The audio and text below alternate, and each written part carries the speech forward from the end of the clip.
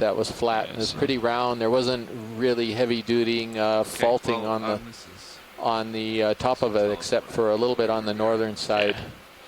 Okay, zeroing. But yeah, so we got some good data while they were repairing the ROV. Right. And I'll just keep. Nav, which way are we going to? Well, the challenge for you will be to come up with names that don't refer to some toxic experiment on Johnson Atoll or some other controversial subject, since I think I used about all the good ones. Okay, that'll be the challenge. 120 degrees. So yeah, maybe no nuclear seamount Yeah, or so you something come like a little that. starboard, I'll come to port. Try to keep Sounds that good. in check. Yeah, that was Heidi's Why request. don't you come all the way up? Okay. Come all the way. All the way. So I You can know, what's see interesting is that there's volunteers turn. on Johnson Atoll right now, and all the time. We actually man. restocked them back in 2015. You know, definitely, like, a lot of settled the out, activities that happened from on that Johnson move. Atoll are long So in the you- past. So you were still. And we certainly have seen no evidence on these dives, even the ones right at the atoll, of any of what was happening above water back in the day when Good delta. sort of the Back Cold at ya. War days Holding and on to depth. World War II days. Altitude is decreasing. So which is nature expected. recovers. Should be seeing me pretty soon. There you go. Gotcha, main.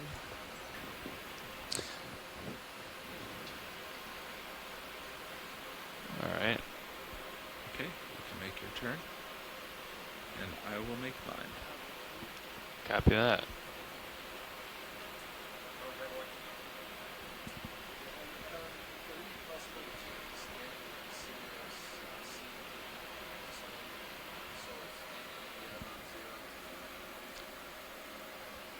Two 4-0-ish.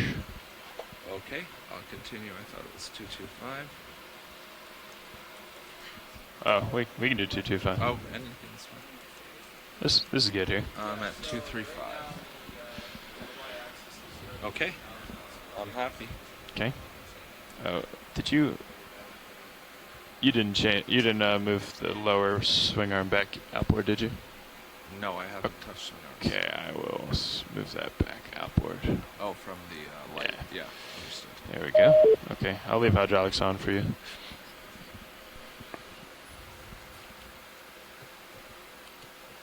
Okay. Let's come on down. Following you up.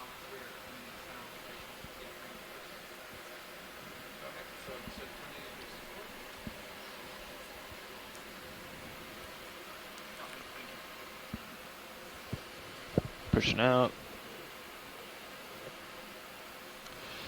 Got bottom in sight.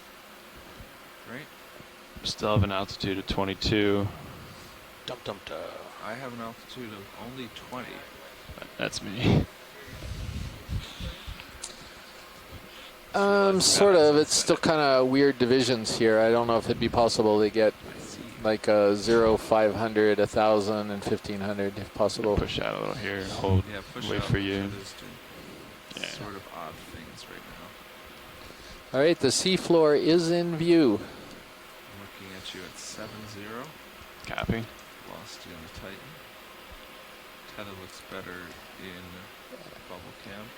This may be wishful thinking, but I almost think I see some pillow lavas down there in amongst some of the larger consolidated rock. That's you on the Titan. Probably Tether wishful looks thinking. good. Looking But at you. sure would be great if we got into an All right. area where we Why could don't you grab keep a rock coming right down a off the little? bat. Okay. Coming Yeah. down, delta probably about 15. That sounds good. Speeding up. I almost think that white dot down there is a starfish already. Yeah, could be. Could be a sponge base. Well, it could be, but it could be a starfish. It could be. So you're flying in auto depth? I'm not right now because I Sorry, don't want to think I make was the talking set over you. point I deeper think than the both bottom. of you now have But I will wishful put it views. in. Yes. when, You know, Chris is a little bit jealous right now get down because there. we've got some pretty cool sponges the last couple of dives. it's actually a good thing to The one that we remind caught on people the last dive, and I if you think really you got a crank bit down of a on look at Z-bias, it, because I know Asako said she was mean, able on, to see it finally. verts going That turned down, out not to be a and out of depth. calcarean sponge, Just which is what be careful we've had with in the your set Hurl point. guide for years. And it turns out it was a hexactinellid, a very unusual hexactinellid that has a branching anastomosing All right, let's leave you type there of and structure, and it was covered with massage that commensal as we go. zoanthids or anemones, much like Lefroyella. It was. Very strange animal. Yeah, Henry responded this morning, and he said that he was pretty sure it was a new species. He actually did the Tritodictiidae, which is the family we think it's in Systema perifera years ago. So he knows them pretty well. Well, So for those of you who are just tuning in, this is the Deep Sea Dive Okeanos Explorer with the ROV Deep Discoverer. We're currently investigating the Johnson Atoll unit of the Pacific Island Monument. We have a shoreside talent pool of many scientists who assist us with a lot of the scientific discoveries that we make here in the deep sea. Since we're not experts on every single aspect of deep sea animals, we have many experts on corals, sponges, and other animals. We were just joined by Sako Matsumoto from the Shiba Institute in Japan, and we're currently being assisted by several scientists from the mainland, including Scott France at the University of Louisiana at Lafayette, and a little while ago we were just being K-Watch leads. talked to by Bruce Mundy at the Hawaiian Inauye Regional Center for NOAA. Roger, pilot, go ahead. Hey, we are set up on bottom and ready to continue this dive. I believe I heard Chris say something about starfish, but I've heard him say a lot of things about starfish. There's a white circle to the left in the upper left of the screen that we saw coming down. I got it. And I wasn't sure if that was a sponge or a sea star. We can go check it out. Yeah, Thank you, sir. and pilot, I also think that we're in a pillow lava field. I'm hoping John Smith will chime in on this. They look like pillows to me, and if so, this might be an area where we could get a good rock, maybe one on the sediment areas. Understood. We'll keep our eyes peeled. Great, thank you. John, if you're out there listening, would you concur? They sure look like pillows to me as we were coming down. They're very heavily manganese crusted, but even right in front of us, I think I see some tubular structures. Oh, yeah. That could be pillows. That's pretty big, yeah. Yeah. He's going to want to look at that starfish. I think it is a starfish, possibly. You know, he would choke me if we tried to grab a rock before looking at this. It's a sponge. I think it's a sponge base. Is it a sponge base? Not sure. It's the only other thing that would be that discolored, that would be mound shaped. Sponge and starfish experts saying only two options are sponge and starfish. Yeah, I don't know. Okay, it could be a fish. Maybe not. A fish-shaped Yeah. sponge base, maybe, but I don't know what it is. I mean, it's just kind of a discolored. I think you're right. It's blob. a dead base or something, but we'll find out in a second. We can do a quick zoom. Go ahead. Stand by one video. While you're zooming into this, just to alert you, there's a what looks like a Narella, the one off screen to the right, upper right. And I'm not sure what the brown mass is, another dead sponge just in the background there. Yeah, I see that, Scott. I didn't see the Narella, so thank you very much. No. Let's just hold there. It's a dead base. Okay. Come on. A little tunicate or something out there, and you can see how crusted the rock is there. So, pilot, if we see a good rock in this area, again, I'm almost 99% sure these are pillow formations.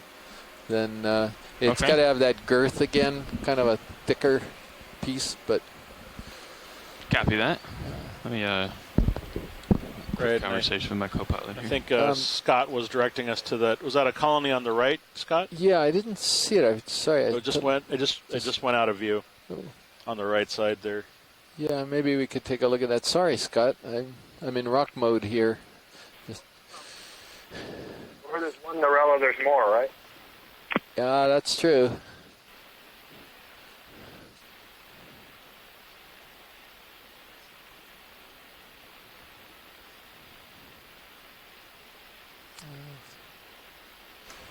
Okay. Come, repeat your last watch, please. Sorry, we were conversing up here. There's a colony of something over to the right. Okay. And was that John Smith? Was that you dialing in, John? Ah, I see it. Thank Yeah. you. You got it. All right. So, John, Yeah, this is John. do any of these rocks look appealing to you? Would And come would up you where he concur can that we're walk. looking at some pillow Yeah, formations now? understood. Like 8 meters. There's not a lot of current, so Yeah, I'm not going to get generally, any assist on mostly each those other. look Yeah. pillowed, and like you said, Yeah, you I'm know, just some gonna level try of to keep it tight. manganese probably. Tug it, let me I know. think Copy. they're all looking to be, you know, If we're going to go much further some version of laterally, a lava I rock. put a So I little think shimmer in there. anything, pretty much anything, you know, you can get. Now, are they still working probably on be heading, good. or So, or can John, we what do you move when think we're of ready? that after we look at the Norella, that going off in the left lower corner that's very angular? Do you think that would Okay. fit the bill? And you'll see it in a moment if you're up in your office. And I think I see what you're 2070. talking about. Copy, thanks. yeah, we'll get to that later. We're going to get this coral Go ahead, first, Rich. but just give you a heads up if that was a possibility. It's pretty close to where we are now. Okay, yeah. Thank you. Yeah, if it's the same one, I'd probably be fine. May have you take Okay. my camera. Let's hold off on this. Scott France identified this as a primnoid, possibly in the genus Norella. So I Okay, think video. Let's go ahead in. I certainly would agree with that. And yes, May indeed. also be a sponge, kind of finger-like sponge tucked up behind the rock above it. Yeah. So Scott, looks right on your ID here in Norella. You can actually see the polyps droop downward a little bit, and it could be something similar to Norella dichotoma. It has a sort of a look to that, but Norella for sure. Yeah, I agree, Chris. This is a pretty common species that we see around Hawaii, and one of the ways that's you just identified the polyps, but also the overall shape, that little bush branches coming off from that central point. And then they almost always have an ophiuroid brittle star wrapped in the branches in the center. So, Chris, if you want to talk a little bit about that. Basically, this is one of the Bridge, two this is major out. types of ophiuroids. This one's a snake star. These have sort of a fleshy tissue covering their skeleton, which gives them a lot more flexibility, and they're frequently found wrapped very closely around the branches of octocorals here in the deep sea and in shallow waters. They're generally commensal, So, which is to say if we- they kind if of we do have one a now, let's make it cooperative small because they might wanna relationship rock with here. the coral. They don't usually feed on them, as far as I know, but very rarely do you actually see these free living.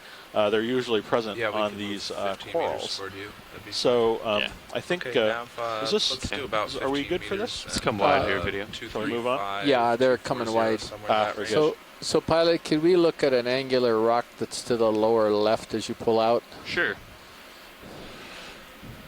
So he's just to the left of the frame right now. That one right there. What do you think about that one?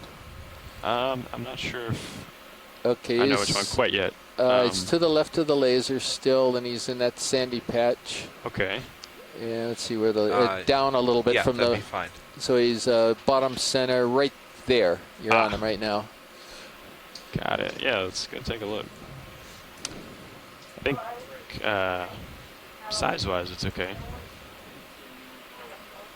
Yeah, maybe we could get a closer look at this. Yeah, and I think Do you see the John, little crab there the as one well? with the lasers on it, that looks good. yeah, so John Smith, who's a geologist, said that would be a good one if it's free. Okay. Yeah, we can. I don't think I can get in there and nudge it, but we can poke it, see if it's free, and then if it is, grab it. Sure, terrific. Thank you. And did you take note of that crab squat Oh yeah, I lobster? think it's a squat lobster. Yeah, copy. Thank you. I missed that. And then we maybe we could have a look at the finger sponge thing that Scott had noticed too before we leave. Okay, Dave. Oh, I see him. He's down tucked in there. Hiding in the little Okay. crevasse. Yeah, I mean, I'm not 100% certain it was a sponge. I just saw the very bright white sort of finger-like structures. And did anyone mention the crab? I see a Galthiid crab stuck down there, squat lobster.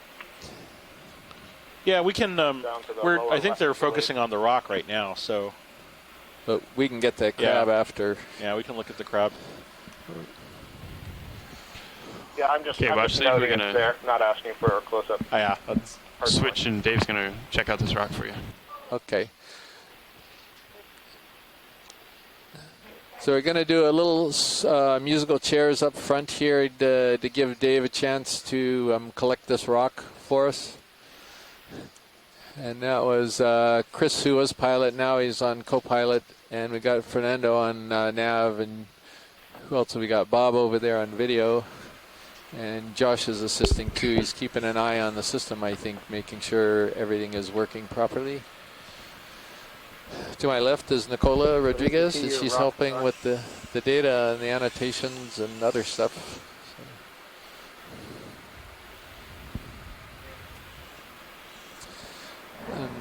So Scott, I have a better look at the dissolved oxygen profile from the Sirius, which is a little less noisy than the ROV CTD for whatever reason right now. And the actual dissolved minimum on the way down was about 450 meters, and it was something, it's under 1 for sure. Can't quite see I what. had seen a reading as we were descending of 0.44. It's remarkably low. I don't know if that's real. Yeah, I believe it is real, just looking at the graph. So we're noting that just because the oxygen is quite variable, as it appears, depending on where you are and what latitude you're at. So, as well as longitude that you're at. So it's potentially an important environmental factor down here that's affecting the community structure at different depths. I'd just like to confirm it's this one, right? That's correct. Great. Yep. Let me see if that's loose. Come on, move. It moved. It moved. It moved. I saw it. All right. Okay. Gonna open up my... Should we play the musical theme to Rocky now? Oh, God. It's, Or Joe the Volcano? Yeah, I'm gonna go for it. Okay. God. All right, Chris, you drew first blood this morning. I can And I bring got it an in a little. igneous, Get it? igneous humor. Oh, first Let's blood. see. Yeah. The link was Sylvester Stallone, of course, but Yes, it was obscured. yes. That's good. Never mind. Copy. Okay, It moved. we're off to a bad start. There you go. Yeah, it's fine. There you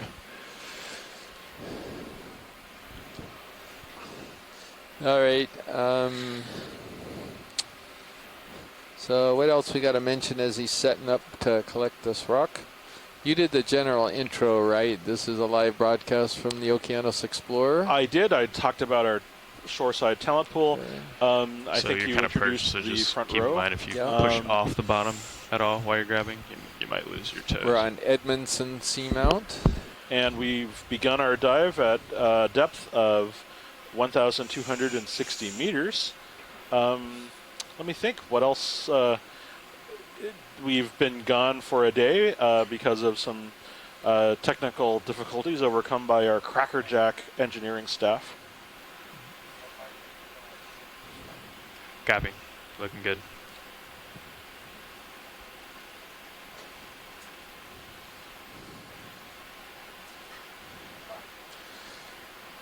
Again, for those of you who are new to the Okeanos cruises, we do like to grab a rock in addition to biological specimens, at least 1 to 2 rocks per dive, sometimes more, because they're so important, particularly out here in the Central Pacific where the ages of these seamounts is very poorly known. and which ones are related to each other. The only way the geologists such as John Smith, who's on the line, can ever have a chance of figuring that out is with a rock sample that they can do geochemistry on. So these are really, really important. They're just not grabbing these for ballast Try to light it up a on little the for ROV. They're crucial specimens. Okay, we'll do a little bit of video of this. Is that too close? No, you're just... Now we're going to do a little quick, could we zoom just a little bit more, pilot? We're doing a quick scan for commensals so we kind of know what might be coming up on the rock that we should be prepared for. Right now it could be little maps. There's several little tube-like structures there. I don't know whether those are, but that's something we'll keep an eye out for to see if they make it up. John, what do you think about this rock? It looks pretty nice to me. What do you think? Yeah, it looks like a good one. Doesn't look like it's got an excessive coating of manganese on it. It looks like it came out of the middle of something at some point. Out of the middle let's of an come out and outcrop. stow it. Yeah. Okay, it's a keeper. They're going to put it in the box. Coming down for you. Copy. It's starting to shift a little. I see that. You're right. Needn't even ask here whether Nicola's got it. She's already on it already. There you go. She's recording all the collection data. Again, just to make you aware, if you haven't been on some of the previous dives, every time we grab anything from the seafloor, there is a whole lot of data that gets acquired at the exact moment the thing is put in the box. Location, depth, oxygen, temperatures, what the identification is, field ID, you name it. I think we can So, use our auto auto That's close. what Nicola is doing right now next to me. Great. Thank you very much, pilot. Appreciate it. We're good. That's all the way upward. I Okay. can try to nudge it with shelling though. I'll get it. Pilot, before we leave here, would it be possible to do a quick zoom on that crab to lower center? Sure, I'm still closing up boxes. Yeah, I and understand. such. Just giving you.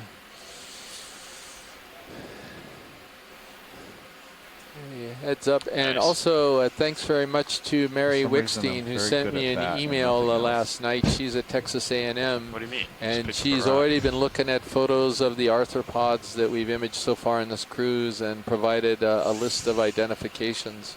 You follow me over? So Yeah. thanks very much for that, Mary. We really appreciate it. Coming up.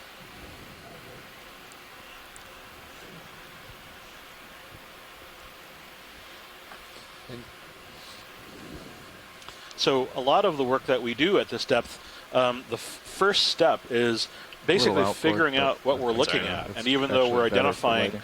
a lot of Hydraulic general types of So I did organisms of rotate the animals, lights down. I think that we often helps your depend on specialists squat lobster called image. taxonomists to But, tell us more specifically just keep in what mind auto kinds head of is in. animals we're looking at. Auto So head I, is for in, example, am a and specialist joy lock taxonomist and no that works on sea stars, auto and I'm familiar with No other auto depth. Yeah, correct. related animals. And Mary Wickston was Okay. is a taxonomist who works on And crabs and other joy lock. crustaceans. And many of the scientists who work with us on the And talent wow. pool are coral biologists and are familiar with The rack doesn't different help, huh? species Uh, of corals. And that's so certainly this is the something. first step towards trying to characterize the many different kinds of animals and other forms that we recognize on the bottom of the seafloor. Yes.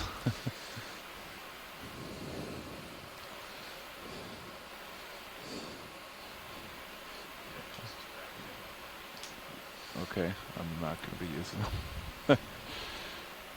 Okay, I'm going to come in to look at this potential squat lobster.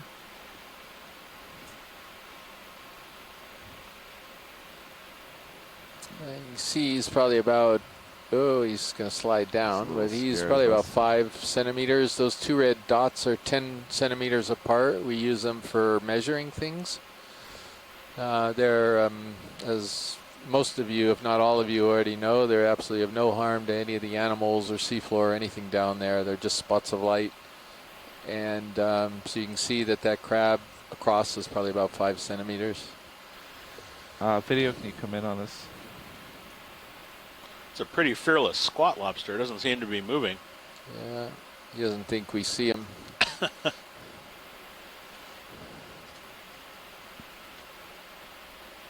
This is sort of a puzzling little guide. If I remember in the Okeanos guide, Trying to come back to it. off the top of my head, I should try to see what we've got this labeled on. I'm referring to the Okeanos online deepwater animal guide that you can take a look at yourselves if you go on the Okeanos website.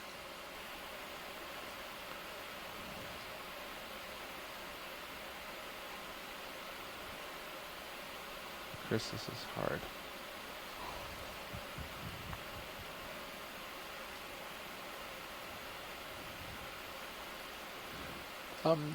It's probably good enough, pilot. Okay. Whenever video's ready. Video whenever you're ready. Okay.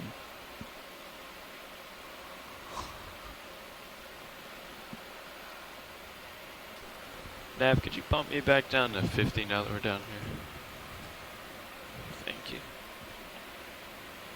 Okay, looking up slope, we have some pretty rough terrain. Yeah, perfect. Thanks. Pilot, do you want sonar at 30 meters? Sure. Can we take a quick look at this little frondulose thing in the center?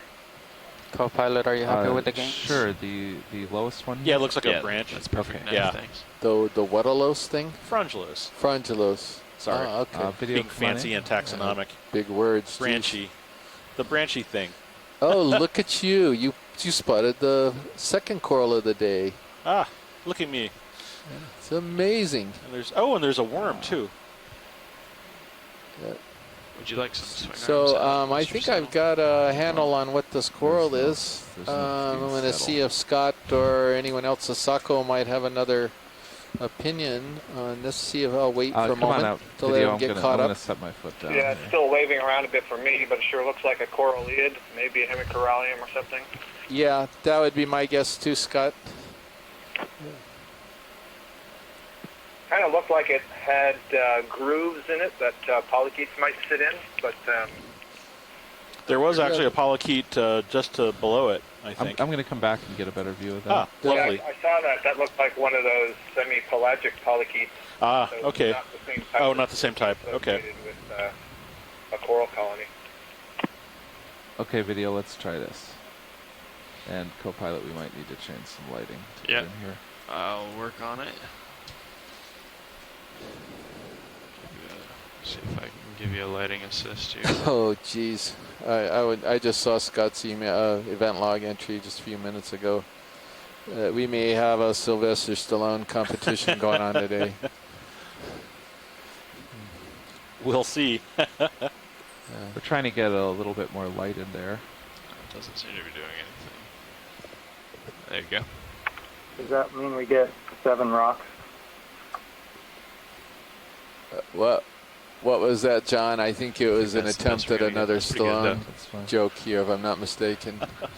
Weren't there like 7 Rocky movies? So we should get Oh. 7 rocks. I get where we're coming from. Yeah. Okay, video, whenever you're happy, I'll come down to there's- that worm. Yeah, there's a nice worm. Yeah. It certainly looks Go like a ahead. young hemicorallium. Very difficult to go any further than genus on this group. And now we're looking at a polychaete Come in as worm much as you of like. some kind. That's it. That's max. Okay. Yeah, I'm a little far Yeah. away. Lots of That's nice great. paddles. Stable. So this is a segmented worm. The closest thing on the land you might think of as like an earthworm. The body is divided into repeated segments. They have sort of really well-developed little legs. In this case, they actually have little paddles on them, which, if it was encouraged, it would probably swim up into the water column. Looks like it has some very interesting adaptations for swimming. But it looks like it's sitting there for now, so I don't recognize it off the top of my head, but many of these worms we'll see today. So we're looking forward to another nice video of a bigger swimming worm that we saw the other day. That was hopefully you'll see soon. Come out. We're done. Thank you. There's sponge in the background. Yes. So we have another. I think we see this particular worm fairly regularly, and I wish I could remember if somebody has provided come in on some a sponge. at least family ID, but Yes, I please, can't pilot. remember off the top of my head. Yeah. Come on in video. It's a holothuroidean. It's a it's worm. not. Oh, what is it? Sea cucumber, I think, isn't it? Yeah. Or is it one of these big scale worms? Or is it, what is it? Sea cucumber? I don't It's know a what big purple. It's Hensidothuria, maybe? I don't Happy know. with lighting. It doesn't have the fringe. It doesn't have the purple I'm used to seeing on it. But kind it's a of sea cucumber. Yeah, I think it's a sea cucumber. You can see its gut there.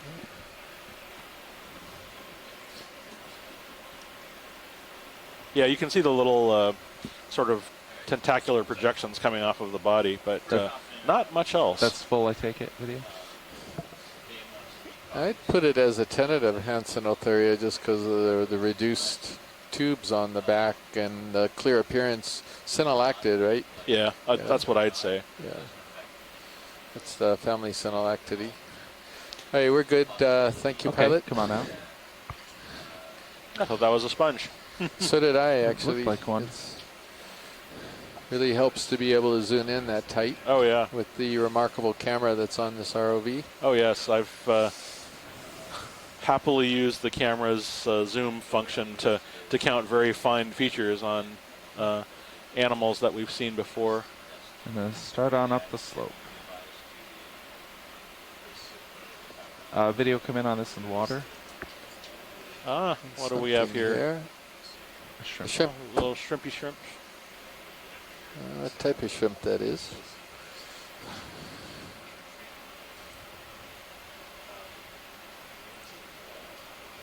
We're losing it. Come on out. Thought I saw shrimp on the sea scribe list the other day, but I keep missing it. Oh, Chris, looks like we have a nice whip or some. Oh no, it's a sponge skeleton, I think. Over to the right. No, that's a bamboo coral. Oh, it is a bamboo coral. Yeah. Excuse me. I thought it was a. Oh, there's something on it. And there's something on And it. there's something below it. Ooh, oh, and there's a. So there's a little coral at the base. I think that's Wow. a purple one. What would you like first here? Well, what's easiest? Maybe at the top, since that's the closest. Sure. Is there a Victor Gorgia in front of that? I believe so. We're gonna get down to it, Scott. We're gonna work our way down a little bit.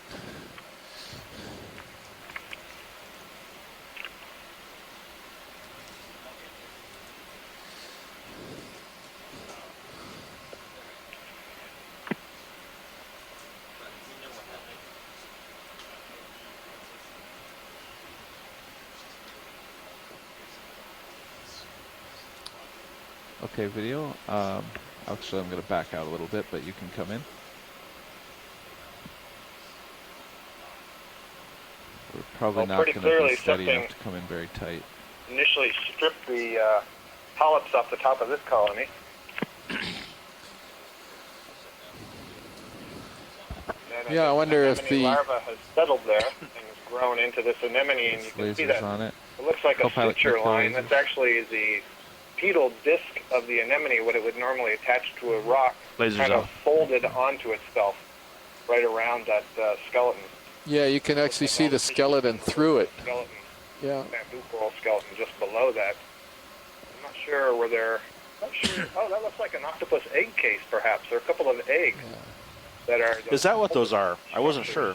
Above the polyps. So, co-pilot, Yeah, after those he's two, done with these sort of, specimen, round, would you like bag-like to structures? get maybe like a 15-20 meter Yeah. move going in 240? It's the first guess, anyway. Sure, Nav. Maybe a little south of that. Huh. Weird. See the big feature in my sonar? Yep. I Yeah. noticed just a second ago as we were moving down the colony, some of the 235 polyps are would be fine. withdrawn There may be 15 or something else 20? sitting on the coral at that Dito, I point. think it's about a little bit more than 20 right now Yep. from you. I guess I should identify. So we are looking at a bamboo coral. This is an octocoral. The past several 15? dives, Chris has described these fairly well.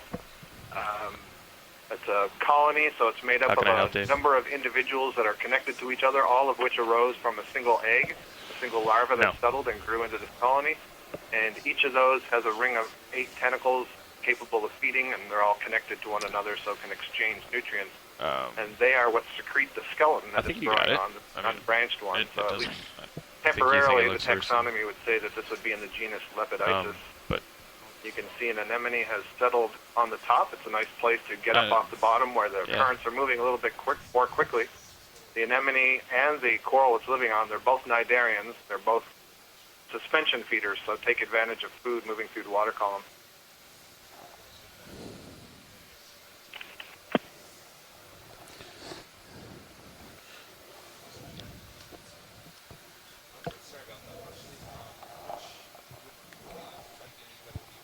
You said 230, 235. Let's go down to the Co-pilot. base pilot. I think we got this anemone pretty good. It's I'm pretty sure it's Actinoscyphia. Copy. I went ahead and punched that into the log.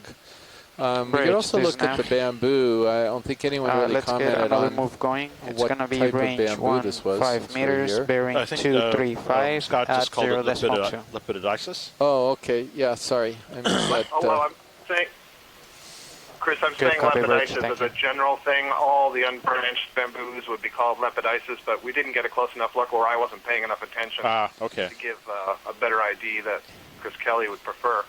But before we go, if you could, I'm pretty sure there's a Victorgorgia or something about 2 feet in front of this tunnel. Oh, yeah. I Yeah. don't know if it's too late for that. Yeah. Yeah. We're zooming in on it now. Got it.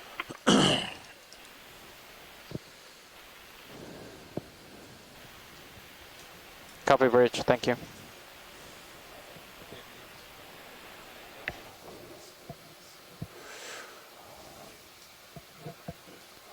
Oh, some barnacles along there with it. Yeah, so I would concur with Scott France's identification of Yeah, so this is a Victorgorgia. It's also an octocoral like the bamboo coral we just looked at, so it's also a colony made up of several polyps connected to one another. But they have very different makeups to their internal skeleton. So this one is more like a whole bunch of sand grains glued together, where the other one is more like solid bones, the bamboo coral. So there's a lot of different types of growth to these colonies, lots to be learned. It's also purple, which is not something you see very often in deep sea animals. you can It's true. Oh, yeah, the barnacles. That's great. Yeah. Pedunculate barnacles. So, So this gives me an opportunity. Sorry, Chris, I was reading a paper earlier this week about these deep-sea barnacles, these pedunculate barnacles, which are basically related to the shrimp and the crabs, but they have settled and attached themselves to the bottom, and they can stick their legs out into the water to collect food. And these large ones that we see are almost always females, or at least hermaphrodites. The males are miniature dwarf structures that actually live just inside the openings and effectively just spend their lives fertilizing the female. And pilot, maybe we could get a quick close-up on that bamboo coral, and then we can go ahead and be on our way and see if we can find some other stuff. oh, the feeding legs are emerging. Oh, they're coming out? Yeah. Oh, yeah, look at that. Let me know if you want me to take camera. Do you remember what genus they were, Scott?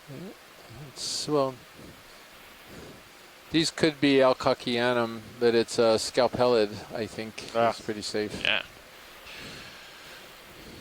Oh, wow. That's beautiful.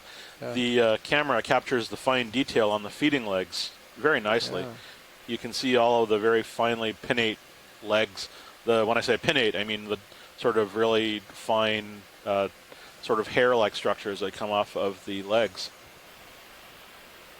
When I say legs, I also sort of indicate that the animal is actually cemented sort of head down. And so what we're seeing is, so barnacles are crustaceans. They're related to crabs and such.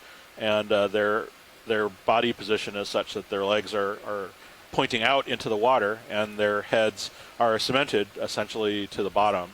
I think just the rotation would get you a good zoom. An interesting thing, Chris, is to compare the barnacle to the coral.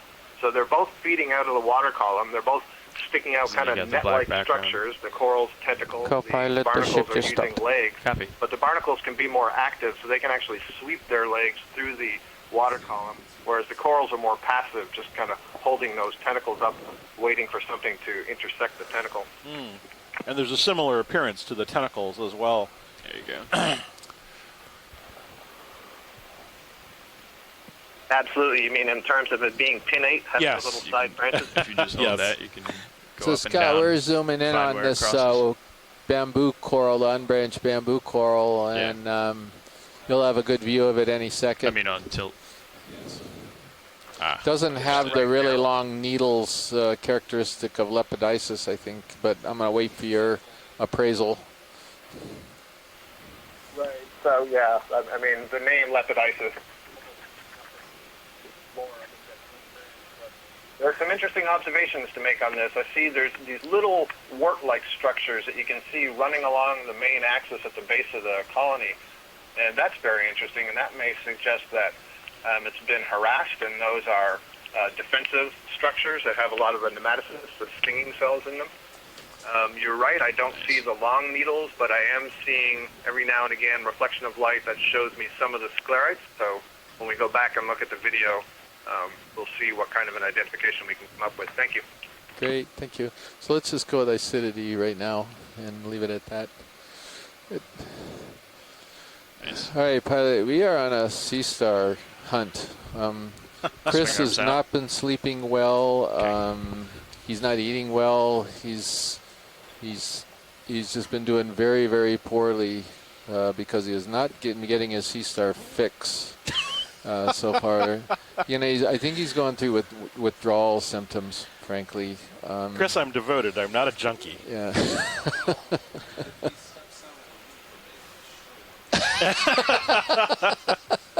It's guarantee. Yes, that's true. Yeah, That's about par for the course lately.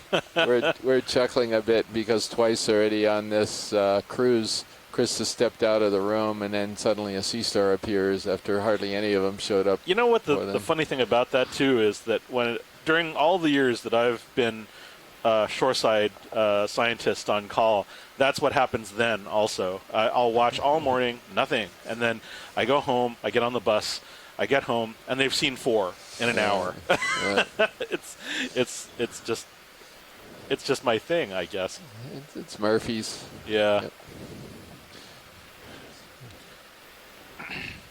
Capping. Beautiful. I always love Yeah, these beautiful terrains. pillows. Look at the way those pillows are coming downhill there right in front of us. So, pillow lava. Again, many of you have heard us describe this over and over again, but the way lava actually emerges in deep water or in seawater, and particularly colder seawater, is kind of in sort of tube-like. Yeah, looks like we fashion. are coming Oh, up on a yeah. sea cucumber, another one of these synallactids. This is a sea cucumber. These are the same kinds of animals that you might recognize from shallow water habitats, maybe in your tropical reef, or if you live near an intertidal habitat.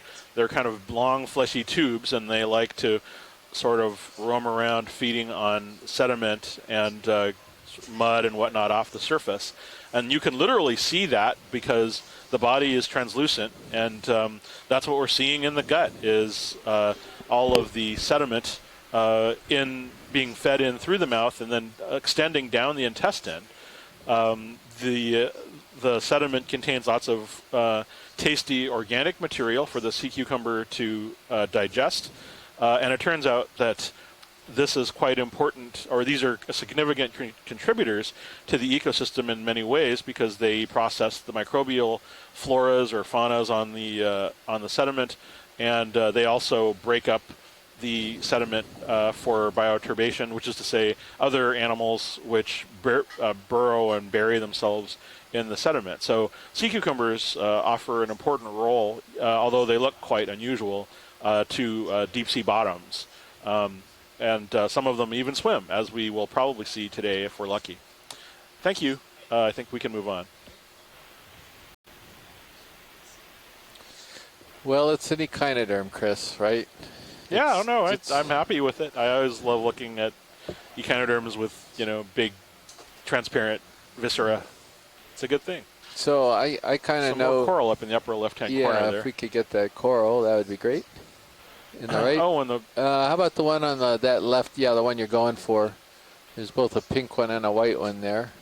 Scott France had pointed these out earlier in the event log, brought them to our attention. Thank you, Scott.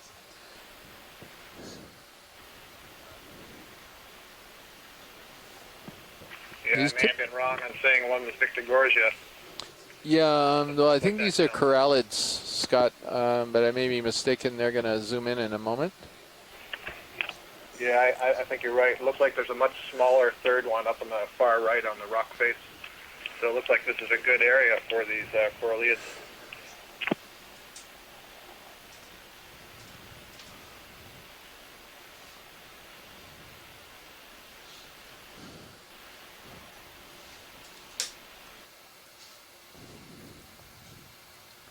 Okay, so this is similar to what we imaged just a few minutes ago. These are deep water precious corals. That is the members of this family, Coralliidae, in shallower water. You can see something on the are harvested in some places in the world to make jewelry. This one is a little bit too deep, about and a move I after he's done with think the this. skeleton is not all that appropriate for making jewelry. Okay. It's obviously controversial whether or not jewelry should be made from these animals, but just pointing that out. They're very, very beautiful corals. They tend to secrete a hard skeleton here, and that's, yeah, what was that? Some type of a tube worm, right? Okay.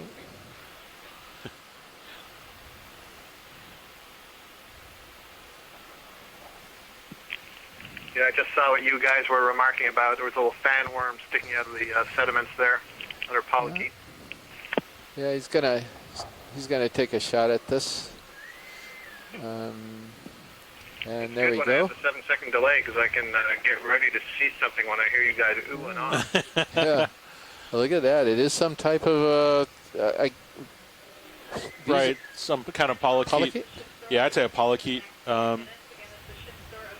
There's so many tube-dwelling types. I'm not sure which one it might be, but again, one of the interesting things about animals that depend on currents to feed is they often have similar convergent structures.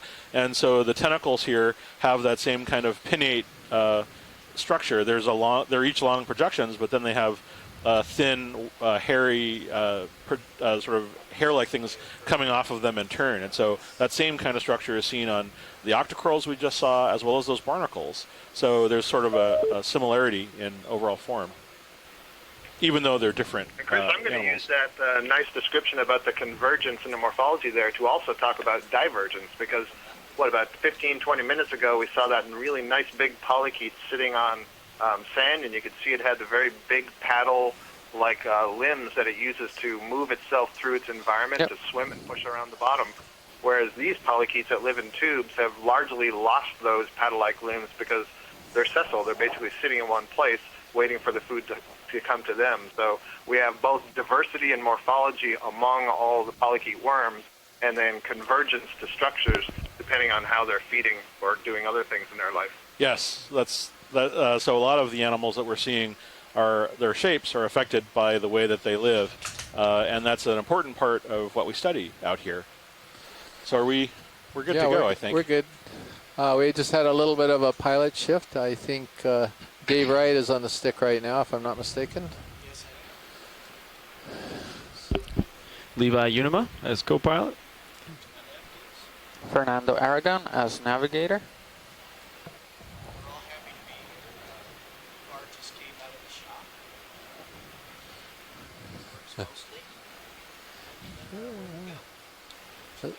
We've seen, well, we'll take a snap zoom on this white coral here. We've seen these so far already and zoomed in on it, but let's confirm that it's the same as what we saw earlier.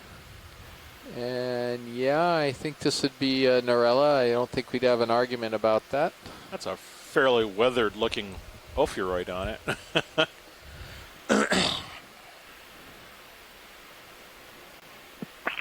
And another of the squat lobsters down below it to the left. It's a very big starfish-shaped lava flow. That sort of sounded like desperation there, Chris. You'll even take starfish-shaped rocks now. Have faith. We're gonna find one. I'm just simply observing the resemblance is all. By the way, I have a theory as to how sea cucumbers evolved. I'm almost afraid to ask. No, it is. So there was this predator that came along, and he grabbed the sea star, right from above. The sea star was flat against the rocks, and he pulled, but he couldn't get him off the rocks. And he just kept pulling and pulling and pulling and stretching the sea star like the Fantastic Four, the rubber guy. And then he couldn't get him, and he let him go, but the sea star couldn't fix his shape anymore, so he wound up having a tooth shape, and he kind of fell over on his side, and voila, you had the first sea cucumber. What do you think about that? I think that if I know the general theories of evolution in echinoderm camps, you've just angered a couple of echinoderm biologists, both of them. So the point, of course, isn't that kind of the way the symmetry works between the two animals. That was the point of the stupid joke. Know. Could we zoom in on this, please? One of the sort of the teachable moments that a lot of echinoderms share is that they all have pretty much 5 rows, sonar return. a 5 it's a little to my what's port. called pentaradial symmetry. They occur in a shape that is radiating from a central point right on in sort of numbers of 5, and they all have tube feet that radiate from the center in that pattern. And so there's a lot of discussion about how those are equivalent across different classes of echinoderms. And it's been a teaching point in classrooms for quite a long time. 20 meter, and there's some controversy right now whether or not whether those tube foot rows are the same thing in every group. I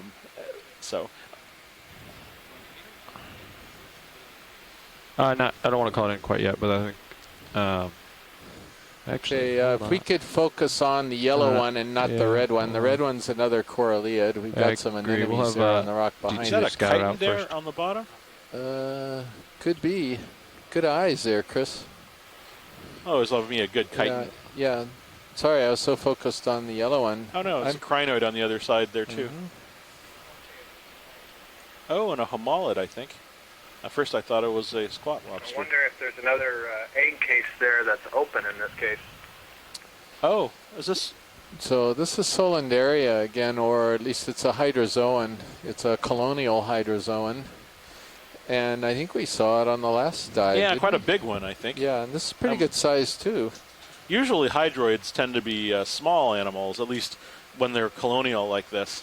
So I'm often confused when I see them in the field because these are so big. Yeah, look at that current. So Asako Matsumoto, hello Asako. She was saying it doesn't look so strong here, but yeah, it wasn't very strong until a little thruster blast there. Now but yeah, so Sako was right. There isn't a whole lot of current here.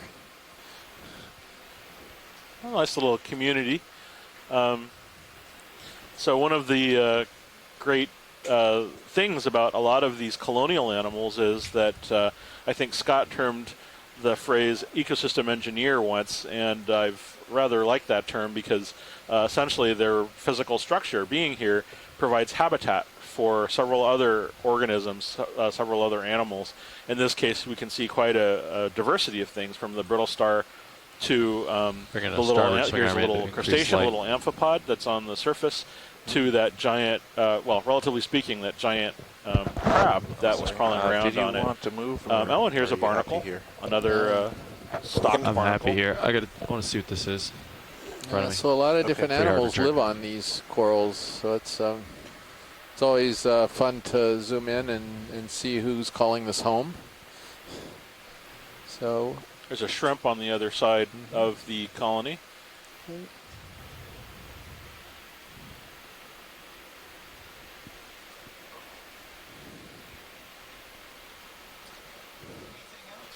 I think we're good, pilot. Yeah, we could take just a quick look at when we pull out the crab that it was on it. Yeah.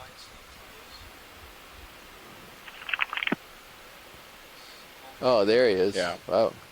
Oh no, it's not a homolid. It's a No, it's not a homolid. It's chirostylid. chirostylid. Yeah. Wow. Yeah, Mary Wixing's shaking her finger at you, Chris, right now. I can tell you. Yeah. Crustaceans but were always in fun though. Crustaceans were always my weak point. I always liked the radial things.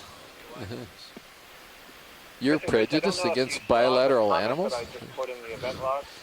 I'm sorry, what was that, Scott? Directed Sorry. you to an image on the animal guide, and if Okay, that's pilot, correct, this is not a I don't know if it's chirostylid, an but optical a munid. illusion, but A curious munid. what. Sorry, Yeah, what was up here that, on the Scott? left. You were pretty faint there. Could Go you ahead. repeat it, please? Yeah, I said if you look at what I put in the event log, I pointed you to an image from the animal guide that would suggest that this is a munid crab and not a chirostylic crab. It looks like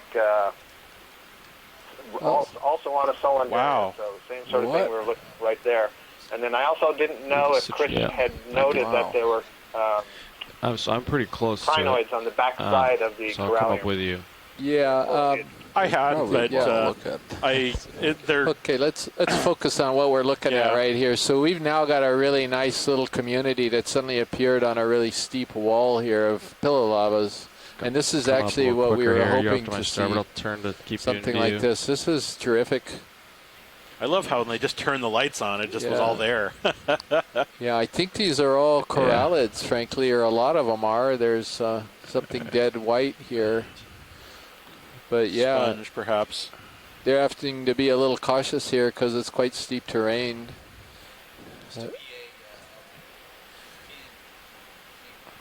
Yeah, I wonder if is it possible to go down a little bit, Dave, and maybe Yeah. get some of those fans that are...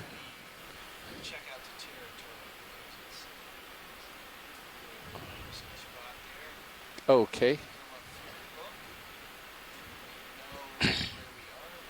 All right. Okay, thank you.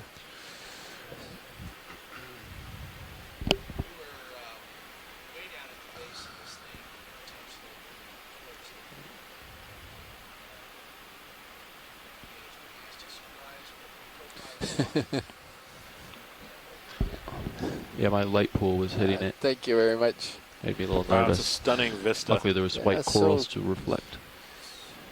I don't know if these are erosional channels or these are pillow lavas that were just I'll come back flowing down, to and it, we're just or- seeing okay. grooves in So between. John the Smith pillows. says, nice pillow wall, possibly the side of a really large and steep eruptive vent or cone. Ah, You want me okay, to move he any answered swing it. arms? They're all fully Thank you, deployed right John. now. Thank you, John. Okay, I'll leave them out.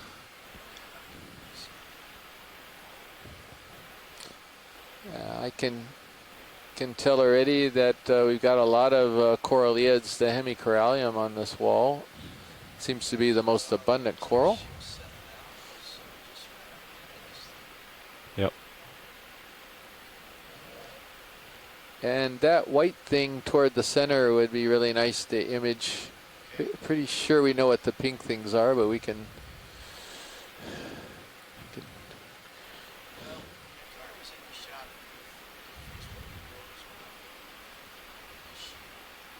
Oh, is that right?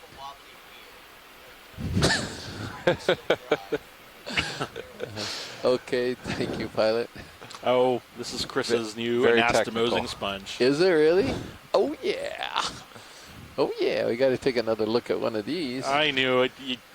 I'm really coming to think that This is- you're negative.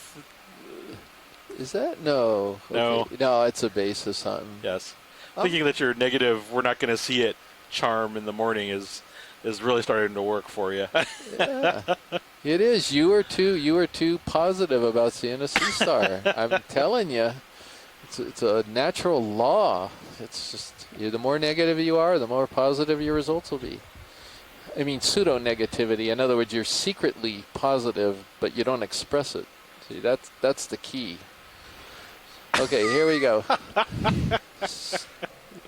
And this is indeed one of these weird anastomosing, and we need a really tight view of this thing because we saw something really unique about the sponge when we got it in the lab. Oh, wow. So see all these spikes? These are not spikes. They're not part of the sponge. These are some type of a zoanthid or an anemone that are sticking out of the branches. And all those little white things are the body. It could be a hydrozoan as well. And when we got it into the lab, they'd all sort of retracted into the branches. And at first I thought we just wore off all of these spikes on the way up. And then I started thinking about it. It's not possible. So these tentacles look so straight. They fooled us. They look like the microscopic sort of parts of the sponge sticking out. But they're some type of cnidarian. Yeah, I agree. I thought these were too stiff to be tentacles, but as you're describing it, I'm watching closely, and I can see some of them swaying back and forth. That's remarkable. Yeah, and some of them are curved, and this is a very different cnidarian, I think, than what we're seeing in another sponge that we call Lefroyella, which we saw in an earlier dive on this cruise. So I just got a message from Dr. Henry Reiswig up in Vancouver. I sent him pictures of this. Absolutely. And he agrees that it's potentially in the family Tritodictyidae, which is what I tentatively identified it to. I couldn't send him any microscope close-ups, but he said just from looking at the colony, he's pretty certain it's a brand new species. So we're good, pilot, whenever you are. This is terrific. Another...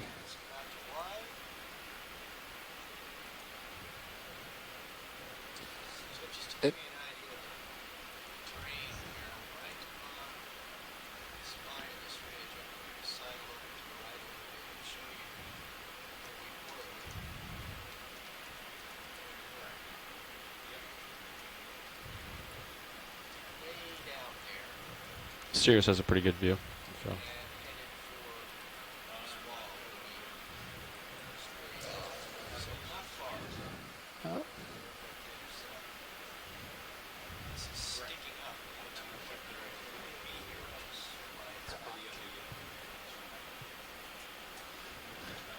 Yeah. Good. How about the one that's coming down from the top center right now? It looks, I think it's different. I'm not positive. It may not be. It may just be the angle. So just a snap zoom unless it turns out to be odd.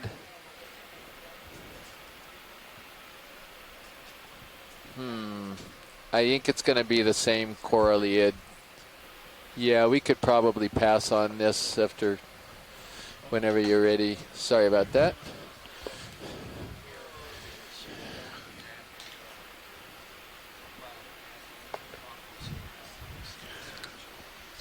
Let's see. Co-pilot, this is your Okay, navigator. so calling in for a conference. Did you say that you were working something out, pilot? I got the hard return 25 meters out. Got him at 27 degrees. I think he's ready to make... Chris, can I ask you a question? Yes. Come on, dude.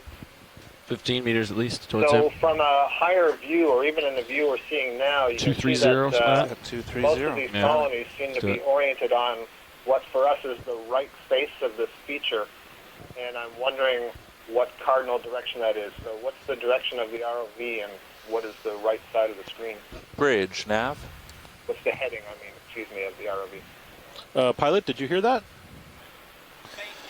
We like a ship so move, what is please. the heading of the 15 ROV relative meters, to the 230 degrees, current and the speed direction of the 0.2 corals knots. on the right side of the wall? Good copy.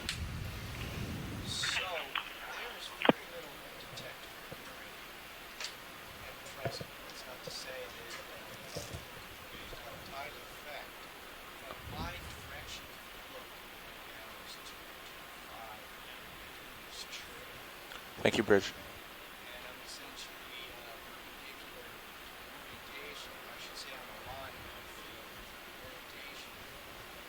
Go ahead, video. Yep.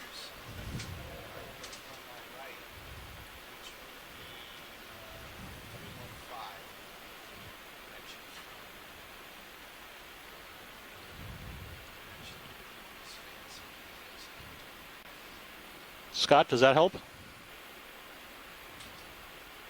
I cannot hear the pilots on the telecon. And I'll also Done point out OKEX. that on the quad screen right now, the sonar is not showing. It's still got ROV sample collection. Okay. Can you hear me now? I can hear you now.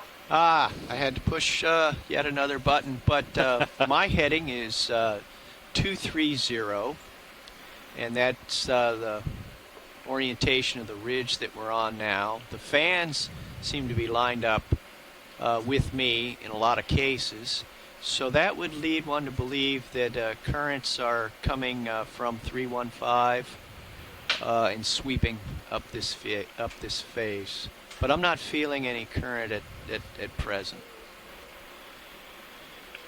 Great, thank you. That sounds like Dave. Appreciate that. And yeah, I think the growth of the corals would be a long-term monitoring of the current. So even if you aren't experiencing anything strong right now, that's certainly telling us that that's the size that they're. The ship is starting to move, pilot. Should be advised. Coming towards you. Short move, Thanks. 15 meters. So, Dave, on the lower center of the screen, there's, I think, a white ball. Okay. Hopefully that's not just a big sand pit or something. We'll get but it's closer. over. Yeah. Do you see it sort of to the right between two corals? Yeah. Coming down with you. So. So it is a thing. Good. I was afraid it was an illusion.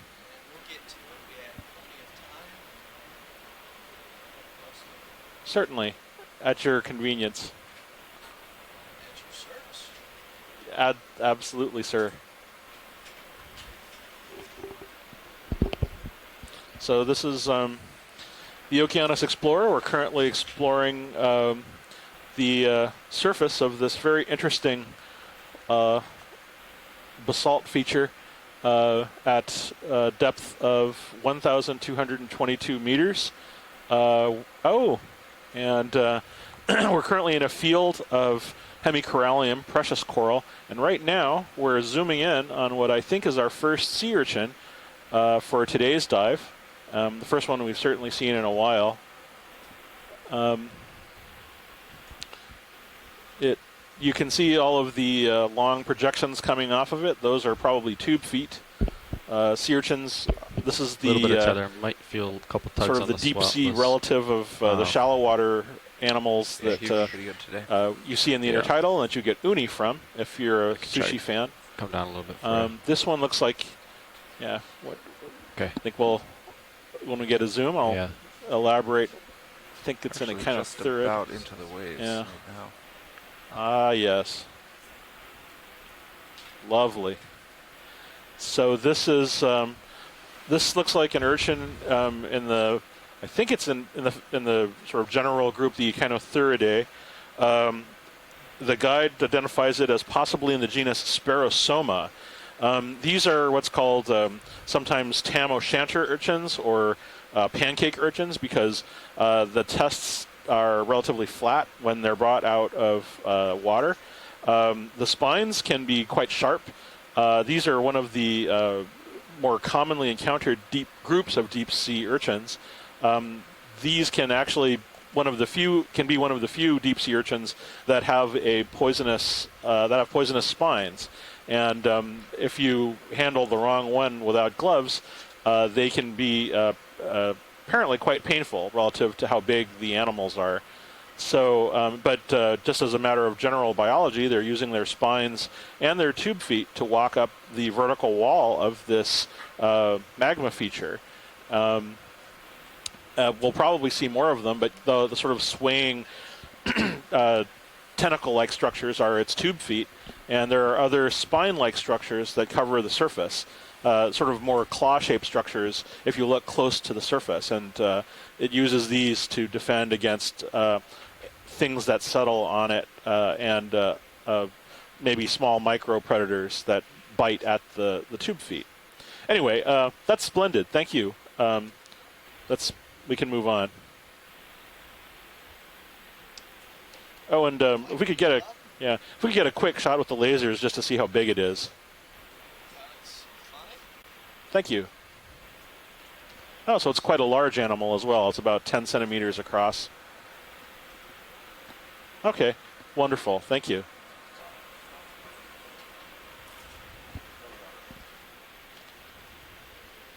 Full wide.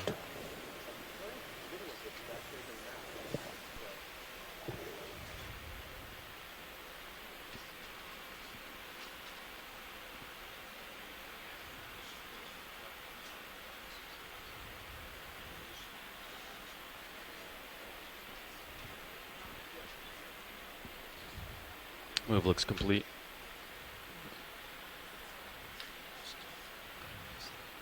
Yeah, I'd say that's a good strategy, Dave. 37.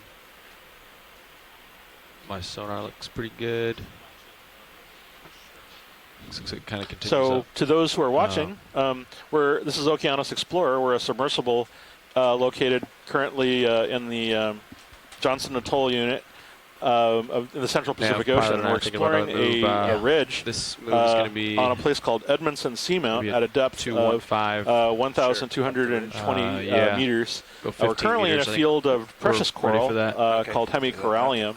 Oh, there's a crinoid on the lower left corner there on that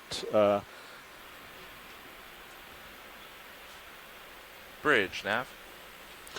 And so a lot of these corals often provide habitat and homes for a great deal of organisms. They thrive in these heavy current areas where they can pick food out of the water. And so other animals often like to sort of piggyback on that advantage. And this looks like the biggest crinoid I have ever seen, a feather star.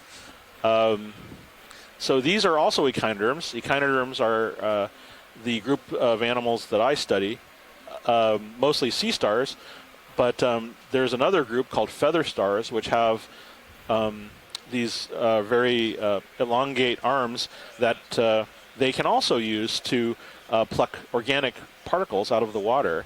They have, we were talking earlier about sort of the pinnate structures, the fine hair-like things that come off of the arms, and that's what this is using, in addition to its long, looks like 1, 2, 3, 4, 5, 6, 7, 9, approximately 20 arms projecting from the center. This is one we've seen before. It has these yellow sort of leg-like structures called cirri, which it's using to attach itself to this precious coral. Yeah.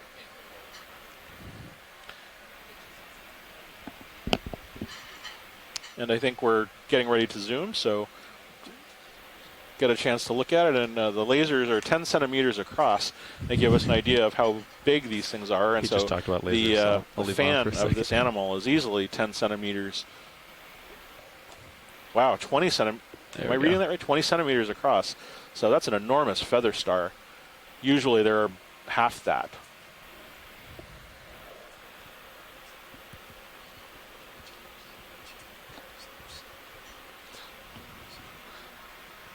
So one of the challenges that we're currently having is that we're in a fairly complicated geological terrain, and so the pilots are trying to get us safely navigated so that we can take a look at this animal. Setting up the live event, I think. So, yeah.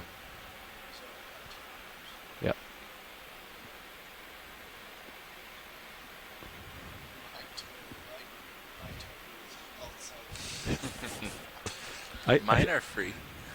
I have a pretty good reach, but I can't quite reach the box. I know. Let them listen. Yeah. That's what I feel that way too. Zoom. So, Dave, are we still trying to zoom on this? Yeah, video is occupied. Oh, of course. I'm sorry. Yeah, yeah. Oh, no, no. I apologize for. Yeah.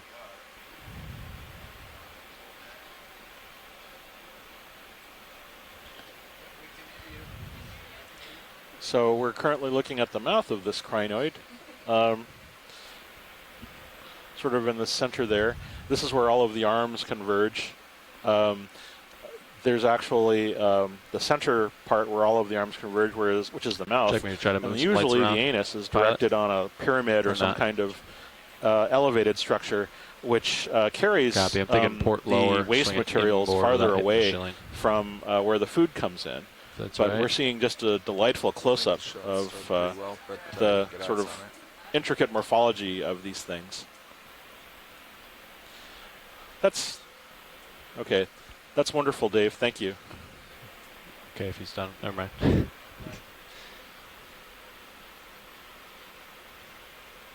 What, please? I don't have any badge. I'm trying to stay out of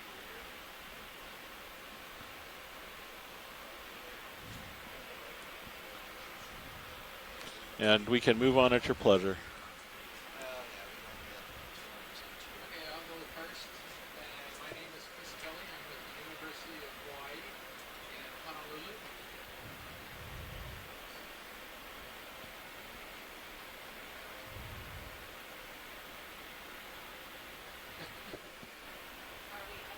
Was it something I said?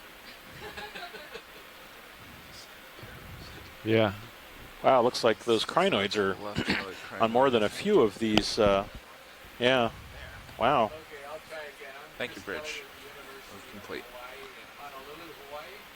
Was that a crab in the center there? One of the co-leads on the current Thank you. cruise, and I'm serving as an advisor for the 3-year project here at the Pacific with the Okeanos Explorer.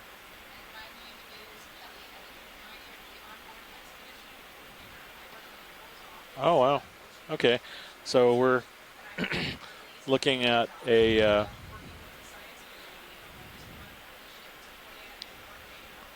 looks like some kind of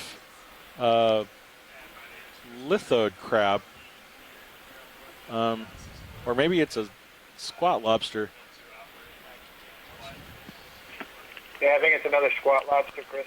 Okay, it is a squat lobster. Okay, yeah, we can move on at your convenience. Work our way up the ridge. Pretty cool looking ridge, isn't it?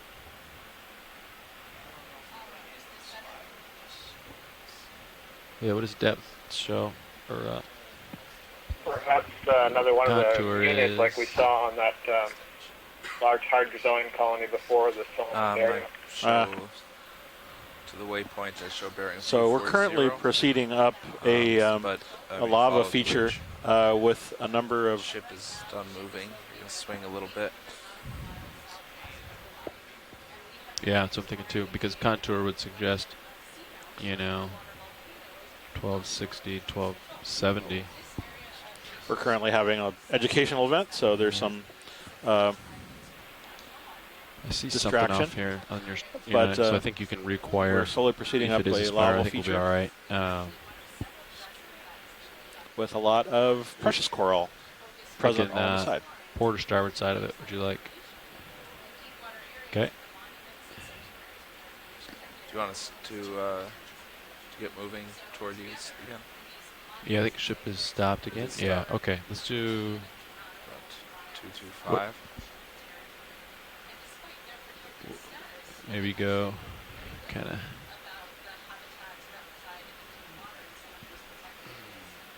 240. Yeah, let's do that. 240. You want to do like 30 meters? That's the length of the tether. Yeah. Yeah, at least. Got it. Bridge, nav. Another move, please. 30 meters, bearing 240, speed 0.2. Kind of a cool shot of D2 from here. Not a lot of tether Good left. copy. Yeah, Levi, if you were closer, that'd be a really cool shot. There's Okay, there just we go. don't have the light and the color from here. So, Dave, can we take a quick look at one of these sort of those barren skeletal trees? Yeah, that one works.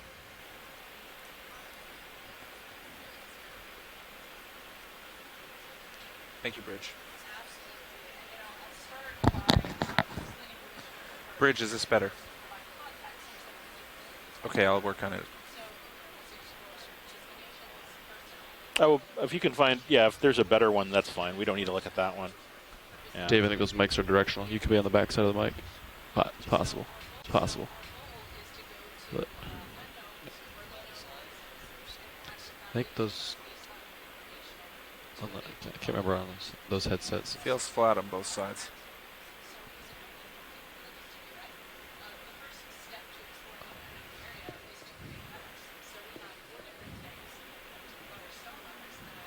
Oh, interesting.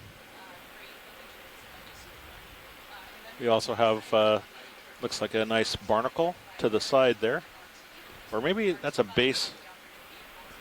I want to make sure your drawer's all the way in, Pilot. I saw it hit. The retracting now, easy. I'm not There it is. sure. Okay. Okay. I saw it hit that. Yeah. I'm not sure Yeah. that port wing is all the way outboard either. We brought it in for a rock sample. Okay. And Yeah. Yeah. yeah. Yeah, this looks like the skeleton from the hemicorallium. Things were a little I just crazy wanted to at make the sure it wasn't something else. Could we also, to the left there, I think it's either a base or a barnacle. I'm not sure.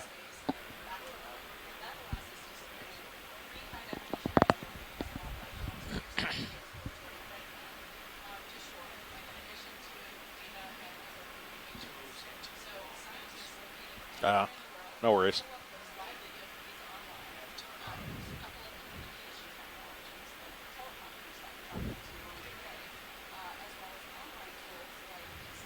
Yeah, Levi, when you're about 10 meters closer. Yeah, I think that's the base of dead Can we coral stay low of the or stay- hemicorallium. You want me to Okay, stay low, but great. We can move on. yeah. I'll see what I can do. Thank you very much.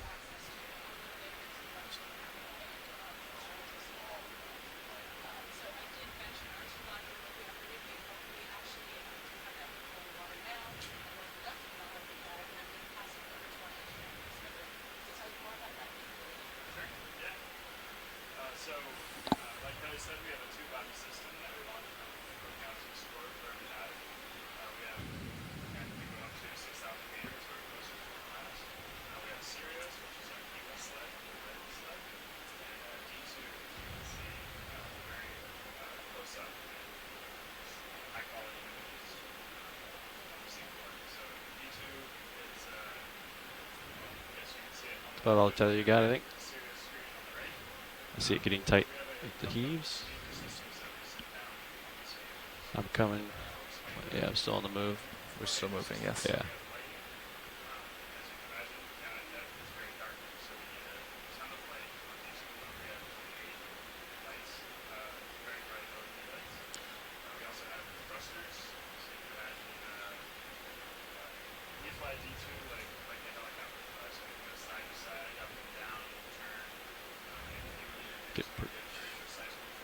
Wow.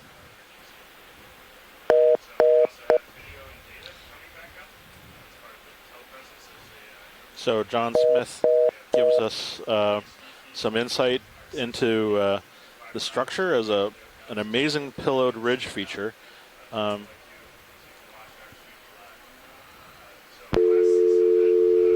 like we've got some phone things going on.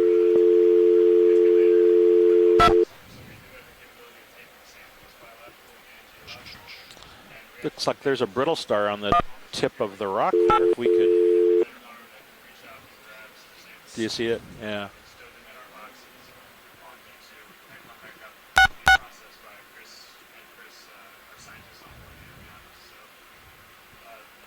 So, as we're progressing along this amazing pillow ridge feature, there's a whole bunch of things living on the surface of it, including many corals, and we're coming up on a couple of shrimp. That's about it. And what I hope is a brittle star. Yeah. Copy. Brittle stars are relatives of sea stars. They're distinguished by having sort of more extensively long arms. They have a very small disk and are capable of hiding in very tiny places. They're found shot. You want all over the place, delta, right? Small cryptic, flattened areas. Yeah. I'm just saying that's the shot you're trying to get.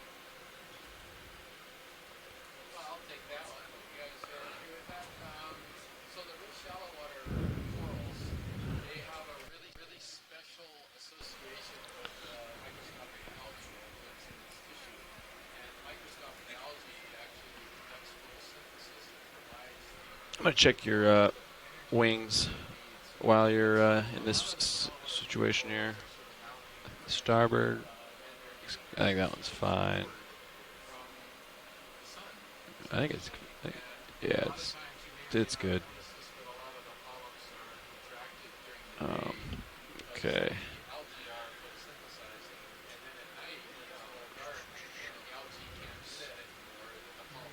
He's on it again.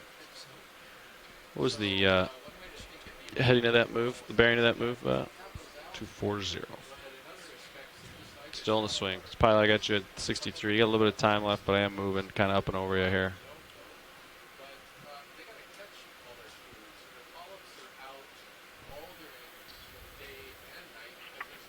Conference call has been reconnected.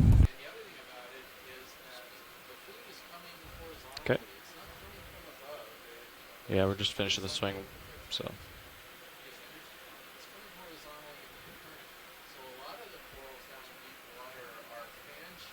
Yeah.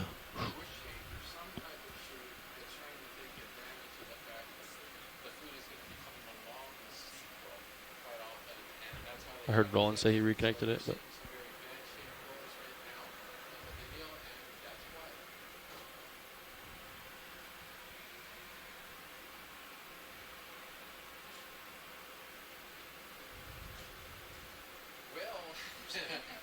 Yeah. Right.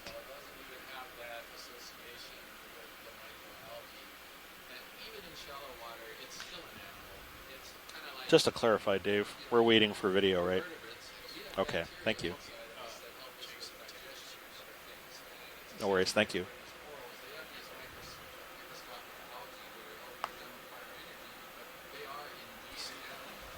I'm here. Go. What do you need? A Zoom? Sorry. Somebody kicked me. Ah, here we go.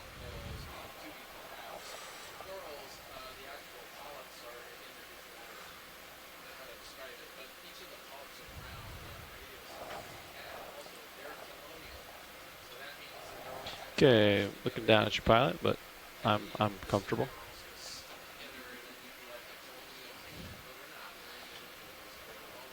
Thank God for that. So interesting brittle star we're looking at here.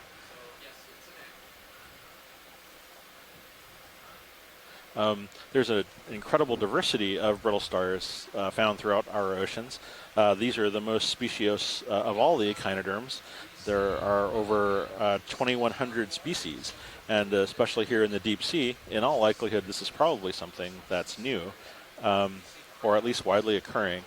So there's a lot of interesting forms that turn up in these habitats that we haven't seen before. So this one might belong to the family Okeanos, which is a commonly encountered group in the deep sea. Very nice.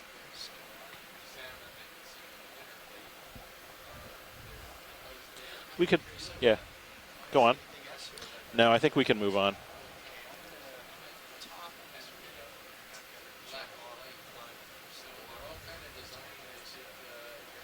That sounds like a, yes, no, that sounds like a great time. Sounds like a good time for it. Thank you.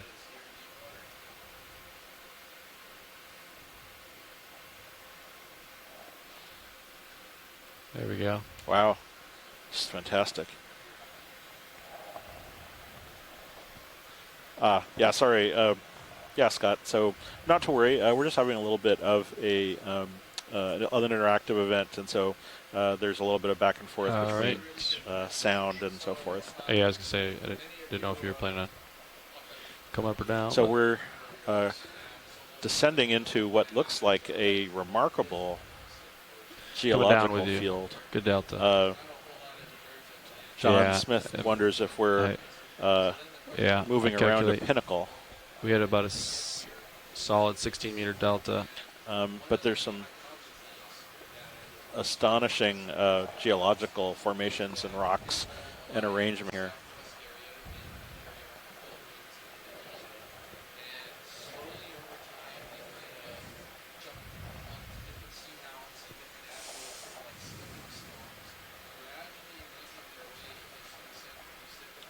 Yep, there it is, as expected.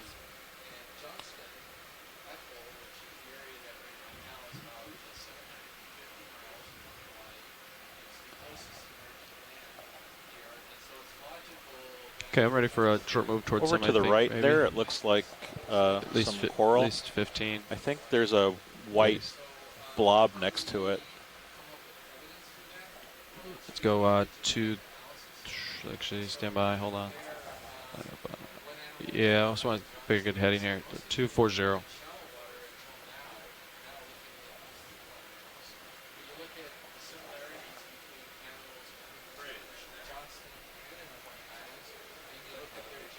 Oh, that's interesting.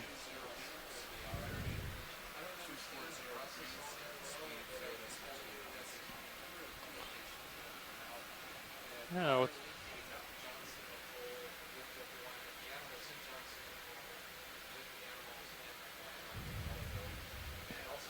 That's interesting. What's that sort of striped thing?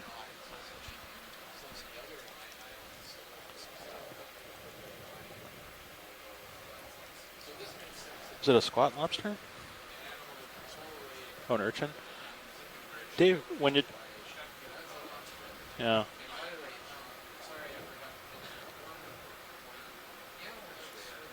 That's a neat structure that we're focused on, Dave. Whenever we can zoom.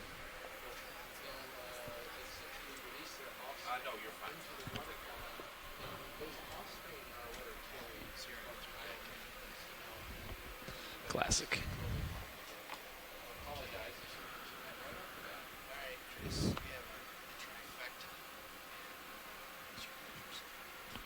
If we could zoom on that, there's a, I'm not sure what it is in that hole right below the coral. I do think your first guess was correct, Chris. Squat lobster. It's a squat lobster. Oh, okay. Yeah. Oh, there's like a bunch of them hiding.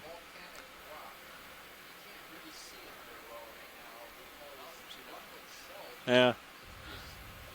Those little tube things are hiding. Yeah.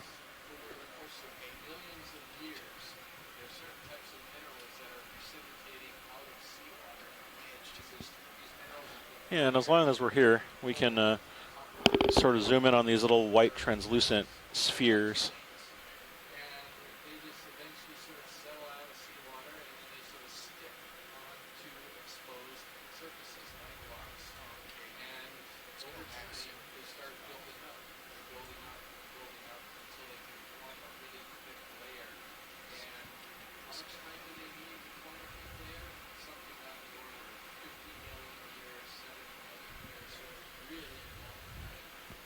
Oh.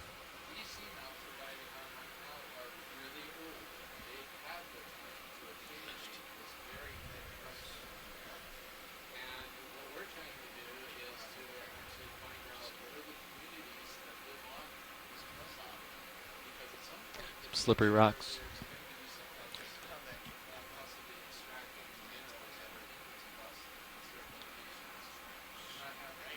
Max. Yeah. Max zoom. Yeah, that's it. Interesting. Looks like these little white translucent bulbs might be either tunicates or possibly sponges. And down in the sort of little sandy trap there, it looks like a tube worm with the kind that we saw before with the tubes composed of sediment made from the adjoining areas with the tentacles extended out into the water. Okay, interesting. We can get going when you're ready, Dave. Oh yeah, that's a great. Yeah.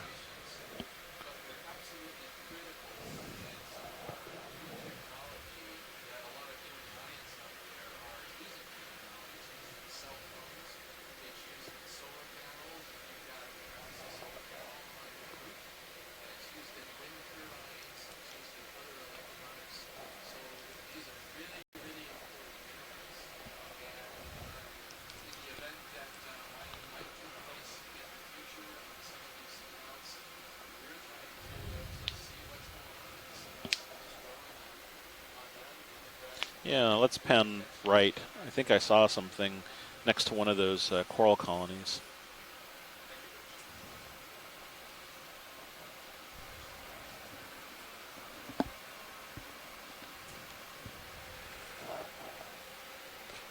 Okay. It's a giant dead stalk. Oh, there's a sponge in the background. Yeah.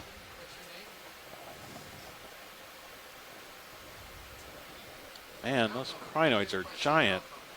Oh, it's a sea cucumber, not a sponge. Yeah, let's take a look at the sea cucumber. Thank you.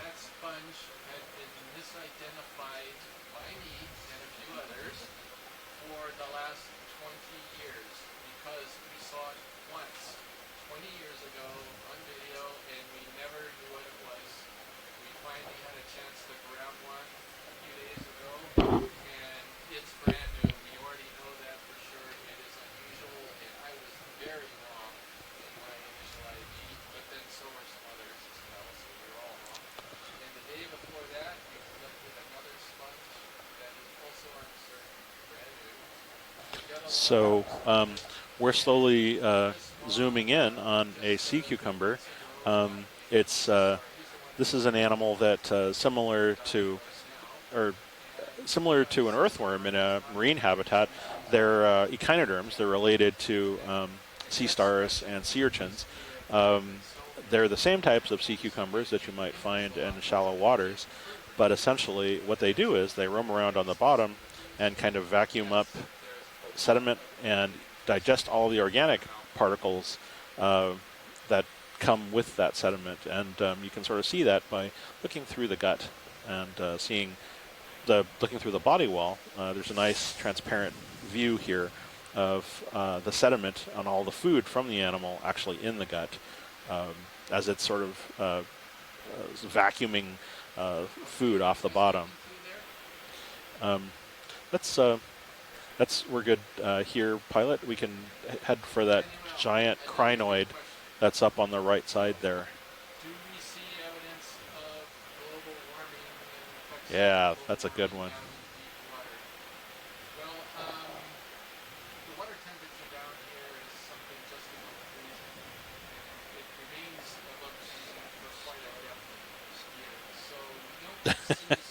Startled sea cucumbers are a messy business.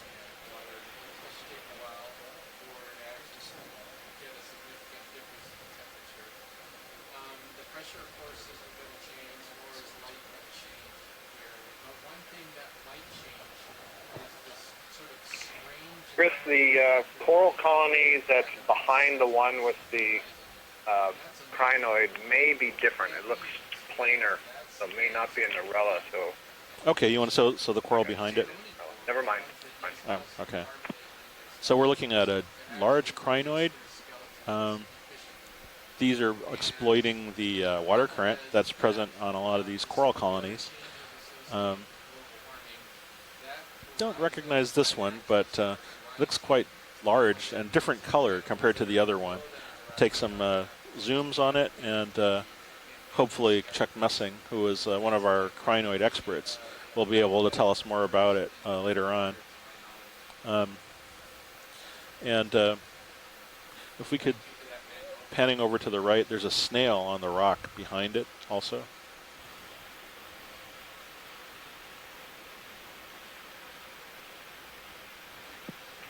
Oh. Looks like several of the pinules there are regrowing.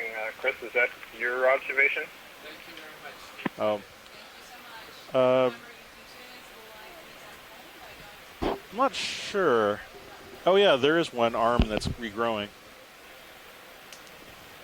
I don't mean the arm. I mean on some of the arms, some of the pinules are much shorter than. Oh yeah, okay.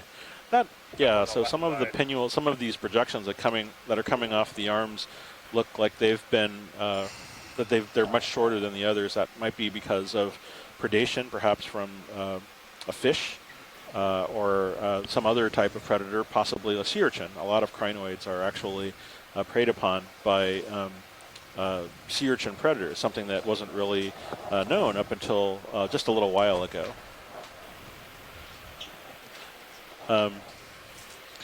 Can we get the lasers on this real quick, just so we get an idea of how big it is?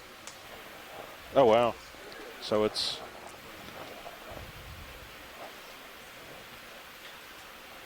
Huh. So it's a fairly sized animal, 10 to 15 centimeters across. Wow. Okay, we can move on, Dave. Thank you.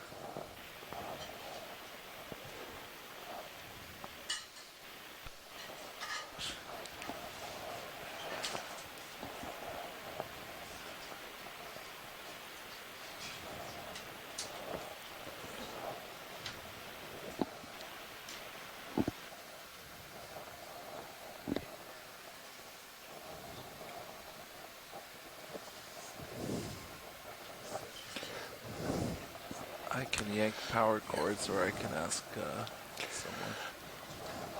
Annie. Lights. I got my hand on the cord. They're working on it. All right, folks, I'm back. We just did a live interaction with the Exploratorium in San Francisco, and this is terrific. We were answering some questions from the group over there and their visitors. If you're, by any chance, if you're in San Francisco, you got to stop at this place. It's very, very cool. So we're back looking at the cliff. What I miss, Chris? But in a nutshell. Was some of the biggest feather stars I think I've seen in my life, and we saw some of those weird little spherical white balls. I'm not sure what they were, tunicates or sponges. We saw some crabs, or rather some spot lobsters that were sort of away from the usual I'll line up with habitat this sonar of, return. Looks like it's going to be some around of the octocorals. But mostly we've been looking at these really spectacular these rock vistas, these magma I'm ready if pilot's terrains, ready for a move here. Just some wonderful things. We saw we saw a nice kind of third a while back. Let me turn to starboard a little bit. Yeah, there's two nice corals right there. An interesting, diverse fauna. Yeah, 250. I'm okay with still looking 30 for, meters. I think some sea stars. Yeah, good.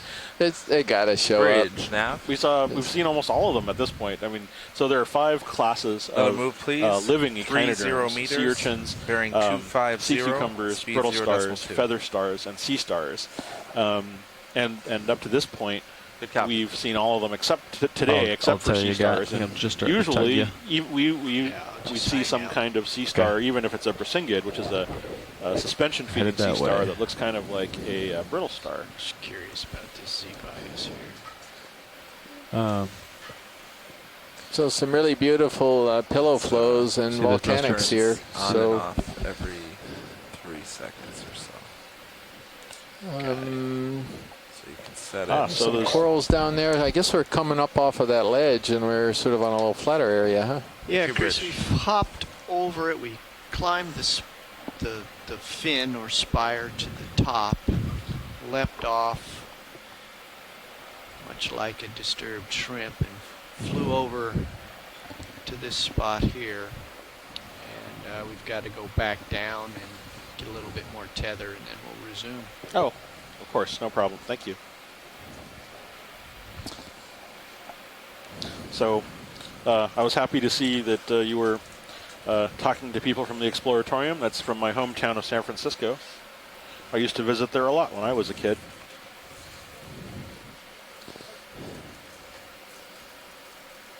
Yeah, so pilot, see that sort of brownish yellow thing? I don't know if you. It just looks a little different. It may be dead, but.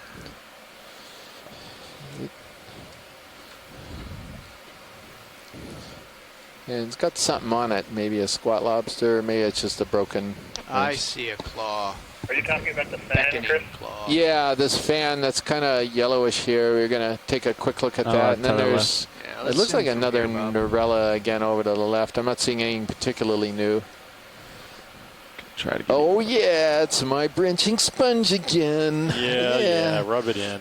2-0. Two of my sponges, 0 to your sea stars. I'm sorry, but you're looks not like even sorry. I'm out on an early lead. So most of the sponge is dead. We actually saw a third one while you were doing your interaction. So it's 3-1. Chris didn't tell me this. I don't think we saw one, Scott. Scott's just doing that, trying to divide us. Sorry, Chris. I was actually being honest for science. Oh, fine. 3-0. Where's my paper? I gotta write this down. I don't think I saw that one. So the dead sponge is the yellower part, and then the only remaining live part is a sort of crystalline white part. And after not having seen this sponge for something like 20 years, we've seen it on the last 2 dives in multiple colonies. This is, let's come a little wider. Again, really amazing. Not full, just wider. Well, that's exactly why I brought this up, independent of your internal competition there. Is that it's funny when we see these patterns, and it shows how much we have left to explore. Some things we think are so rare may not be as rare once we get down here and have a good look. Yeah, it's definitely there's patchiness in the deep sea, and you just got to be at the right spot if you're looking for a particular animal, because you can have one animal on one side of the seamount. It doesn't exist on the other side of the seamount. It could be on one seamount and not on the next seamount over. So you just never know. Every time you go down, you just never know what you're going to see.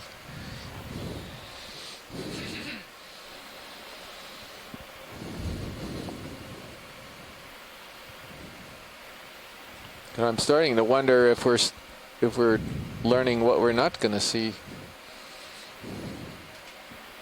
They'll turn up. I'm sure they will. They'll turn up. Yeah, but see, these are these crinoids. I don't know if they're the same species, but I think they're doing pretty well in this area because they all are quite large. Yeah.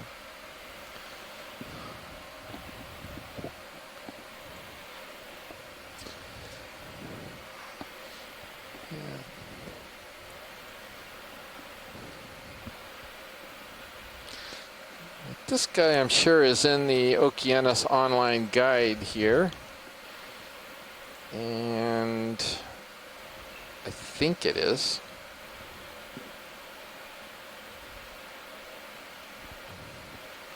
I'm trying to look on the guide. Oh, these are those purple ones with the yellow cirri. Yeah, with the yellow cirri, that's it.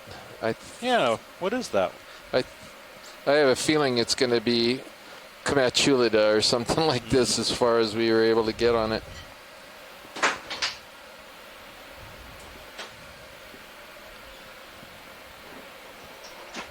There are also zoanthids overgrowing part of the branches on the left side of this coral. Oh, yeah. So zoanthids are sea anemone-like animals, and they seem to have a propensity for overgrowing other colonial animals. So just a little heads up for those of you watching. Dave the pilot already mentioned, and it's sort of a reminder that while the ROV is fixed, it has a little bit of a wobbly wheel. So he's being extra cautious here approaching this type of terrain. And so we're going to, approach things a little bit slower until they make sure everything is working 100% again. So this is a pink coral in the coralliid family, and again, I don't know what the identification of that crinoid is. We don't have a good one except that it's a feather star, and that's it.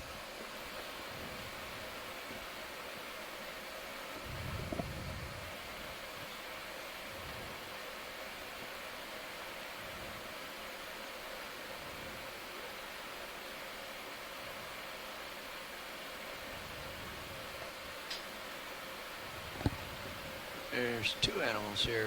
There's a base Yeah, there. there's and a the other shrimp. one I couldn't get to. Well, it could be. So in the Hurl Gallery, this is some feedback from Chuck Messing. Oh, a thalassometrid. Yeah. Does it have enough arms to be a thalassometrid, this one here? Possibly, yeah. It certainly has the yellow cirri, that discordant coloration. Does it have prehensile cirri? I wasn't even paying attention. I wonder if the pilot I think could... so.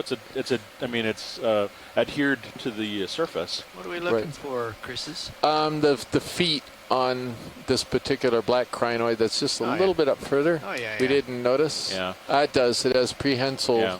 So maybe thalassometridae, Yeah. the family. A lot of the taxa that we're looking at often need to be examined very carefully in order to come to a correct identification. And sometimes, in spite of all the wonders that our video brings to the detail, there's nothing that's like just being able to sort of look at the fine skeletal articulations and other sort of subtle characters that are on the animals.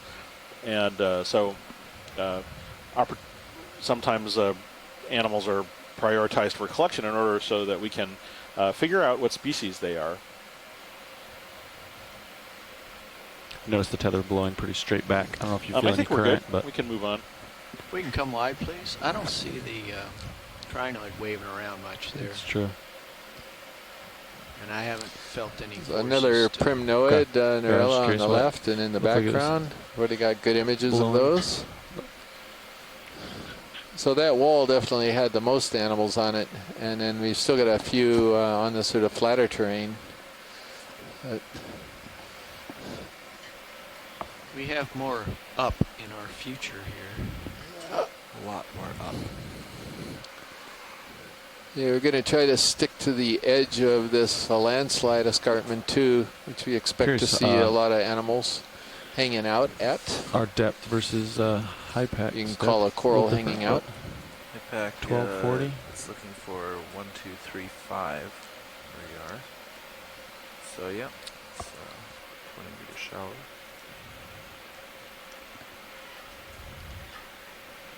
I think I'm pretty much lined up uphill from what my sonar shows at 255. It's hard to say, but Are you suggesting a move? not quite yet, but in the near future.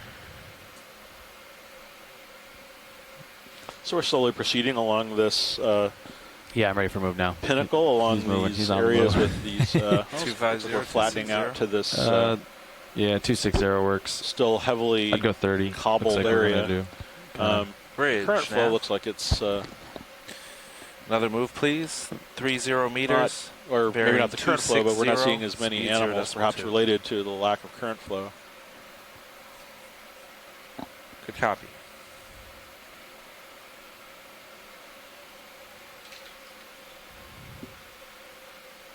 Or possibly because these rocks all seem more sedimented than the others. So one of the important aspects of Sorry. That's all right. what we study in the deep sea is what controls the distribution of different animals. Sometimes Thank you, you Rich. run into a pack of them, a lot of them in a sort of very dense aggregation.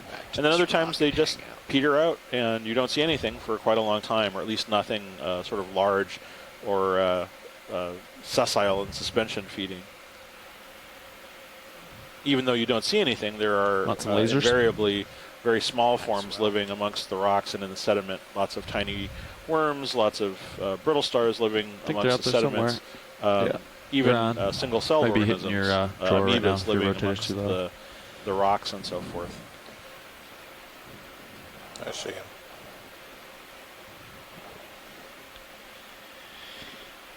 I puppied off into a great expanse of nothingness, hoping to find something interesting on the other side, but Go, no one's gone I before. got a tug on my leash there, so I've come back and we will linger Okay. until... Proceed as you can, Dave. I know you're as anxious to see things as we are.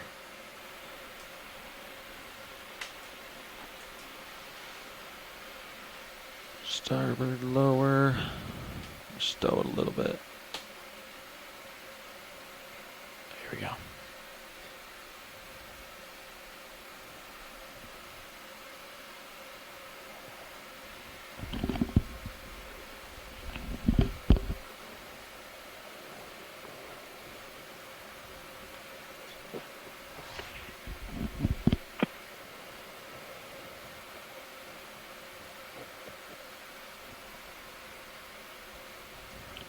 We got a 30-meter move in.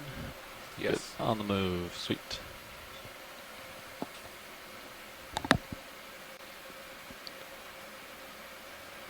Do you see that round structure sort of in the background there? Background. To the right, there's that triangular white thing, and then there's... Yes, I do. Yeah. I'm not sure if that's a sea urchin or possibly another sponge.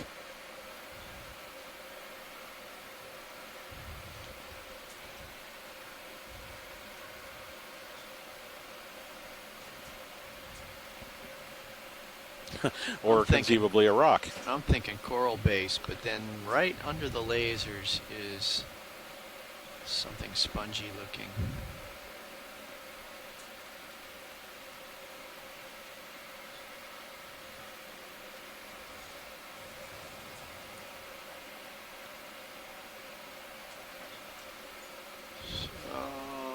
Good to zoom. We're going to get this triangular thing just to satisfy our curiosity. Yeah, that's a good point. It actually might be a barnacle. Oh, we got a little hermit crab in there. Bonus. Yeah, I think that base might be just another one of those dead coral bases. It doesn't have the plates that I would associate with a barnacle. But yeah, let's take a quick look at that hermit crab as well. Oh, well. Hermit crabs are, of course, crustaceans. Their habitat is to pick up little shells left over from other mollusks, and they use these to as their sort of defense in lieu of sort of well-developed armor that other crustaceans have. Let's also take a look over at these branching structures. I think they're hydroids. These very small... I think these may be a whole lot of little carnivorous sponges, actually. Oh, really? They have little branchlets going all the way down to the base. Oh, yeah. Yeah, I mean, they're a lot more flexible than I would expect for a sponge, but that's otherwise what it reminds me of. Yeah. Oh, that's interesting. Yeah, so these might all be small carnivorous sponges. Can we zoom over a bit to the... Yeah, now that I've said that, I'm getting a closer look. They sure are waving a lot. Yeah, I think there's a better patch of them over to the right. Okay, let's come out a little bit. Yeah, on the rock face there, just to the right of the hermit crab.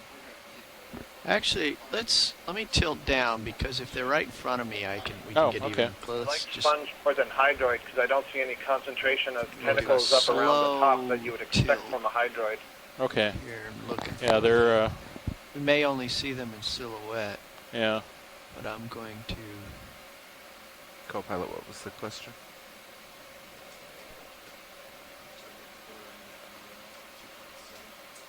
Yeah.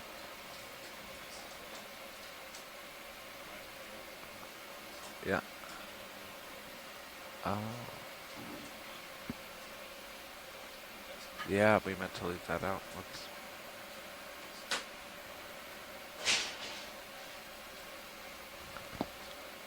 What's he going to use? We're going to cut into that dead section. Thank you, Bridge.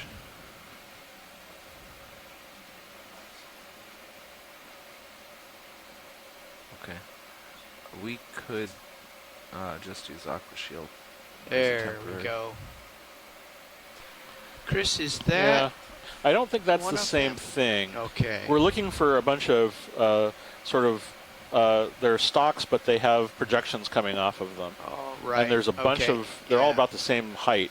Yeah. And they're very... Yeah, so that's them. Ah, there we go. Yeah. Okay. Yeah, that's exactly what... Yeah. And they are some distance away, which we could get a little closer. No, I think this is fine. I think this gives us a general notion of what they look like. But I think we just wanted to sort of get a general idea of what they looked like all the way down to the base, and I think that's fine. Okay. Yeah, we can. I think we can move on. Here, yeah. I think there was something else. And then there was that white thing. Yeah. That move's complete, and I'm just swinging pilot, but I'm looking down those at you. were hydroids, 85. at least the ones that I know that have the little tentacles along that's good. column. Yeah, there's the thing. Tentacles would have knobs at the tip. Back in. Yeah, I think you're right. They seem more like sponges. Yeah. Oh, this is interesting. Possibly a dead sponge.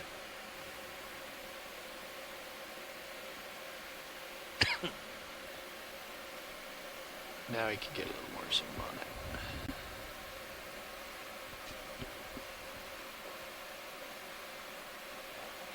So this, I think, is a glass sponge, and for those who have already seen, who may or may not have already seen the large diversity of glass sponges that we've shot on video, this is an animal, but its skeleton is made out of silicon dioxide. It's literally glass, and it looks like this one's partially dead because usually there's a tissue that's present around it. You can see the white areas that are presumably the living part, and then this sort of brown gray area, which is more dead tissue. Interesting. All right, we can move on.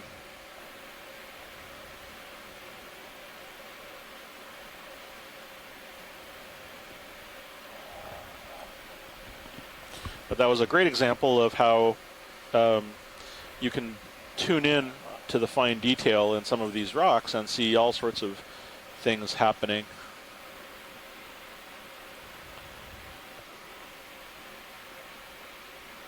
Wow. So off into Boringville, but oh, come now. It's not that boring. I'm going to get down in the sediment because I used to think there was nothing here, but there's lots here. It's just tiny. Yes, exactly. So we'll get down there and I'll push out ahead, buy us some time, and we'll go play in the mud.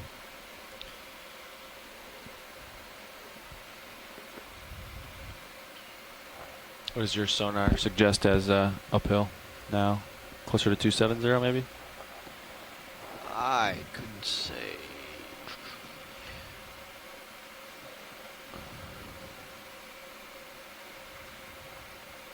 Somewhere in there.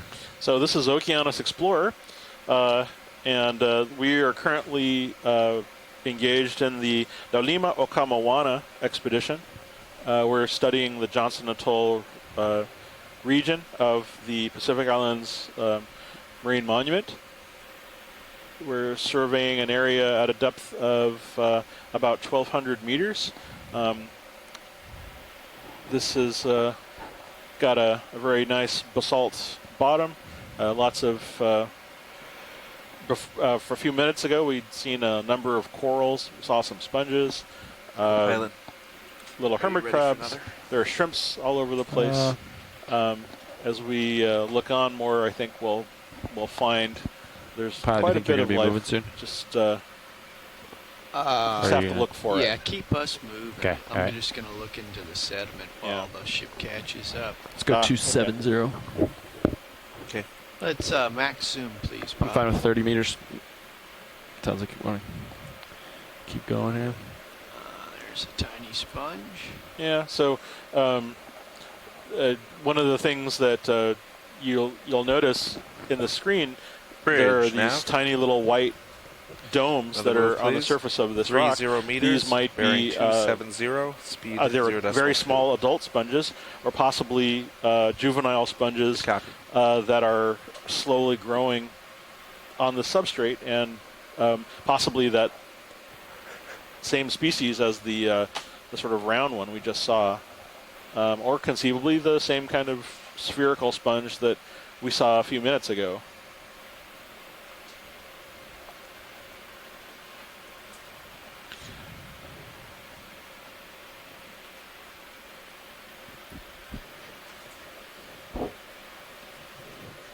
Thank you, Bridge.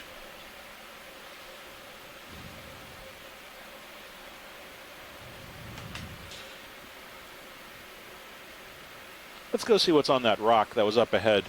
I think there was a shrimp or something else on it as well. You're just bored with tiny stuff, okay? Yeah, I am actually. Sorry. Right. No worries. Oh, did you? It's come a little wide, please, Bob. Right there in the center.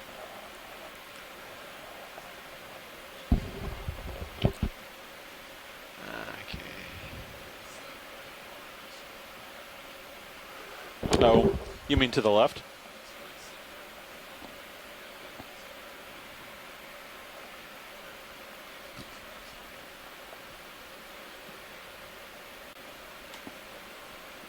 No, that's... I think these are all hemicorallium. Yeah. These are all the things that... What's that white thing right in the center, though? Let's go for a video.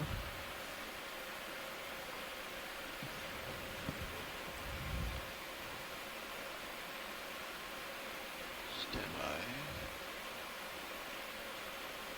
There we go, centering.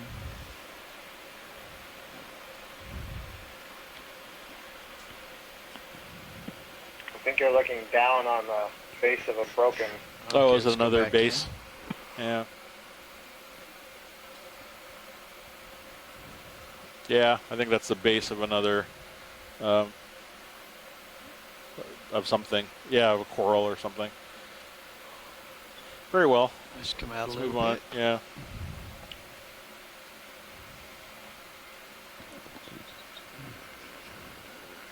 Shrimp, and then coral, and dead coral, sponge.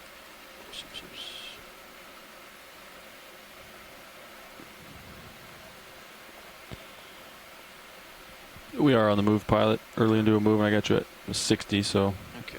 You don't. Just another minute here, and I'd like you to push out, see what we got. Come wide, please, Bob.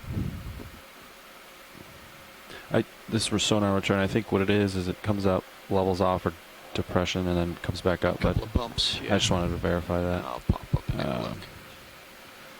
Thanks. Should be a non-issue.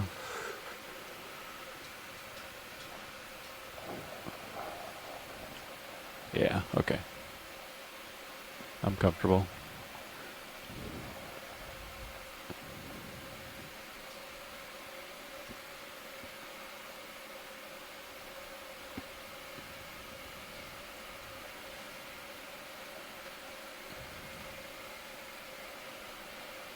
So I'd be content to have either of you come in and fly for a while. I need a little bio break myself. Okay. I did for this morning. If you want to jump in. Okay, Levi, you're the man. Just if you can get yeah. somebody to relieve you.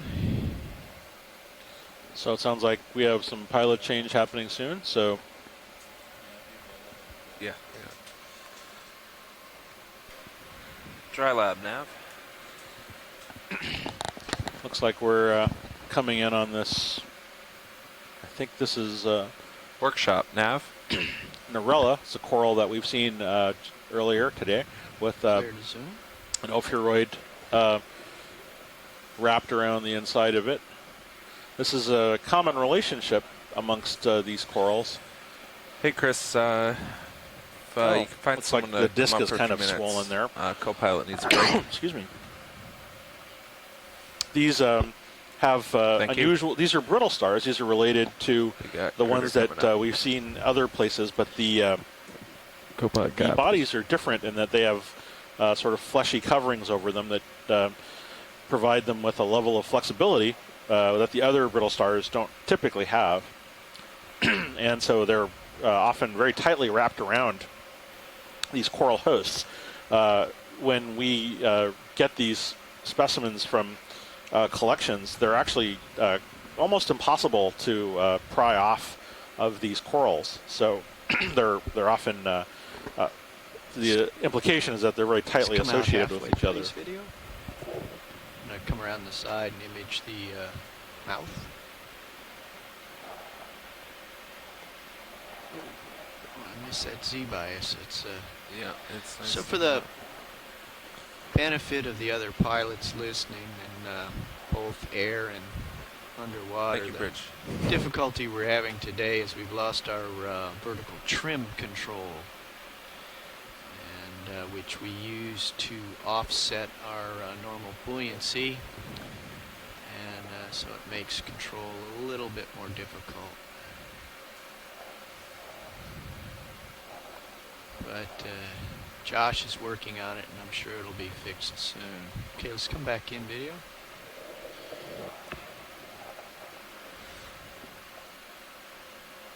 Just trying to come right a little, hold That move complete now? Is that what I heard? Yes, it is. Okay, thanks. So let's see. I guess. Do it again. Make another. Oh, I got a pretty That's good a very return nice for me. view of the oral surface of these We'll check that out first. snake stars. Yes, you do. I think you actually caught a larger sponge, one of those round sphere-shaped ones over to the left there as well. Okay, yeah. Created a little bit of a snowstorm here. I'm going to hand off to my colleague Levi here. Come wide, please, video.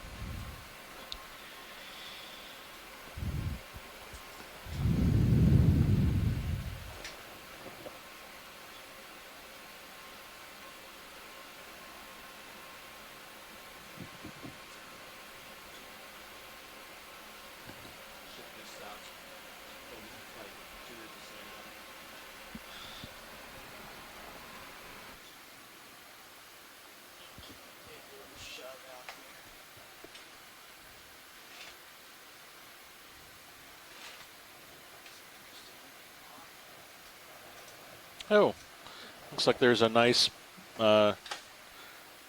tree-shaped sponge over to the right, and wow, we're back on the wall. Yeah, co-pilot. This looks like a pretty serious wall. Okay. None of this is apparent in the base map.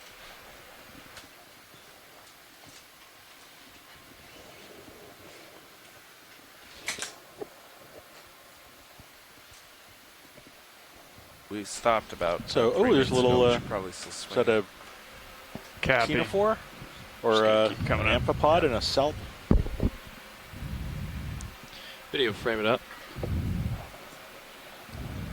Kill lasers. Lasers off. Zoom at will video. Ah. We'll do our best. Lovely.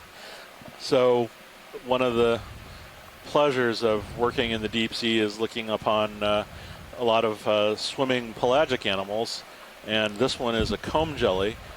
These are relatives of proper jellyfish, and what you're seeing is the lights reflecting off of swimming paddles that they're using to move through the water. If you'd like. These are predatory. They usually extend tentacles with cells, or stinging, or not stinging cells, but adhesive cells that they use to capture food. They take on a variety of forms, especially when we're doing transects through the midwater. Validated by Z-bias. Manual Z-bias. Manual Z-bias. All right, we'll let this guy go. Video. Yeah, we're done. We can move on when Let's you've go got a full chance. wide. Require this hard Chris, I was sonar, just going which to say one? that the red, dark red pigmented structure in the center there would be the gut, part of the gut, and I wonder if it's pigmented to hide any possible bioluminescent prey that it captures. And then those two bright white spots, I believe, are the tentacles retracted and held inside the tentacle sheath. Oh, great. Thank you, Scott. So did we just have a front row change? Yeah, we had a quick pilot change. We haven't had a chance to hear from you guys today, so who do we have working at the front today? In the front row, we got Levi Unima sitting pilot. To my right, we have Chris Ritter, I'm co-piloting. And to the pilot's left, sitting nav. Dave Casagrande, navigator. And Bob Knott sitting in the corner.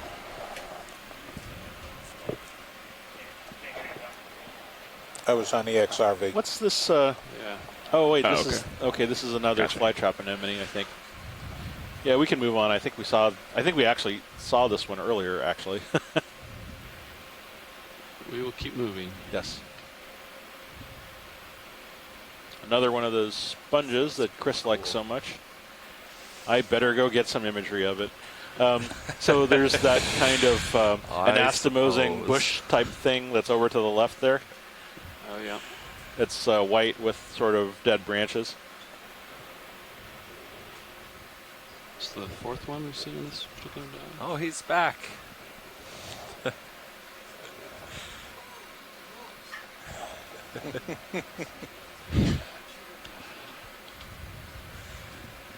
So,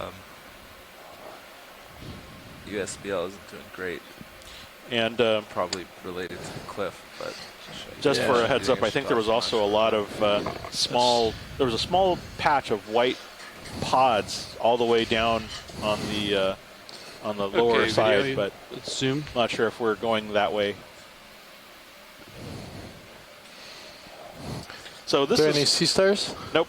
So this is Chris Kelly back in his chair and looking at this sponge that he's been obsessed with since we saw it. It's a new species. And I'm going to go get lunch, and I'll let him talk about it. Yeah, it's about time because now we're going to see a sea star finally. Rotator coming down. And trying to get the sad thing is, you're probably right. Yeah, we can do a snap zoom on this since we got some good video of it already. Okay. All right, video. Sounds like we got this. And what we're just making sure is all of these have got this weird cnidarian. That looks like the little spike sticking out of it. And sure enough, this thing is covered with these zoanthids or hydrozoans or anemones. We're not really sure. You can see their tentacles waving right now in the current. So these are not stiff parts of the sponge. They're actually a commensal cnidarian that is living presumably peacefully with the sponge because the tissue's live where the cnidarians are coming out of it. Like. Yeah.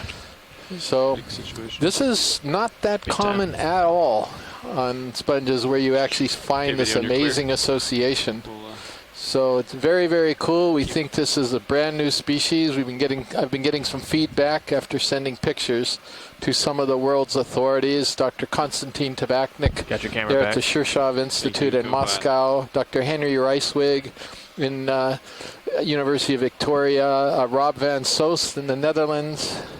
So leave it, Charlie. We're all pretty excited about this thing. Just give you Chris Kelly an idea of what we got here. Well, a nice little stand of these deepwater precious corals, corallium, hemicorallium, sorry.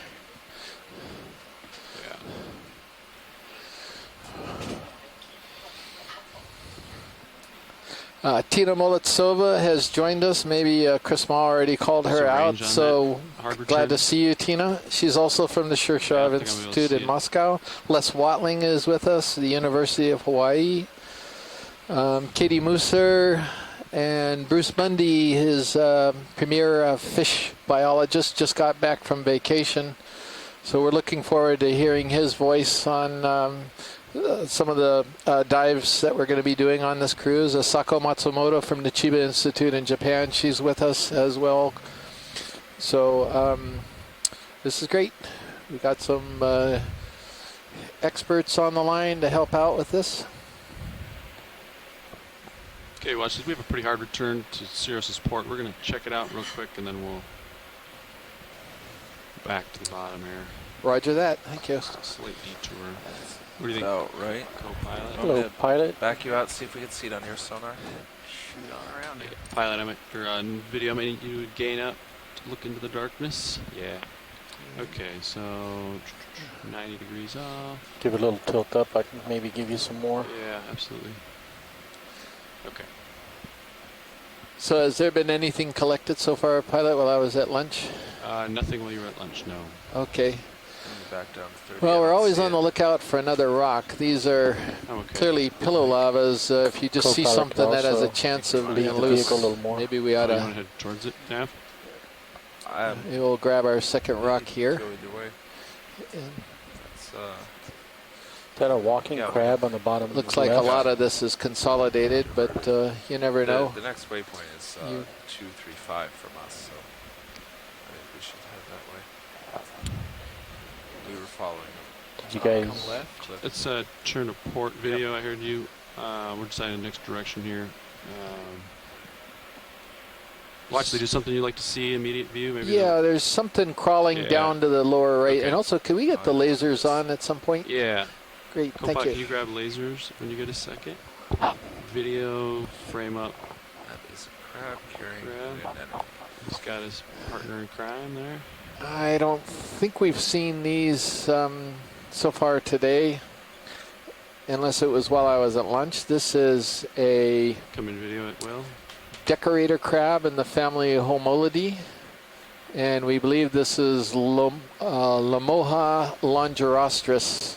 And you can see he's carrying an anemone in his back claws there, and that's what they do. Every time we see this crab, they're carrying this anemone behind him. So he's got two claws right in the hind end that he's not using for walking, and that's what he's using to hold up that anemone. So obviously they both get something out of this relationship. The crab getting some protection for his rear end, and the anemone getting to move all over the place and maybe do a little more efficient filtering.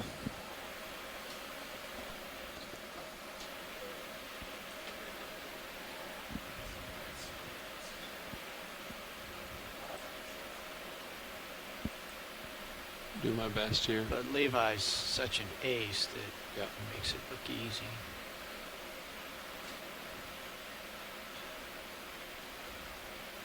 Max zoom. Max zoom.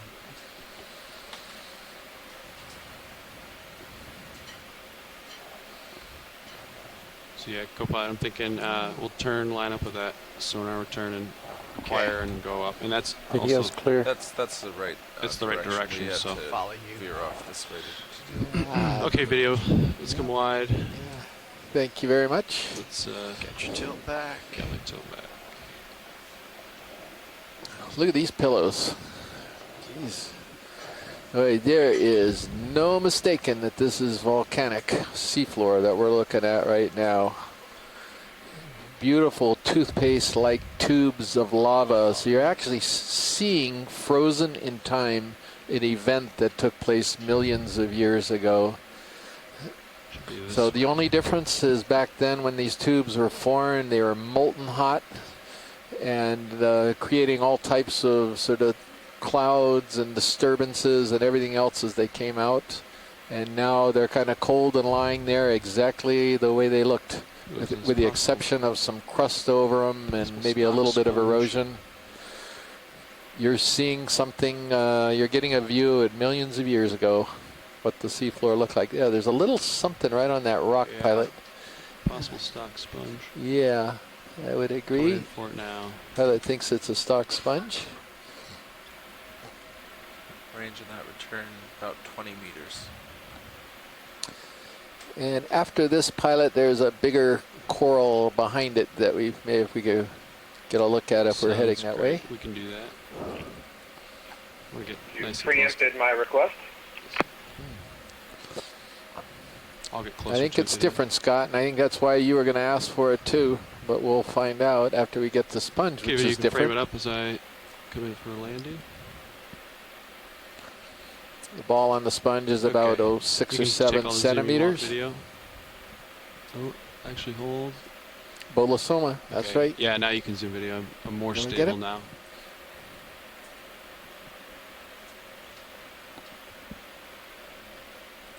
It's a little bit of a precarious perch It's a here. sponge we call Bolosoma. It's a stalked glass sponge in the family Yeah, if you could rotate up to Euplectellidae. the bulb of it. Taking your tilt.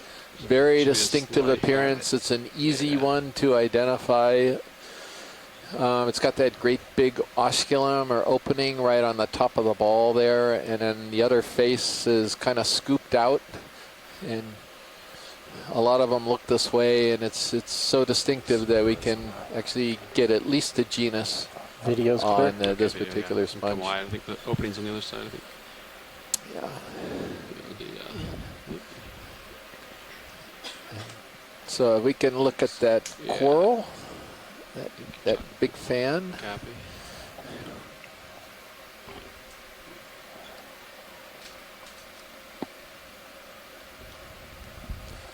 Come on, Scott, tell us what it is before we get too close.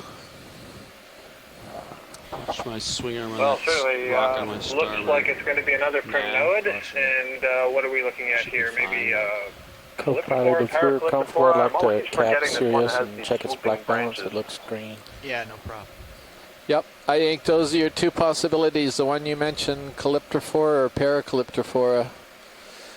It could be Calyptrophora angularis, but I'm not really sure. It could also easily be in the genus Paracalyptrophora.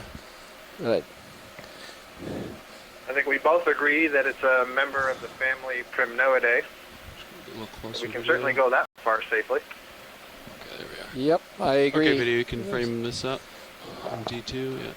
Two crinoids. I'm just going to log it as Calyptrophora or Paracalyptrophora, just to narrow it down a little bit.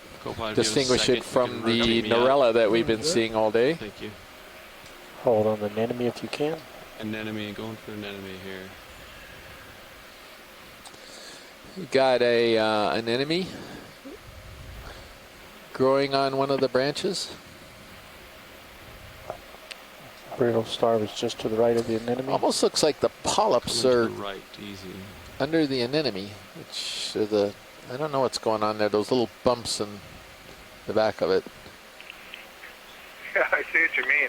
I wonder if those are Holding here. former little new branches that were arising that got covered up. Yeah, it could be. I'll go up the right-hand side. Copy. Copilot. Rotate at will. Oh, there's a crinoid. Track. It's a feather star right there to the right of the screen. This could be something in the family Antodontidae. Float by. Oh, there's a fish. We could ditch this if you'd like to see Yeah, the fish. please, let's ditch it and get the fish. We got Wide some video. good. Where'd it go? There he is. What Frame do it we up got video. here? I'll do my best. I still got you tilt. Tilt way down. Copy. Coming down. Aha. Okay. That may not be a fish, Chris. Oh, no, it is. I'm sorry. I thought it was a squid for a second. That's another one of the halosaurs, the deep-sea spiny eels, the halosaur.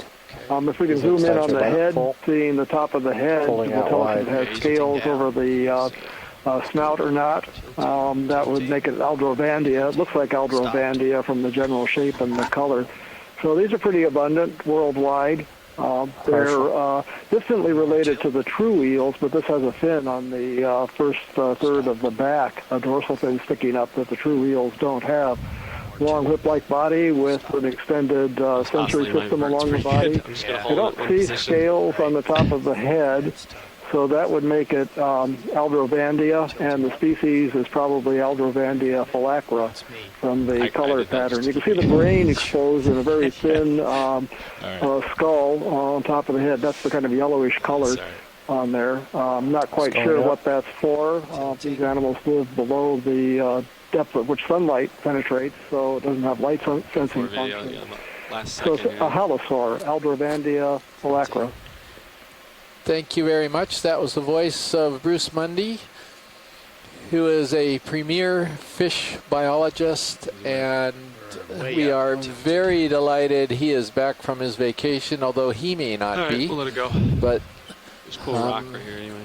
We've certainly missed you for a bunch of dives, Bruce, and that's great to hear your voice. And thanks, Copilot.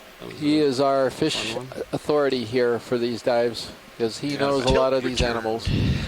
So we're now getting a little bit of a large block, and you see this darker red coral that's coming up to the center, upper center? Upper center. It looks like a little line, but a brighter red line. I think that's a shrimp.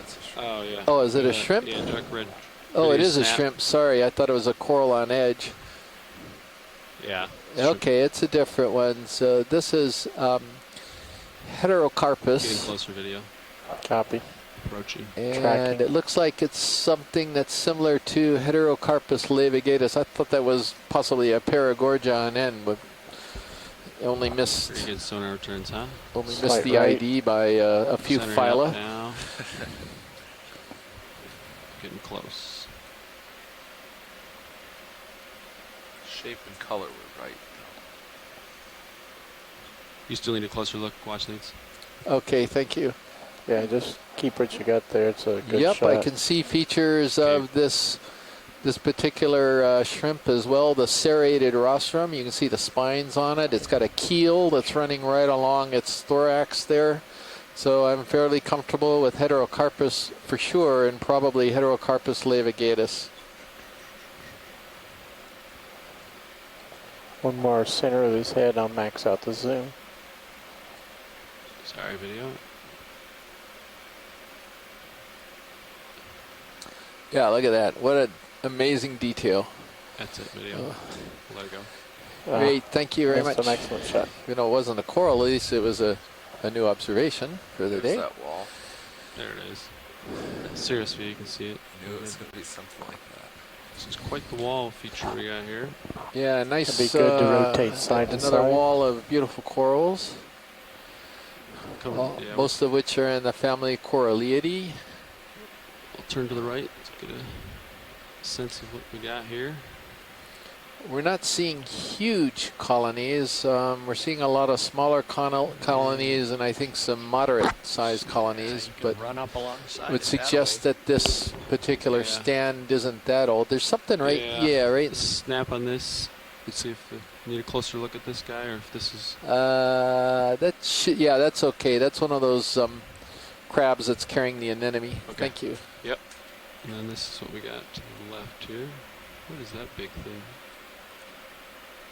It's like a very fat starfish on the back of a sponge. Is it where? The white thing. Oh, you got to zoom in on this. Chris is gone. Chris is gone, and we see a starfish. We knew this was going to happen. And this is a good angle because this is showing the unbelievable. underside. Every time he steps So out. keep this angle. I think it's going to be. It isn't? Am I hoping too much for it to be a starfish? Roland called the Snap video starfish. as I approach. Yeah, it's a starfish. It's a starfish. This is a Don't let sizable subject here. It's a big one. Just hold that. It Don't is. continue to It turn. is We're looking at eating the this underside. coral. Okay, Can you laser's hold coming on off. for a second? Let's go back. Pilot, or are you really stuck? No, we're okay here. I'm actually going to run downstairs, see if I can get Chris in case there's. You can have the navigator call the. Yeah, I'll call him. Yeah, please do, because Can you rotate back and yeah, look I don't back know at if its this is underside? something that he might be else you interested want Should be on the in. list there. There's a fish to my right. I could. He's way. Never mind. Fish is too far away. I see it way up. Sorry. Video. Come on. Zoom out to keep him in view here, just so I know where he is. Watch your upper swing arms. You're full wide. All right. Thanks, video. Sorry, Yeah. we're still chuckling. This is because Chris Mon, gotta my stay co-lead relatively here, is a perpendicular. Sea Star expert, and Oh, wow, whenever I can he take my steps mini out Zeus for and lunch, we see a look Sea Star. up to my light bars, see where that brow is. This, I don't know if you heard me say, I was saying that this just does not look like a fair fight. This is what looks like a pretty large asteroid relative Okay, to the video, coral. frame I it don't up. know that I've He's not in the often mess. He seen might already be kind on of his way size back. disparity. Right, I would agree. Tilt down. This species maybe, boy, Yeah, Chris right needs on to be that. here. I can Can't make a even page. really have, it could be Hipposterius, it could be some other It's gotta be a, genus Yeah, I of can- sea star that's predatory on corals. Can you fully And deploy my Scott uppers France, so that was his tilt back a voice that little you bit? just heard from the University of then, University of Louisiana at Lafayette, was just remarking that this is a huge sea star for this size of coral. We don't often see this. Roll and I could page him. Fully deploy. You can also say that it's Just not sort of, currently you know, feeding. further You back. can see its mouth in the center there of the radiating arms, that sort of darker space right in the center, and Right, they're it's not probably pretty oppressed close. right now to any of the branches. And I believe this is probably one Crystal pointed out I'll that try would to get you a invert its steady stomach shot upon video. feeding, and that is not going on Kind of floating at right present. now. You see some of the tube feet tucked in the grooves there, and they're all kind of meeting together in the center, But how about which is I where page the mouth would be. You could get a toe in there, you know. I think my brow might hit before my toe, but we'll get Well, it. you can use your brow. That's what I'm thinking. I just wanted to get that mini Zeus on it. Okay.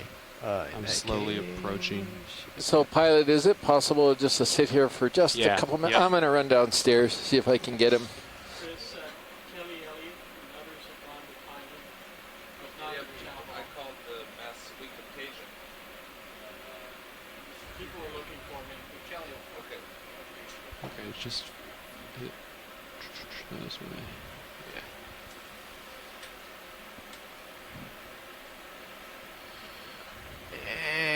once you get your forehead up there, I'll see what I can do with the lower swing arm.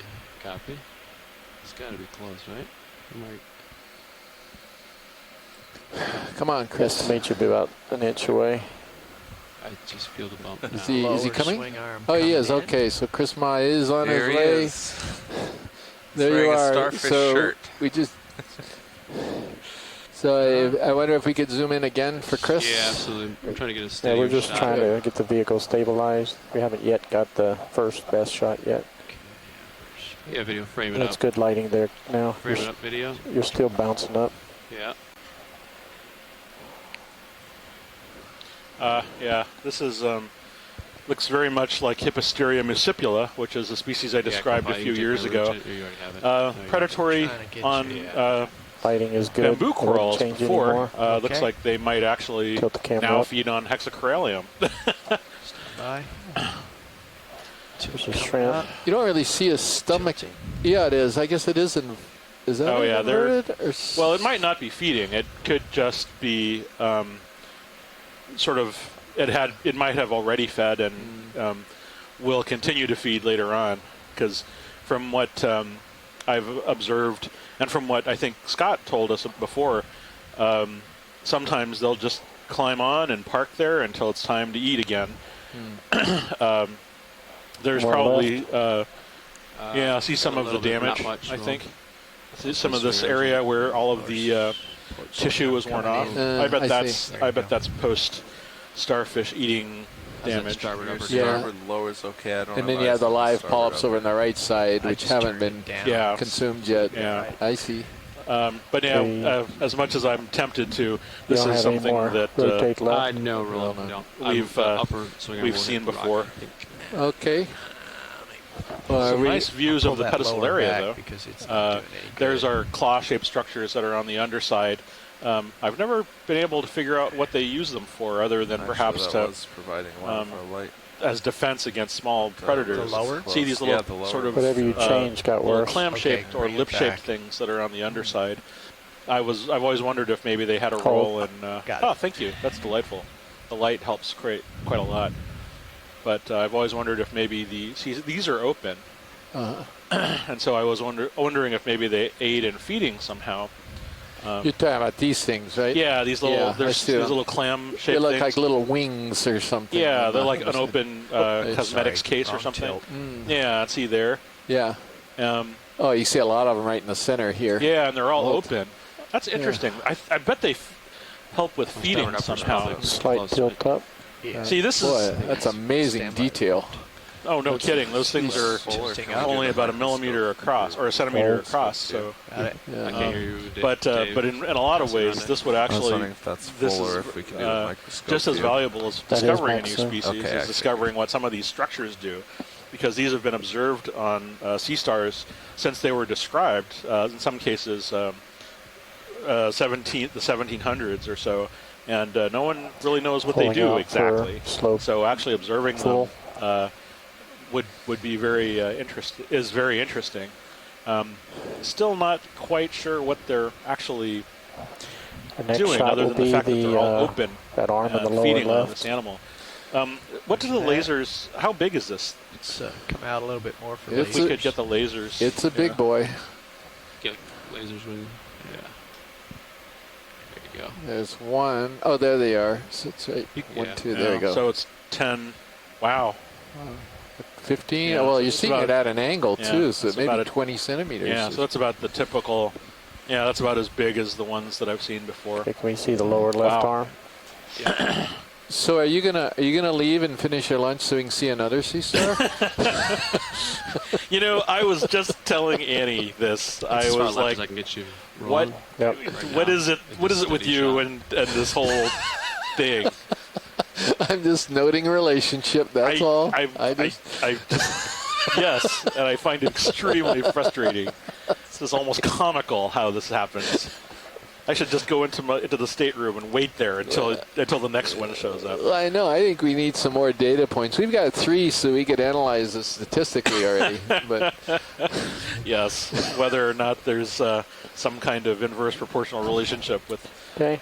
my video, being you're clear, able to. Pulling for full coral. completely miss starfish whenever they show up on screen. Oh, there's a little crustacean there. So are we good on this, Yeah, Chris? no. Thank you so much, and thank you to our program administrator Kelly Elliott, who went and got me so that I could rush up here and see this. That's a beautiful animal. Yeah, and even if we didn't collect it, certainly the highlight of seeing that. This is one of the species I described only a couple of years ago, so certainly it's a highlight. Starboard, lower, back outboard. You can see some of the other. Guys, where's the laser shot? Do we know how T-star is? Yes. Go ahead, Chris. Oh no, it was about 15 to 20 centimeters across, so quite a big one. And then that port upper, you can fully deploy so that one again. that was Hipposteria muscipula. Or we can stow it if we think this is going to continue. The name actually refers to that fish was off to your muscipula right. is what they call flytrap, the Venus flytrap. And the reason I called it that was because those pedicelaria have teeth on them, and if you look at them up close, the sort of pedicelaria look like Venus flytraps. Just want to explore to the. We saw this guy before. Seems to be one missing. It's an enemy. I think we imaged him. I see some of these have damaged, or the tissue's been eroded off of some of them. I wonder if those white ones, you guys saw starfish those? has been busy. Yeah, we got a really steep wall here. This is. Yeah, serious view gives you Fish, very bottom right, possibly. Oh yeah, those of you, if you look at feed 2, you get an idea of what the overall terrain looks like. It's really. Can you still see that? Really beautiful. It says squiggly thing. I can't tell if Yeah, it's let's moving. snap on it. It might be a stock of some sort. We'll do a quick. Yeah, I think it's stationary. Yeah, it's stuck. Stock. Let's come back out. Yeah. Okay. You wanna, if you rotate around that nose, that'll be a good view from a Sirius. little bit bigger colony of corallium as well. So it's it's sort of a mixed community here. Some larger and some smaller ones. Deployed. I think it's kind of partially. See how it's port upper. Hanging out. This is actually a really good find. This is a moderate, potentially evolving into a high density stand here of these corallids. Top right. Yeah, Oh, what's that yellow one up on the top there? Looks a little different. It looks like it's with zoanthus, but yeah, you're right. I don't think we documented. If we could get that yellow one pilot right up there to the upper right. Okay, coming up. I don't think I'm overhung, am I? No. Okay. All right. Oh yeah, look at this. How about the broadside one that's over to the left, because you have a better view of that? Right, lateral left. Get yourself. Oh, this is turning out to be a really pretty community here. Yeah. Yeah, we did. Roland just pointed out again, those of you might want to take a look on the Sirius view too, just to get an idea of the amazing topography we're on right now. And is that that's a good thing. There's a white globe thing that's in the center rock there when we can get that. Yeah. Trying to watch Not sure if that. that's an urchin or something else. Copy. I'm setting up for the possible gold coral, I think. Yeah, it's awfully deep for gold coral, so that's what. Okay, let's try to zoom from here. It's overgrowing. Yeah, it does. They're really big. There's your sponge again. Yeah, there's the sponge, the Tritodictid. I'm going to slowly get closer video. Approaching. Yeah. So a beautiful bunch of zoanthids. They're parasitizing this corallid, hemicorallium. They're growing over it. That's the yellow polyps that are growing over the pink polyps and have almost taken over the entire colony. And there is a squat lobster right on the zoanthids. So everybody's living on everybody else down here. Yeah, I think we're going to have to do this with floating. I'll do my best. And we wanted to get a quick look at that little... Let's snap. Yeah, thank you. I think this is what around it. It's a sponge. You are good at spotting sponges, Chris. Thank you very much. It's my curse and also my power.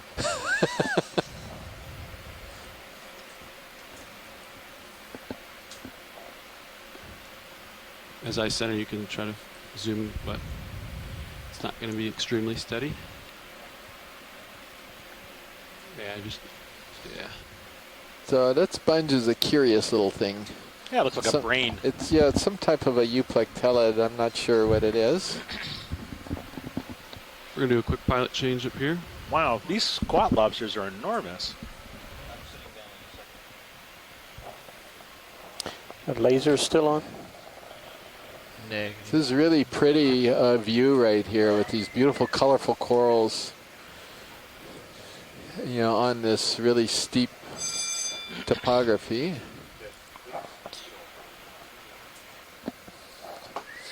But I don't know if this is possible to do a snap zoom to that little yellow string that's down on the lower right third. Josh, you can talk to Josh. Oh, about it's that. Josh. We're going to swap out. One second. Got it. Okay. We're going to do a pilot change for those of you watching, so it'll be a moment. It's probably just zoanthids along a dead branch, but.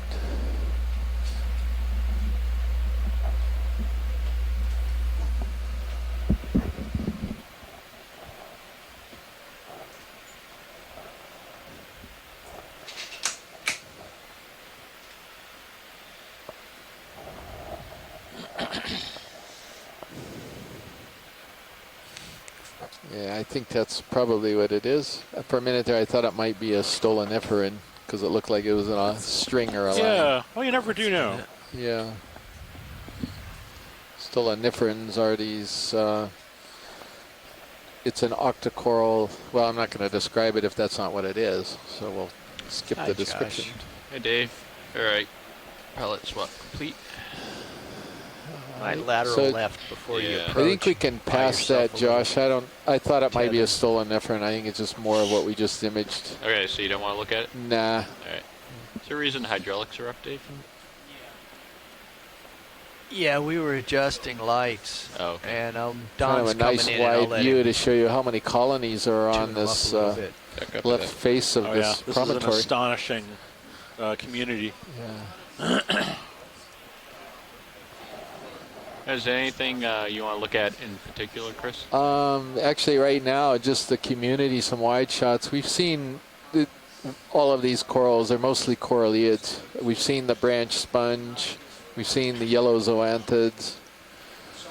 I'm keeping my eye open for something different. But this view also gives us a chance to spot a fish that might be swimming by. Roger that. And we've got Bruce Mundy back, Josh. Bruce is back with us. Oh, awesome. Yep. Hey, look at the edge of that sheet flow or something. Wow. It's a nice lava. sharp edge. Yeah.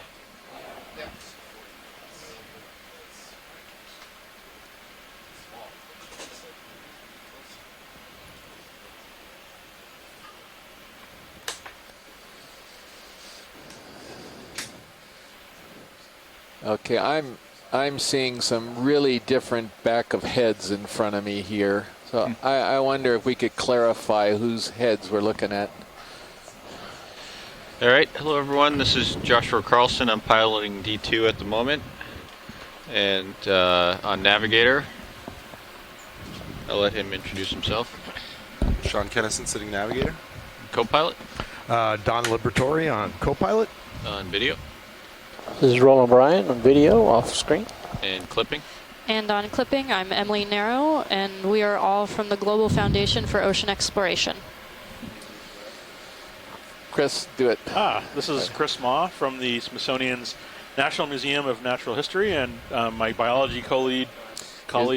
Is another Chris Kelly. I'm from the University of Hawaii at Manoa in Honolulu, and on my left reason is our Delta Z was Nicola negative? Rodriguez from the University of Hawaii at Hilo.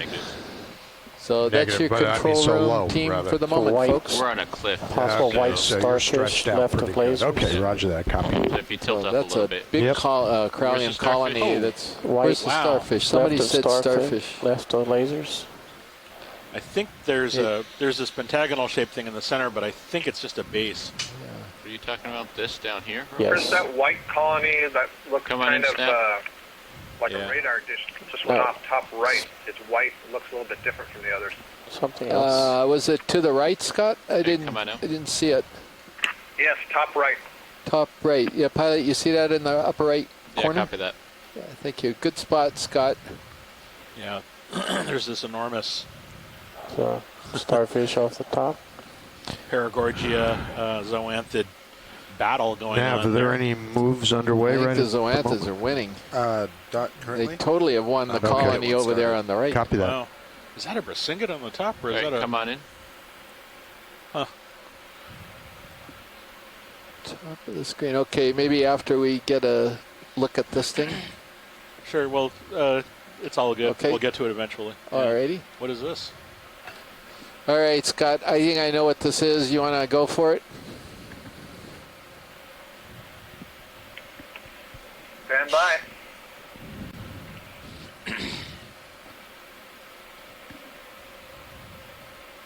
I'm not quite sure. Is this Kishinui or something? I don't think so. I think it's actually a Paragorgia. Yeah, white Paragorgia. Yeah, that's my guess.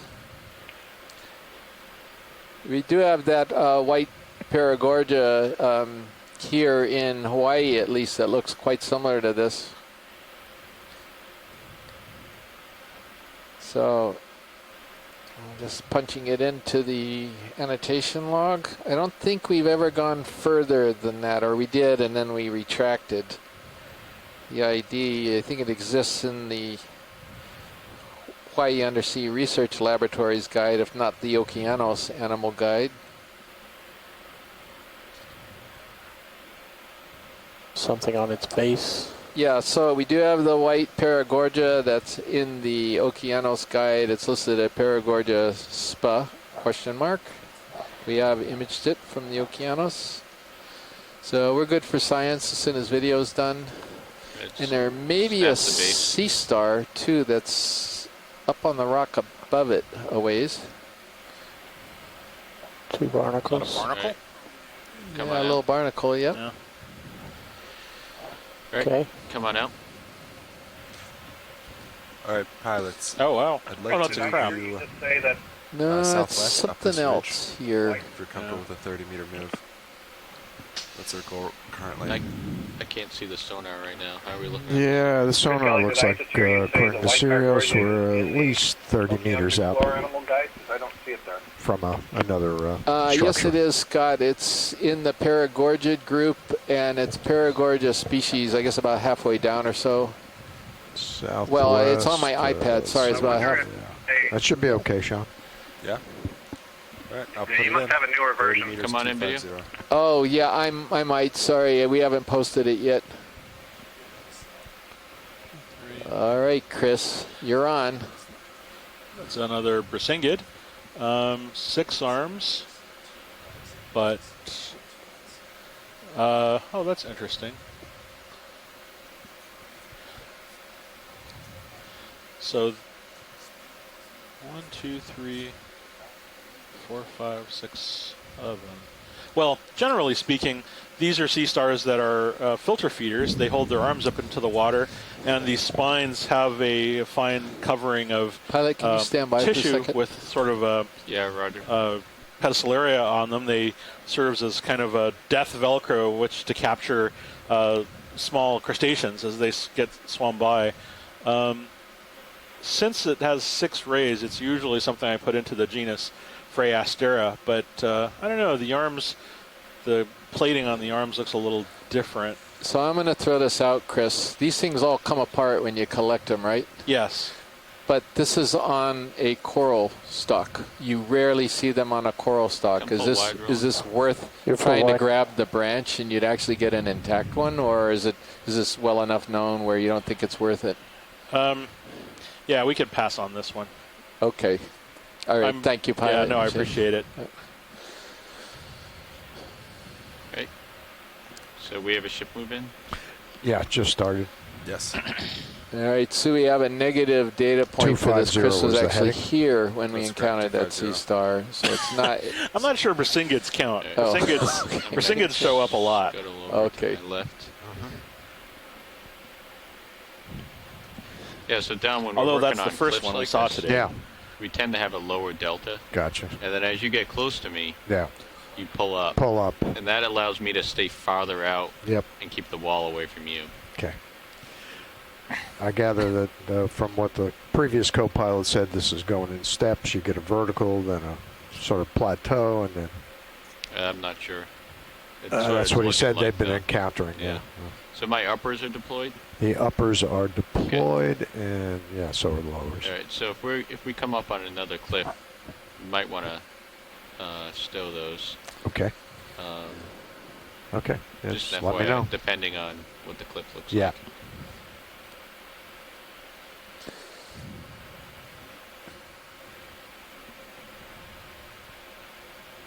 There's some more of that branch sponge, which you're tentatively calling in the family Tritodictiidae. It's on the right-hand side of that rectangular block. Oh, it's actually quite abundant, isn't it? Yeah, it is. Squat lobster on the top left. Squat lobster on the Black top in the left. background. And you can try to go for it. I love the posing Irish-styling crab at the top. Yeah, Roland had remarked on it because it had a nice black background there, so it'd be a pretty nice shot. It's going to be challenging.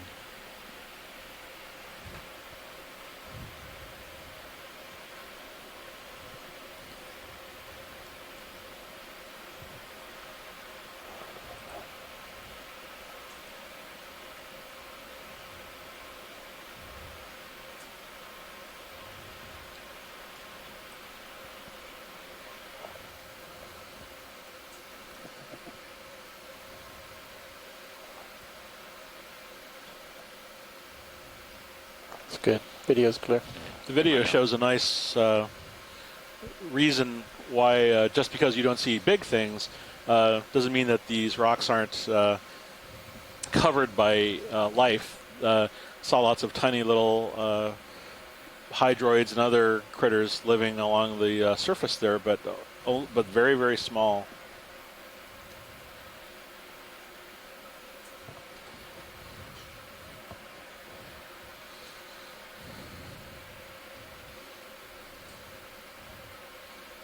Got a dead branch in front of us and this funny sort of pinnacle-shaped lava formation. Is some old small vent or something of lava that occurred near the summit, because that's where we are. What's on the something other white side? on the other side, Yeah. some white blob over there. I don't know if we can get around there to look at it, but what is that? I don't know yet. It's a starfish. Huh. It's a starfish. It's going to be another one of your Hipposteria, I think. Picking on another coral, as usual. Wow. Everybody's got to eat. These look particularly well fed. Looks like Hexacorallium's a nutritious source. All right, come on in, Roland. Wow.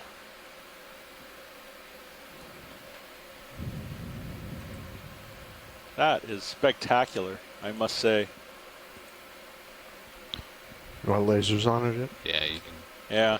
If you zoom in on that row of spines around the edge, we might be able to see some of these sort of like these claw.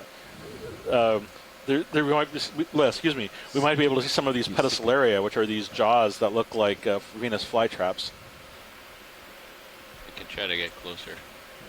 Okay. Oh, okay. That's right. We're at a distance. It's okay. Lovely, though. I'm gonna get a picture of that and put it on my cliff there, Don. desktop. It's the same. Yes, we are. But wow, that's the one space we saw while you were down below this lip unknown right frontier. here. So it's coming up on about Here we go. About 15 meters. What's the rest of it? Shipment's about done. Might be it. We can't see the rest of it, can we? That's a wall. Yep, there it I is. just meant that in a general sense, not This in a documents specific. man's 3-year campaign in the Pacific to find explore Can you new can you worlds still and my uppers? Strange new Copy life that. where no one has gone before. Lots of corals on the wall still, some of them covered with these yellow zoanthids. Most of these, again, are one type of coral in the family Coralliidae.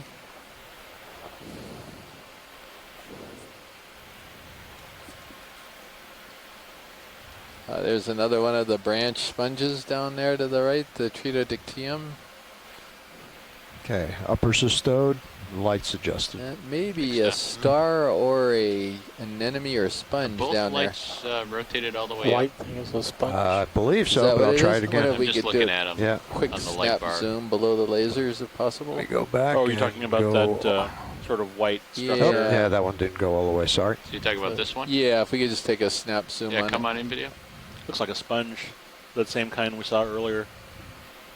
Yeah, it is.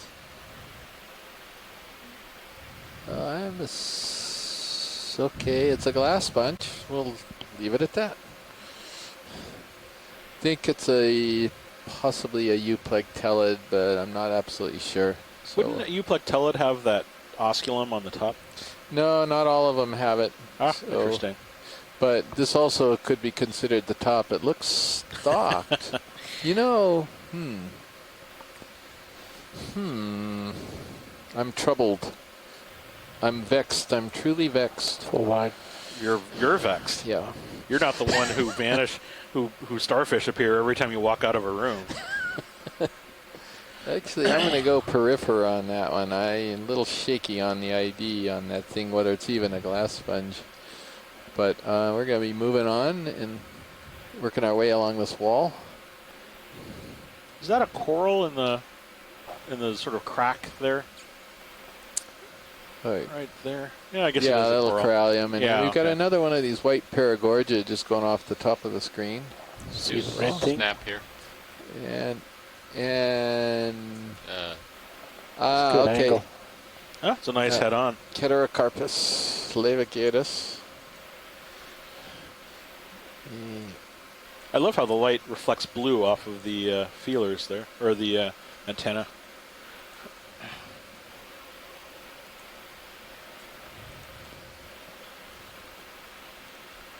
Okay, video's clear. Right, come on in. Okay. Okay, I've changed my heading to keep you in view, so we're off All track right, a little bit. Edmondson, Come back to Seamount, starboard. show us something Copy, I'm coming up. new, something totally unique. Come on, you can do it.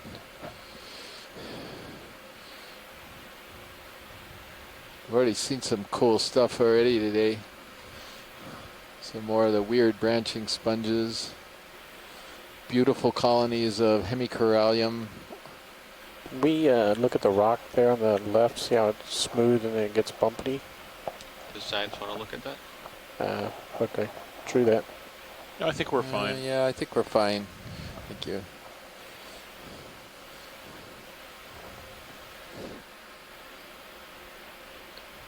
The pilot, if we do, as we get up top here a little bit, there goes one of these scurrying little crabs with the anemone that it's carrying around in its hind claws. We could do a snap zoom on that to confirm it's the Lamoha again. I love the name of that crab, the Lamoha. Yeah, Lamoha. I think that's it. Yeah, pretty sure. It's a decorator crab, and it has decorated itself with an anemone. Means the decorated crabs like to grab things and carry them around with them. They can be corals, they can be sponges, they can be anemones, all types of stuff. Thank you very much. So that crab has kind of a public anemone. Oh, here's another one of your sponges. Yeah.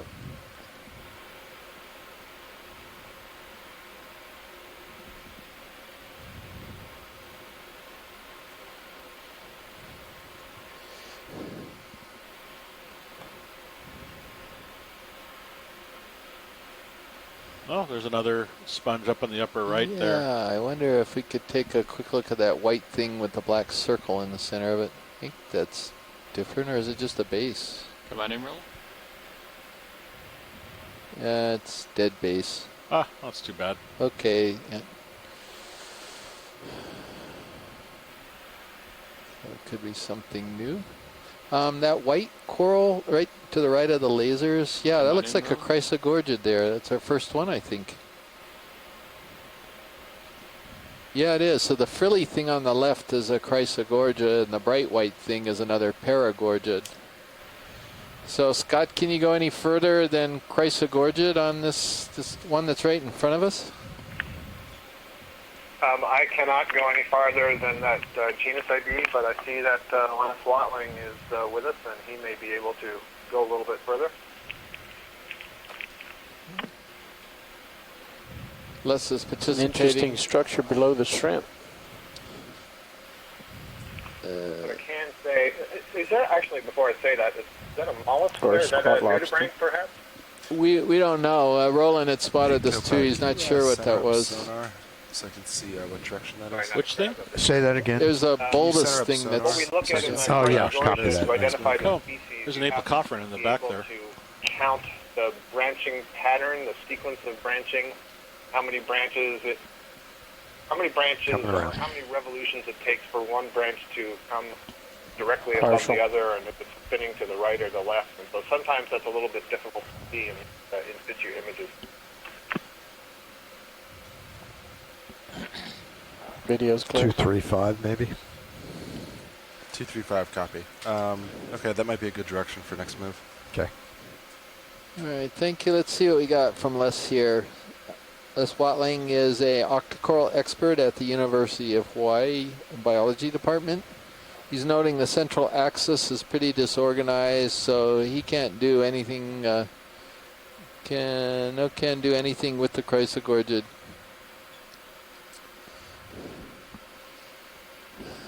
We're supposed to be on a nice gentle slope today. That's what I heard. Amazing. I think it's supposed to. The I next feel like move I'm or so back should in the flatten. canyons in the Atlantic. Yeah, but Josh, it's kind of smooth though, isn't it? Yeah. No, I mean it's awesome. It's great. Big I'm just fish saying the top texture's left. smooth at least. Oh, there's a fish. There we go. Bruce, stand by. We got a fish coming up. All right, come on in, Roland. Hold that. He's gonna come right in for us. Maybe not. What Right, are go ahead in. you? He's going to continue down. You're a little different. Oh, come on, hang in there. This one's got me puzzled. It's a cusk eel of a thydid. You can see the thread-like pelvic fins, but it doesn't look quite familiar. I'm hoping that it'll turn so we can see how large the eye is. The eye is pretty good size. It's got large nostrils. This may end up being in one of our mystery photograph files that we'll have to send off to the experts. So there's a genus called Pycnocraspidum that resembles in body shape, but not quite in the color pattern. Chris, you're familiar with. I think he's turning around, starting to turn his nose back up to the right. I'm not sure what genus that is. It's definitely in the family Ophideidae. I didn't see a double lateral line, I couldn't tell if there was a flap on the top of the opercle to indicate the other family, the live-bearing cusk eel. So a little bit of a mystery. You're going to get a good picture now, Bruce. He's come out a little bit. The heck? Okay, it's not a bathydid because of the lateral line structure and also looking at the gill morphology. So it's in the family of, well... I'm not sure I've seen this before, Bruce. Reconsidering. Yeah, this is a toughie. Yeah, this isn't something we've seen. Either. Yeah. It's got a really large nostril right by its eye. It's a little bit similar to something we saw in the geologist seamounts, which are kind of between Johnston Atoll and the Hawaiian Islands. It was called Epitreotus freddii, but it doesn't look quite like that either. So, and there's always a possibility on these expeditions that we're seeing something brand new, a species that's never been seen before or never been described. So we have to consider that as well. I'm not going to jump ahead and say that that's what this is, but it's always a possibility, a new discovery. Lasers out. Yeah, so Bruce, I don't know. Again, you're going to know these a lot better than I do, but I thought Pycnocraspidum had a little more of a flattened body shape, and this is pretty bulbous, particularly his head. I always thought of it as having a little more of a flattened, deep-bodied thing. I just don't know. I'm not so sure it's like the Pycnocraspidum we've seen elsewhere as well. It just looks very different to me. Yeah, I mentioned that just because that's a similar genus, but what you've said is exactly right. This is a broader head, broader body, more bulbous head. That was the most similar thing I could think of. And then this Epitriotus is the other genus. I'll have to check that one and see what that looks like, but it just didn't really resemble that either. We did see a round-headed Baphyda, the Diplacanthopomus species, on the expedition before this, but that had a flap on the gill cover, so this isn't matching things that we've seen before in all of its characteristics. It's going to be a mystery, and we'll send photographs off to some experts on this group to see if they have better ideas about what it could be. Thank you, Bruce, and that's Bruce Mundy, and you're calling in from University of Hawaii, if I'm not mistaken. Is that right?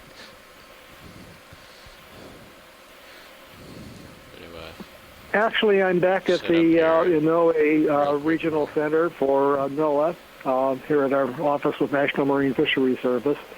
So I'm calling from the NOAA office, and I'll be back next week.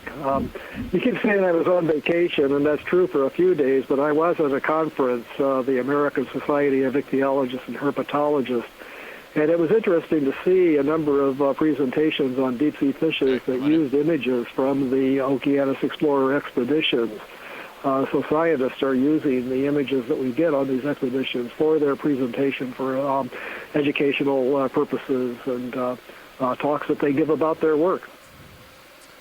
Yeah, it looks like Bruce, you got an apocopheron up to the is the tether. Tether that it doesn't get. I think this is Norella again. Scott, do you have an opinion on this, or let's see what the chat we've room stopped has? moving. We're not getting. And Ken Sulak suggested psilocybe. We are a little off heading track. He was talking though. You need to come of, back to sorry, I starboard when you switched get back to the underway. fish because I just saw Ken's comment.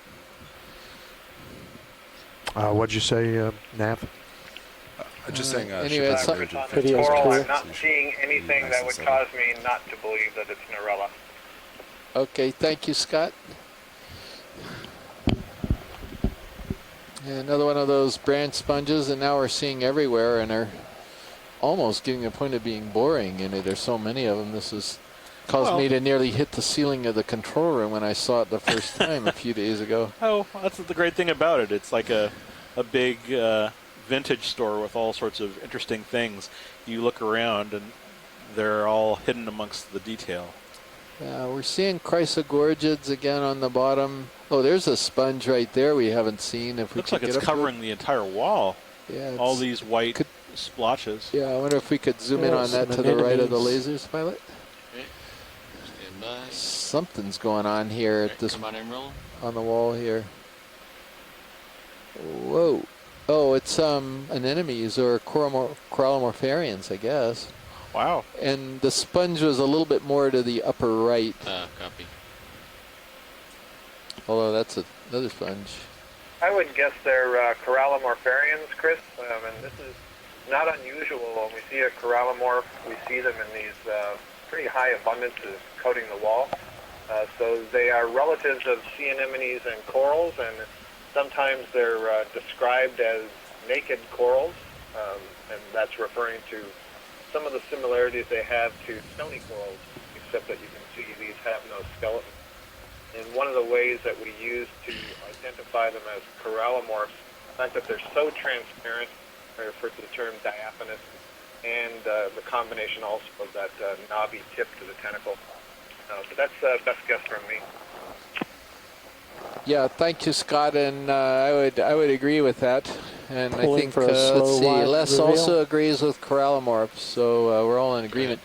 What we're not in agreement about is the sponge. I'm not in agreement with myself on this. We can go ahead, pilot, but I don't know if this is a hexac or a demosponge. We got great imagery, and it's encrusting, suggesting demosponge maybe, but I think there are a few encrusting hexacs, but man, there's a lot of these. There's a lot of them all over, right? Should I keep pulling out, rolling? There's a coral up here we can reveal. Look at that. Beautiful big corral. Oh, sea star in the background. There's a sea star in the background. And a fish over to the left, too. Slightly closer. We do 15 meters at 235. Fish next to the white. But if we could take a quick peek at the fish since it's moving away. Yeah, 235. Oh, look maybe at this even place. 230. Beautiful. Maybe, yeah. Oh, look at these Chrysogorgids coming up now. All right, go ahead and roll.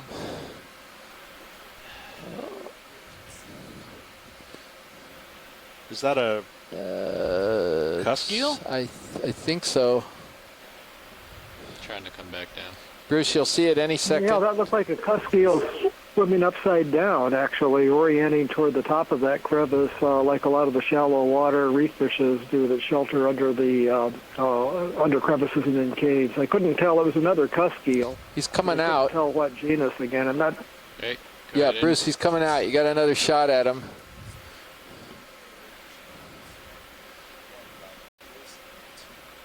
Well, I'm guessing that this is in the genus Bassogygus, but looks a little different. It'd be nice if you'd give us a good lateral view, but we've seen Bassogygus or Bassogygus. The head looks a little small, so we're seeing some different things. Again, these cusk eels have a characteristic of the pelvic fins. The fins on the belly or up under the throat are reduced to filaments, and I could see that a moment ago. It had peculiar markings on the back, a light mark, and all that looked like it may have been injured or survived an attack by something. We usually don't see that sort of color pattern in these deep water cusk eels. So I think it's going to be another mystery that will have to be solved later. Meanwhile, starfish are happening. You showed remarkable restraint there, Chris. I compliment you on that. Oh, you don't even know.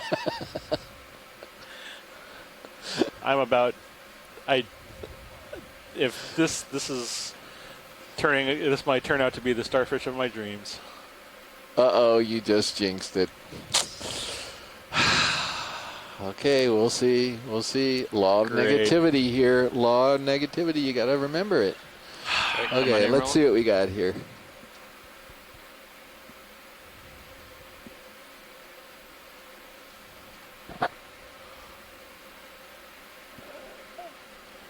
Wow. Got his stomach exposed on the Eating right. the Chrysogorgia, stomach's everted, right? Yeah.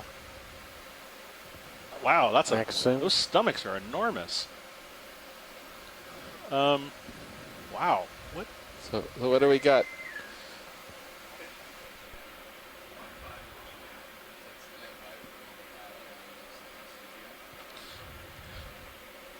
Yeah, if we can collect this, that would be like tremendous. So what I'm going to suggest is if you're able to grab the coral and the sea star, I think you're going to make two different groups of researchers very happy. Is that a Chrysogorgid? It's on a Chrysogorgid. Wow, that's even more spooky. I don't know how problematic that would be to get this. Yeah, bring the lower arms up. Well, it's just kind of interesting because I was working with a person studying Chrysogorgiids a couple of weeks ago. So he's attached to the rock too. Oh, he is? Yeah, see the hands up there? If you were to grab the sea star and then grab the Chrysogorgia colonies in a row there, almost a perfect linear arrangement. Yeah. Let's look at the bases. If you could get the sea star and then snip the coral right after it, it's really informative for Chris to get what it's eating. No, it is. I'm serious. No. Yeah, that's actually a good point. Because the lower swing arms are stowed, the uppers are also stowed. So what type of sea star in general are we looking at? So this is a goniasterid. This is similar to the genus Caliaster, but also similar to Nav, do we have the anything in genus Biobox's previous so that might co-pilot even only thought suggest we had that a the two rock. are more closely related than I previously thought. Okay, copy but that. usually when you have that much spination, it's reminiscent of something like Circeaster or Hipposteria. Those are both groups of sea stars which feed on coral. So I'll need to look both at boxes. I am right now. Yeah, thank you. This is going to be a tough one. All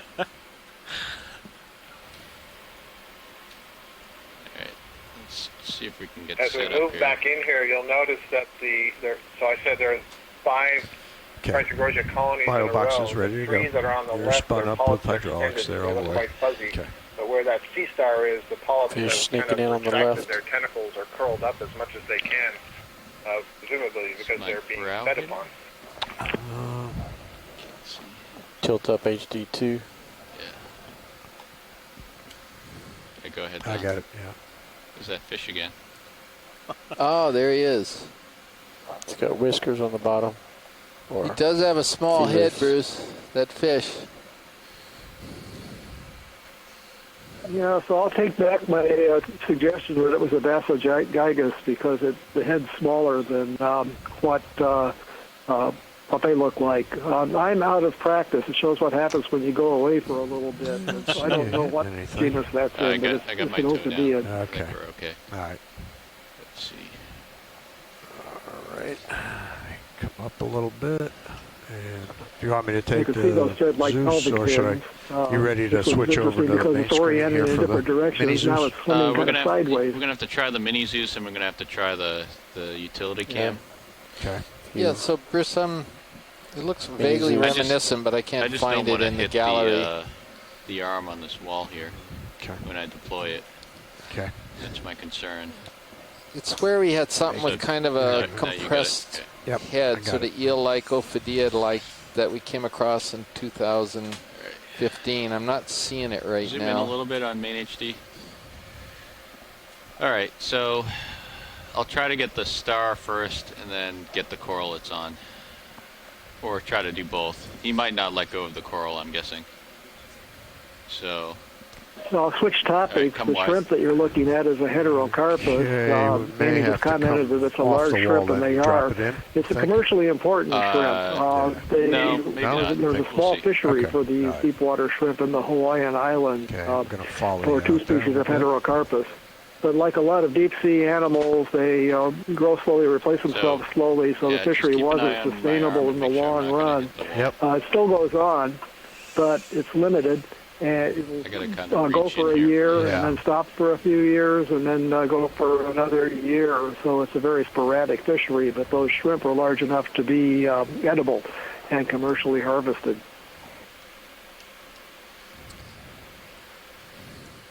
Yeah. That looks good. Thank you, Bruce. yeah, I don't think I'm gonna have to. We're holding our breath here. This is a challenging collection. Can you zoom in on mini Zeus, please? Those are fairly sturdy starfish too, so if that helps. Okay, moving over a little bit. That does help. Yeah. For them to know that. Shrimp So that the shrimp normally doesn't swim so much, so it's got a swimming escape response. If you can call that escaping. He sounds like he's going to land on the manipulator arm. Or I mean, maybe we'll get a triple. He's on the arm, isn't he? He was. I know, it's swimming around around the edge of it, sort of like doing that Monty Python fish dance around it.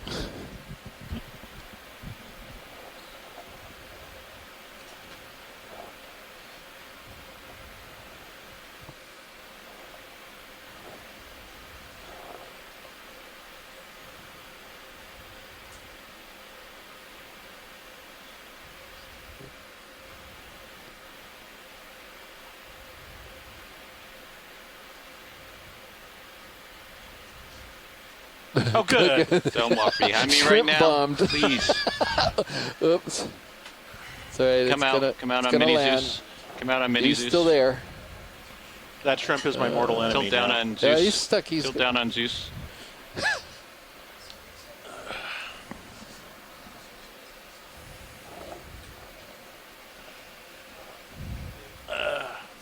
It's just perfect until that shrimp ended.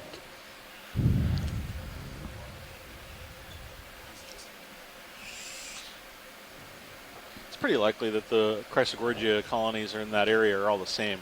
Do you think?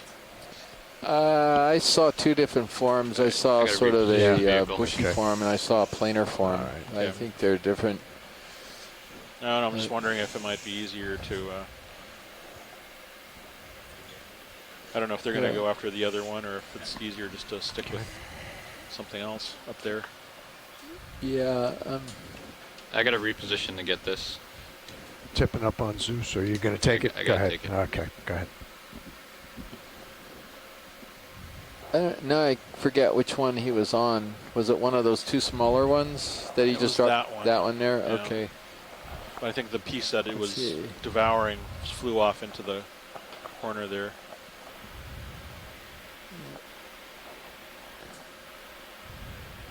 Yeah, so Les is making the argument this is a case where grabbing the substrate with your 2 feet may not be a good idea because it gave the pilot another chance at him. I stopped the ship. Oh, you did? Okay, copy that. Just continue to fall. Well, there's the kind of a ledge right there. Okay. Would have been able to eventually get him anyway. Where'd that sponge come from? That's a vase sponge, Regadrella. You get Regadrella. It's a type of vase-shaped glass sponge as he's maneuvering around to try to have another go at the Sea Star. Yep. To starboard. Do you want to watch the arm? I want to look down there. Down there. Because I can't. Okay. I have this rock right here. Gotcha. So I can't get. I can't see it with the Zeus. And I'm trying to get low enough to be able to grab it. Yeah, as I'm seeing a message that I put in the event log quite a while ago that's just sitting there still, so we haven't got it. Okay, thank you. Yeah, and I'm going to need you to use the utility cam. We aren't able to see more recent utility cam. Messages to you folks, nor get our responses in the chat room because our Wi-Fi is temporarily down, but they're going to get it up. You want to see that on the big screen? No, just move it. Just okay, move it. Copy that.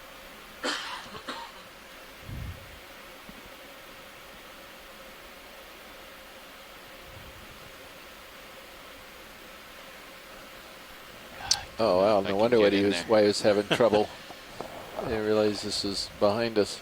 You can see it in the quad split on stream 3. The 2 manip cams as well as the primary and secondary ROV cams.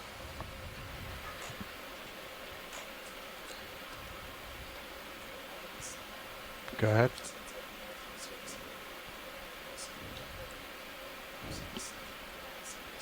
Okay, let me come around a few degrees there.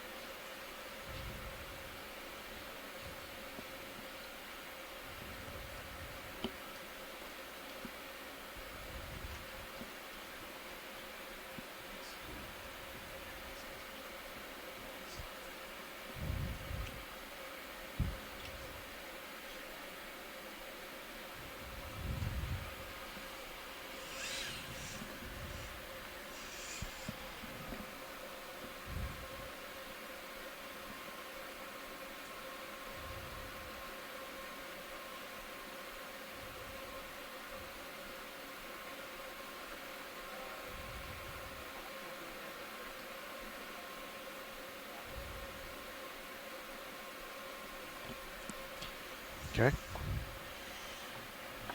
Drifting.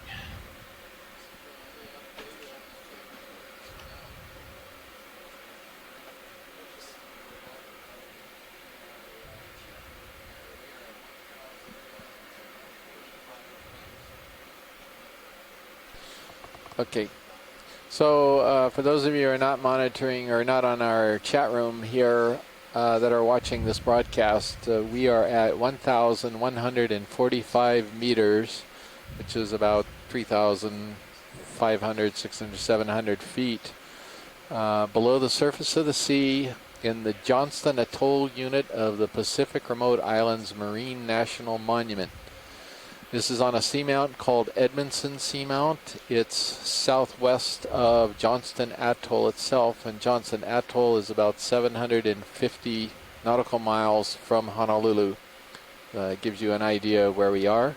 This is the ship Okeanos Explorer, and our cruise is called Laulima Okamoana, which basically translates to partnerships in the sea, and it's because this type of operation and exploration is a huge partnership between so many different entities, the Smithsonian, University of Hawaii, Office of Ocean Exploration and Research, other NOAA agencies, Global Foundation for Ocean Explorations, University of Hawaii at Hilo, all of the folks that are on the event log from University of Louisiana at Lafayette, Kirchhoff Institute in Moscow, the Chiba Institute in Japan. It's a big effort with a lot of people participating and helping out.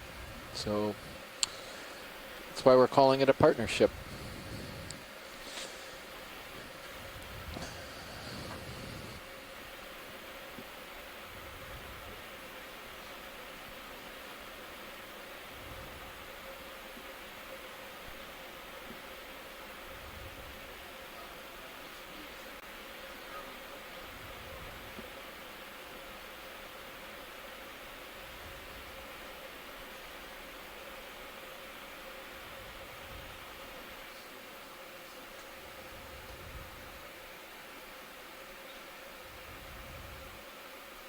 Okay. Sorry, yeah, we can see that now. Thank you. Just can't get it to stay. Yeah, no good toe hold.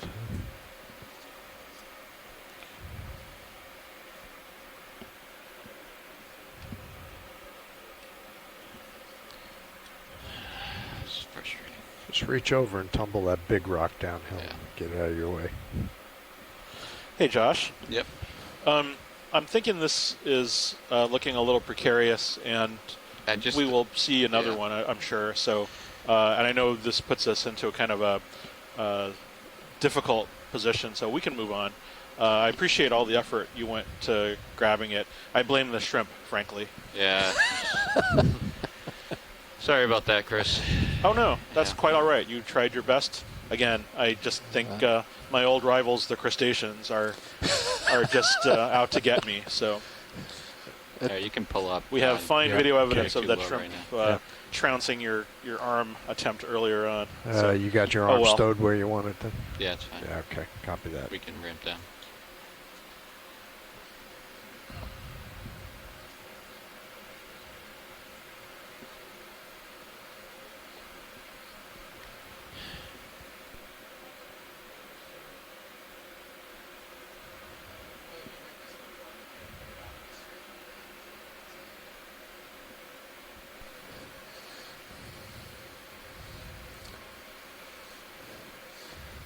So this is some serious terrain, and this is my fault. I actually thought we were going to have a reasonably gentle transit up a ridge along the face of this escarpment. At least that's what we could see from the multi-beam. Multi-beam, though, at these kind of depths is probably going to give you something like 20-meter resolution.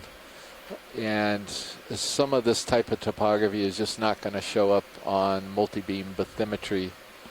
So this caught me by surprise. I mean, it's spectacular, so it's beautiful, but it's also creating a few headaches for the pilots at the same time. All right, pilots, the next sonar target in Sirius is 25 meters out. Looks to be around 240. The D2 is picking something up 30 meters out straight. White coral. 270. It's another sea star. Yeah, that's going to be a tough one to collect, but let's image it too. Come on in. No more. They got to be out of the crevices, Chris. Ah, okay, yeah. So this is a benthopectinid. Looks like Chiroaster. These are interesting. We don't know a lot about them. But yeah, good to know that it's there. We can move on. Thank you. Okay, come on out. Oh, sorry. Yeah, so this is a sea star that lives.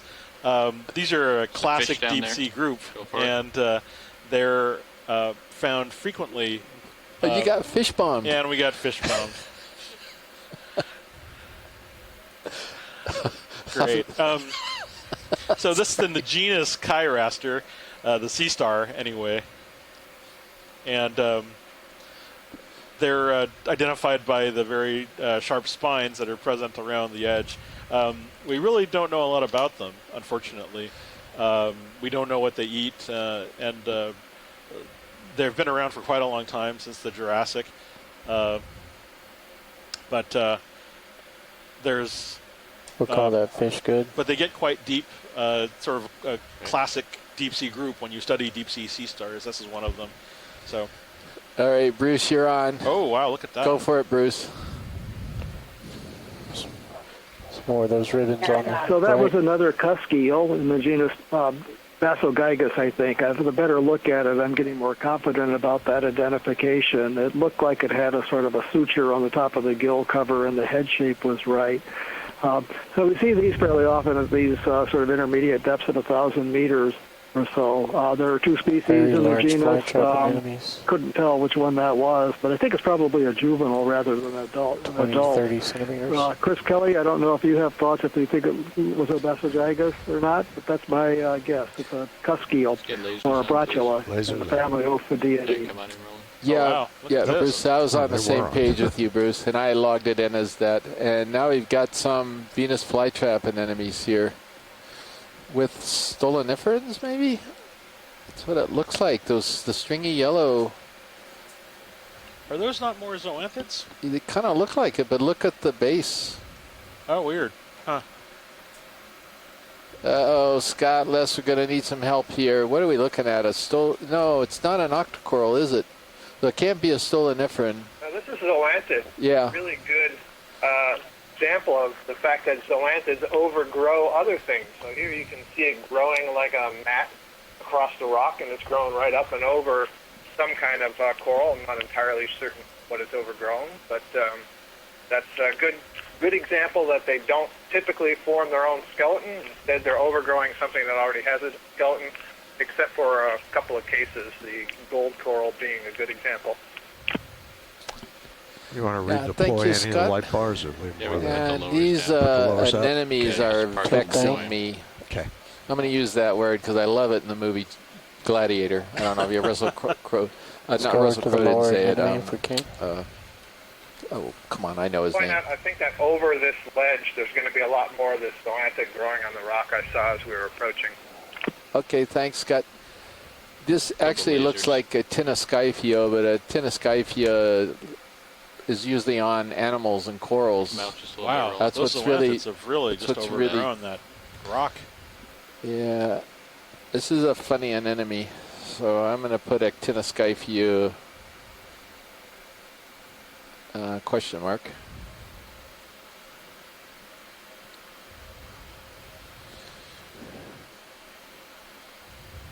So for people who are tuning in, we're looking at different types of cnidarians. These are animals with stinging cells, and although they resemble plants, they're actually different types of predatory animals.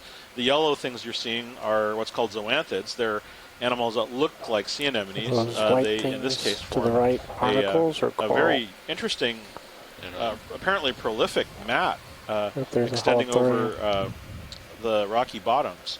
Looks like we're coming up on a sea cucumber. I think the kind we've already seen a couple of times today. Synallactid. Yeah, I think that's. Oh wait. It's got longer no, too. He's different. With a little the round thingies, whatever you call them. Oh, you know, someone shared the name podal somethings. I think they're modified tube feet is what they are. But yeah, so sea cucumbers, as a general explanation, like to feed on the organic materials that are on the sea bottom. Usually that's mixed in with the sediment. And with other sea cucumbers, the body wall is translucent, so you can see right through it. And what you're seeing in the gut are the sediment that the animal's been eating. And eventually that works its way through it, and sort of like the way you see with castings at the end of an earthworm, this does the same thing. And leaves the sediment free for other animals to burrow through and so forth. There's a nice sponge also, Chris. You want to look inside? Oh yeah, one of these Regadrella or something. I'm infatuated with figuring out what that anemone or that sea cucumber was. Lasers are back on. Well, it's in the gallery, and I think it's a late magonid, but I'm trying to check on that right now.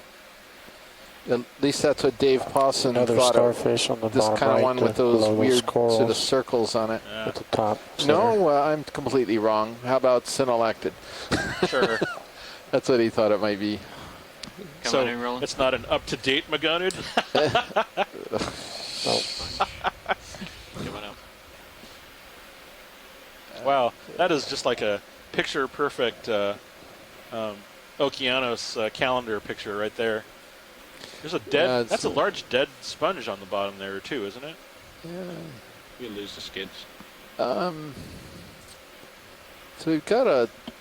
Wonder if we could.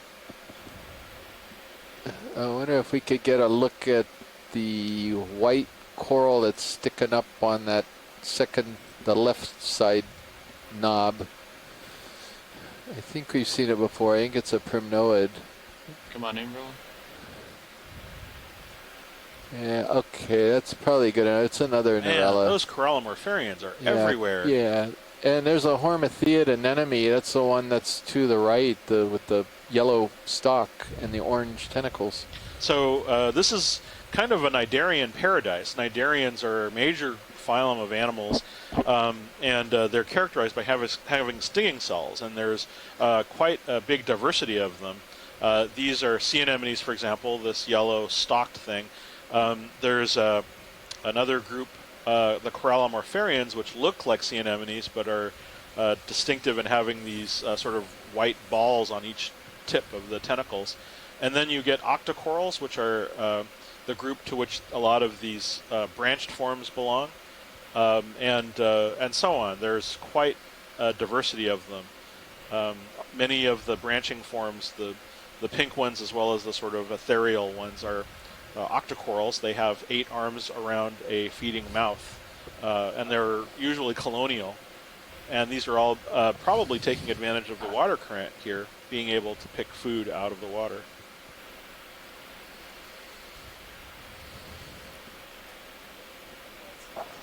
Clear. I can't hear you, Sean. All right, so Scott and the rest of you, I don't know how you feel about this, but I am hereby declaring this spot as a high-density community. I don't know if there's objections out there, but I think it qualifies. Canyon there. Yeah. And this could be what we've been looking for on this cruise. We had maybe one back in 2015 when Scott was aboard the Okeanos, with a very different community of just pure chrysogorgids mostly. But we've been kind of looking for something like this that was even more spectacular. Beautiful mix of sponges and corals. So I think this qualifies. We've got quite a lot of animals here.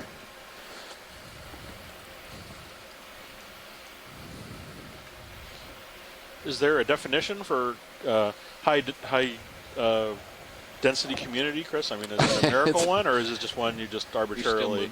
I'm serious. I mean, if there's a formal call, there isn't. I'm curious if there's actually a definition. Okay. Everybody has a little different. Just about moving, but I think some places people would call this a coral garden. I call them high density communities. There's some people think that do for a distance, but some people think that 1 per square meter would constitute something like that. Man, the zoanthids covering that farther rock is spectacular. Yeah, they're really beautiful. This vase sponge in the foreground here is in the genus Regadrella. It's a glass sponge. Can we recenter ROV HD2?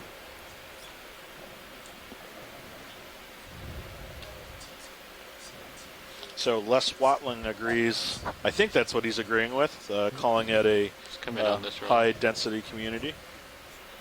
Looks like we have a little, I think that's a Ketignath, an arrowworm, in the water column.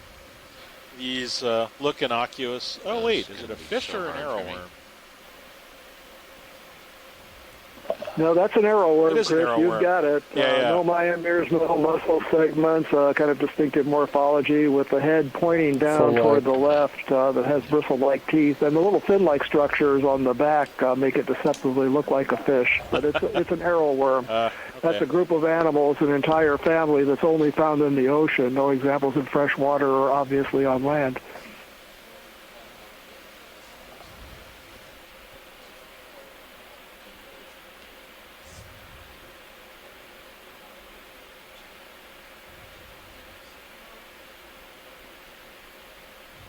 Video switching out.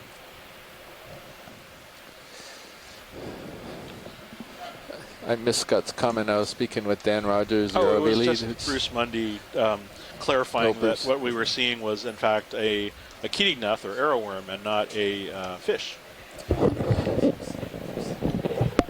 Wow, look at this. Wow. This is an amazing assortment here. Corallomorphs, sponges, corals, corallids, primnoids, zoanthids. It's too bad there isn't like one loose rock with all 4 of them, 5 of them on one. It's too bad there's no loose rock, period, because we need a second rock. You know what's interesting to me, though, is just as we started, I've noticed everything in this area has been a little larger than usual, at least compared to what I associate with normal-sized animals. Up to the, you were pointing something up to the left. I thought I saw a big sea star off to the upper left, but I'm not sure. I thought that was a feather star. Well, could be.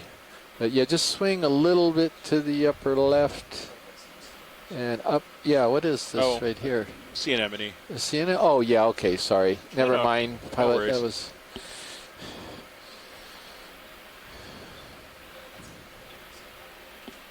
Boy, that's beautiful. Yeah, I mean, it's obviously a place where these animals can thrive, and it's one wonders if the food source, if it's the food source or the productivity that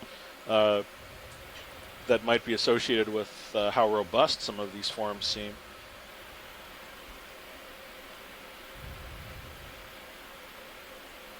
They don't seem to be sort of blowing in any current. Maybe it's just something that works itself out for them. So there's one thing that's missing from this community, particularly since Sako Matsumoto is watching and participating right now. Do you know what that is, Chris? Starfish? No, not a starfish. We are missing plexaurids, that whole family of corals that would just add some beautiful color to the scene if we get one. But we haven't seen one. What beautiful colors? Those zoanthids are delightful. Yeah, these are beautiful, but you with your plexaurids. I want to find something for Asako here, and she works on all types of corals, of course, but she has a particular fondness, I think, for plexaurids and an expertise. We'll see what we can do. All right, plexaurids. That could have been a sea star down there, not sure. Oh. But this is just stunning. Yeah.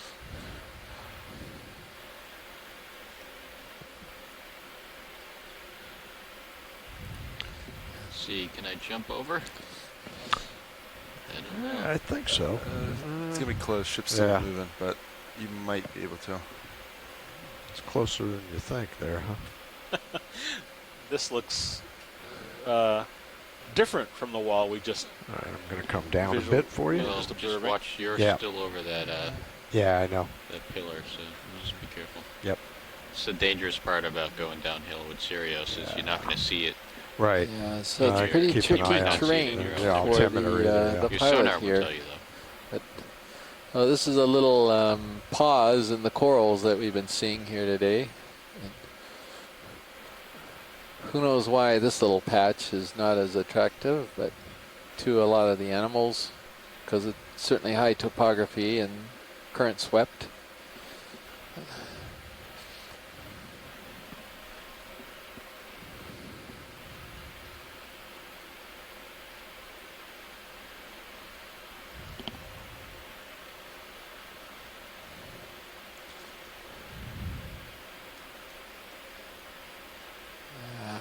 Pretty amazing geology. John Smith, we're calling John Smith. Come on, buddy. We're seeing amazing geology. We've treated you to amazing geology this morning. Call in and tell us about what we're seeing. I mean, come on. We came through for you. You got to call in and tell everybody what we're seeing. I'll give you a few minutes to gather your thoughts.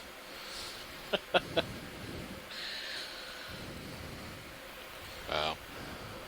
Oh, still quite a lot of things on this side.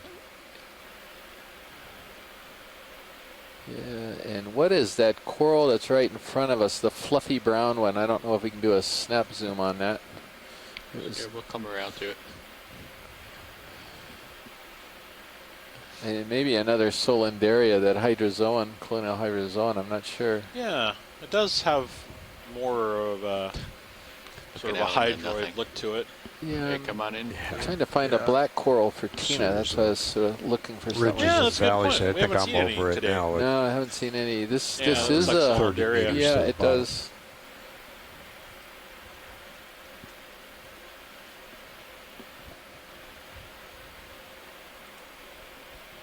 Come in tight.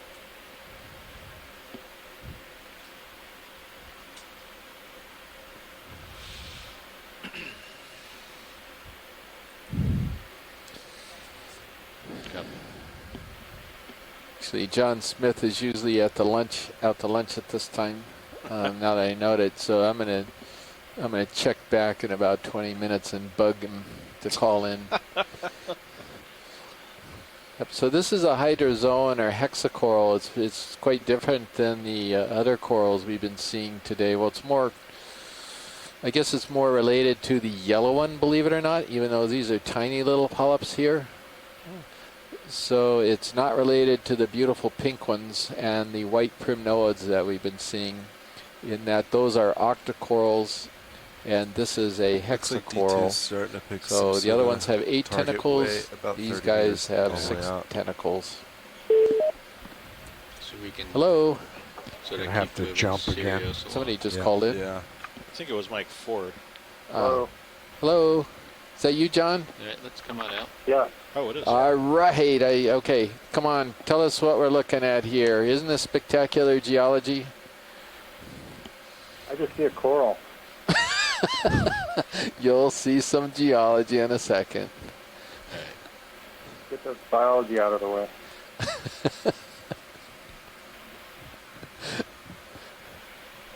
Okay, you're clear of biology.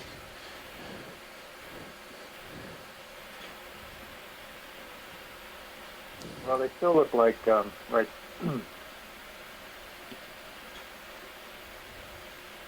It's like some pillid forms, but kind of a massive lava outcrop.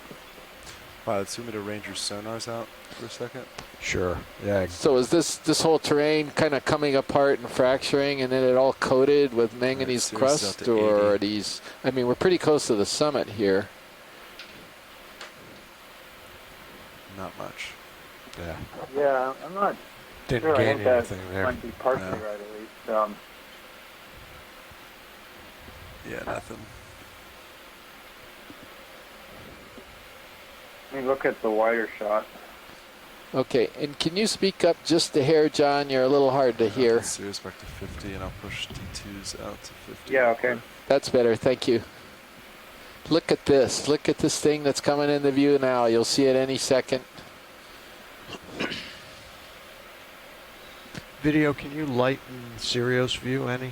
Just to see if we can see anything in the distance. Nah, that's... Never mind, thanks. Just bring it back where it was. No, that's yeah, all that's right. pretty spiky. I think we were already pretty light. I thought maybe it would help. Yeah, there's like fracturing along that edge of that outcrop in a couple places. But how do you get such a sheer vertical face like this? I mean, we're a little bit down from the summit, but not that far. And this, first of all, this is all volcanic, right? You can confirm we didn't get into any carbonate here, right? Yeah, that's all volcanic. The salts are similar.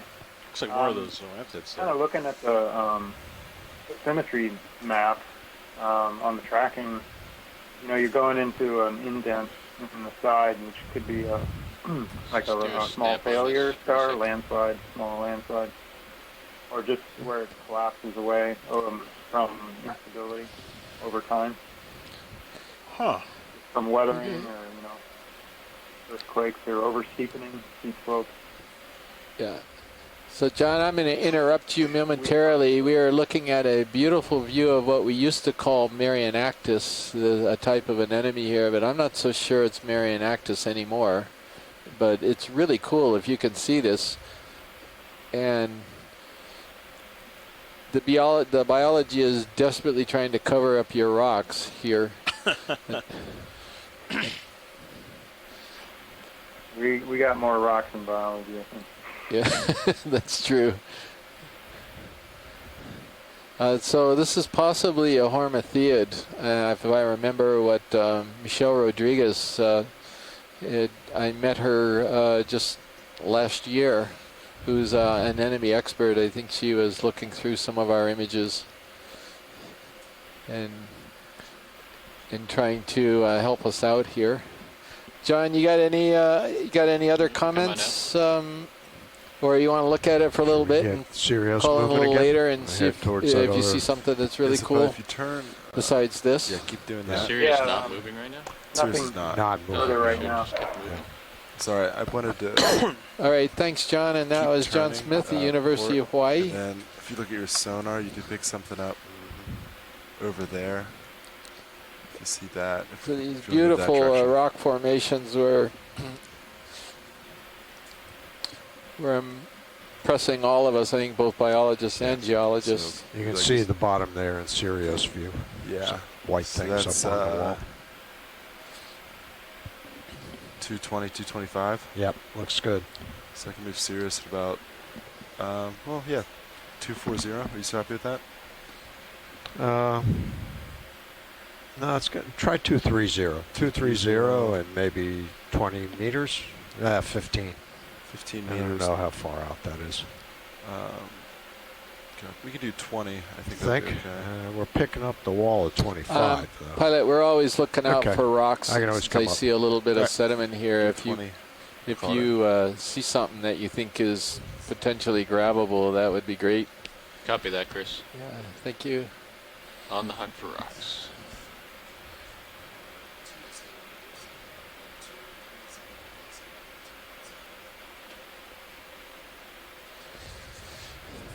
The reason why he's so far off here, I think, is because we're entering right along the edge of a really steep escarpment that was created from a landslide, an undersea landslide, we believe.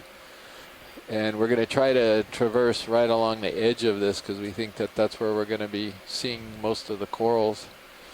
Come back up, Don. And then if it gets kind of barren for whatever reason, we might want to shoot up toward the summit a little bit more. We'll go along here for a while. See what we can find.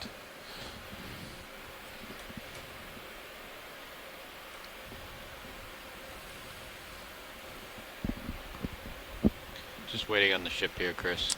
Yeah. Roger, thank you, pilot.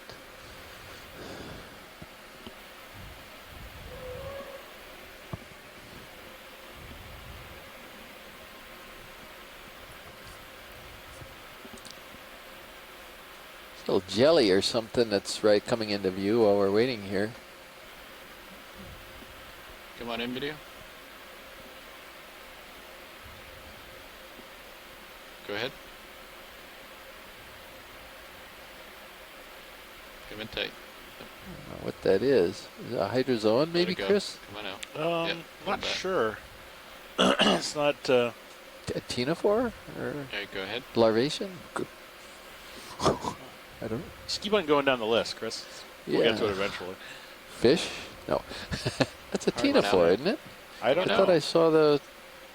Is anyone... Is Mike Ford's in the event log. Maybe he's looking at this. Let's see what he has to say about it.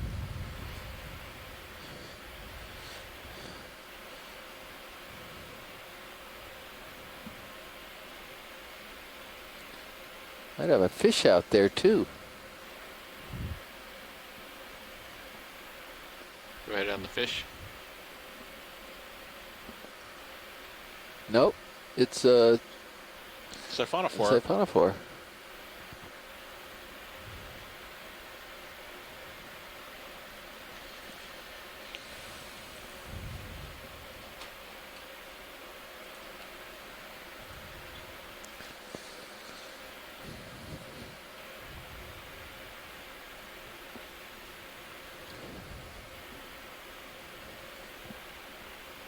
Okay, let him go. Wide.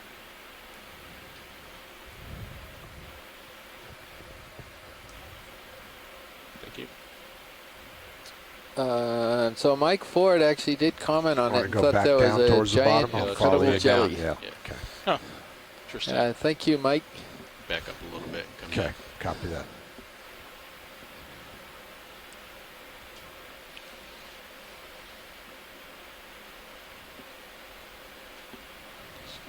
Looks like good rock hunting area. Yeah, that's why I mentioned that I thought I saw some possibilities there from afar.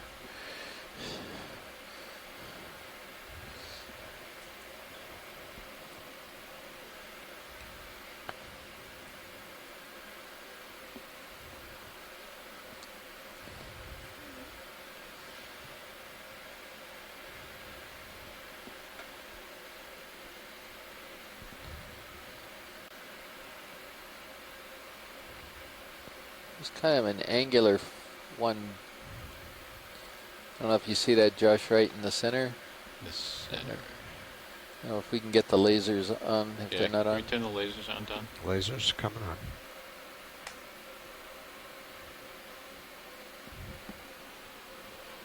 on. There's a fish on the right-hand side. Looks like Oh, yeah. maybe another cusk eel. Let's get the fish. I think, yeah, let's get the fish. Go ahead.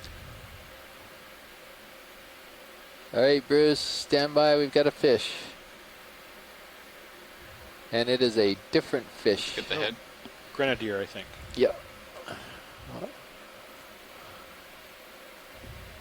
Yeah, so you have it as well as I could. It is a grenadier, also called a rat-tail fish in the family Macruridae. It differs from the cusk eels that we've been seeing because it has that high fin on the back. The back is facing toward the left and pushes head down, obviously. Or you can turn the your pelvic head fins, the fins on the belly are a little more developed with a long filament sticking out, but then more of a fan-shaped fin at the base with multiple rays. Coming up. A very low dorsal fin along the back part of the body that's not really visible, but a very wide anal fin, the fin along the bottom of the tail. I can't say what genus this is. Yeah, we can't stay down here very long. There's one that we call Kumbra that might be a possibility, but this looks a little lighter in color and different. So I'm not sure. The rat tails, the grenadiers are there are a lot of species, and they're difficult to identify without the specimen in hand. So I can't say anything more beyond the family Macruridae. Thank you, Bruce. Yeah, thank you, Bruce. Okay, we're trying to find a rock. There was an angular rock that's kind of in the sediment to the lower 1/3 left. Down, I got it. Oh, okay, Roger. I don't know why I don't see lasers anymore. I was having trouble seeing them too. I don't know if it's just the... You see a couple dots, but they're there. They're just, I'm so high. Okay. Yeah. All right. These are just massive rocks, that's all. Are there any of them that might be? Oh, there they are. Yeah. Any of these look possible, Josh, that are within your size range? Maybe this angular one right here, centered up, or... Where is it? God, that's huge. You're able to get that one? I don't know. Chris Ma, are you going to be able to carry that upstairs? Josh, we might If there was a starfish on it, sure. What's that? I don't know how long you want to stay here. Yeah, I know. Copy. What about this one in the lower left? Right above the skid line? Lower left, right above the skid line. Like centered, right in the middle of the screen. Yeah, I think so. That kind of blacker one, right? Yeah, the blacker one. Yeah, sure. Okay. Again, I don't see the Hydraulics lasers up? again. Hydraulics are up. Okay. Which box do we have a rock in? Port forward. Port forward. All right, we'll go starboard. Yeah, I don't need... Yeah, you don't want that? No. Okay. Keep an eye on where you are. Yeah, I look down below me. I don't know about that 6. That's going to be starboard inboard, or starboard, excuse me. I might have been starboard something front rock running box. under the sub. It's pretty deep.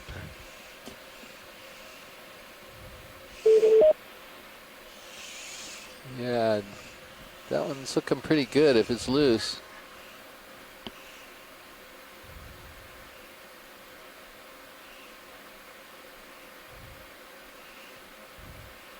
John, I'm back again. John, can you speak up just a hair? Yeah, this is John. Just said I'm back again. That looks like a good one. How we doing, Don? Yeah, it's kind of stuck though. The sonar, Sean, you okay? Yeah, I think CS is all settled.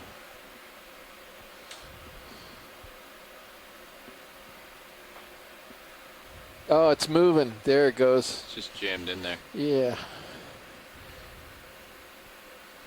So that's good, John, right?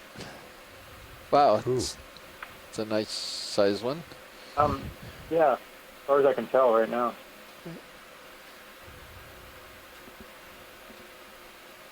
Tilt up on my Zeus, please. Oh. Copy that.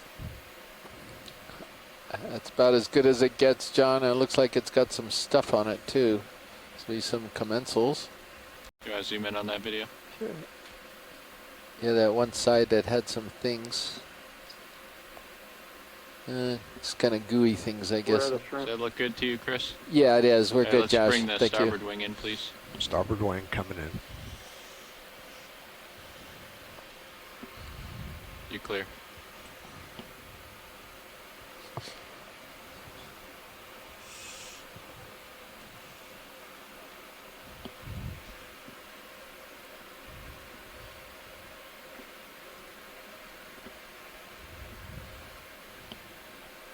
Wow, that's a big one. Starboard wing. Oh, stand by. Stand by. Okay. All right, go ahead. All righty. It's in the box. Thank you very much, Josh. Really appreciate it, guys. All right, we got 2 rocks, John, and that's a nice one. That's a big one. Okay, coming up at Yeah, you, that's good. Okay. I don't want to stay down here. Copy that.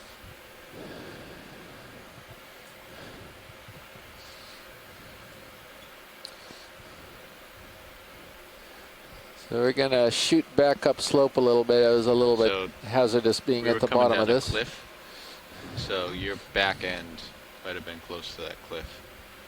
You're not going to see it with their HD. Yeah. But I think we were well clear of it. It was going in and out of losing bottom lock, and then maybe something swam under there. I don't think that was bottom that we were looking at. Okay. Yeah.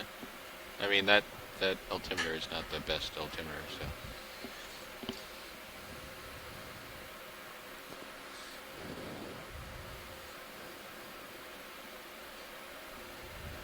Hey, we're on the move again. Chris, you stepped out for a moment, but the rock's in the box, and Splendid. We're on our way.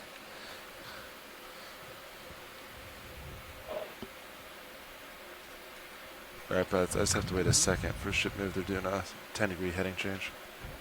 Okay. But we're not currently moving, are we? Correct. We are stationary. Okay, copy.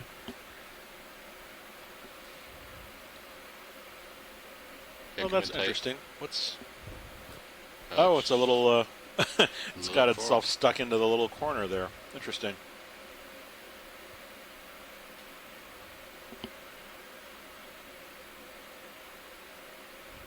Huh.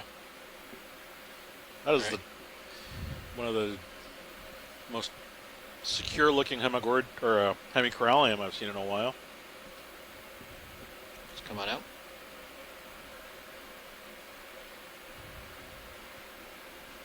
Get the holothurian real quick. Or oh, this is I'm interesting. not sure what that is. Okay, go ahead. Hold that.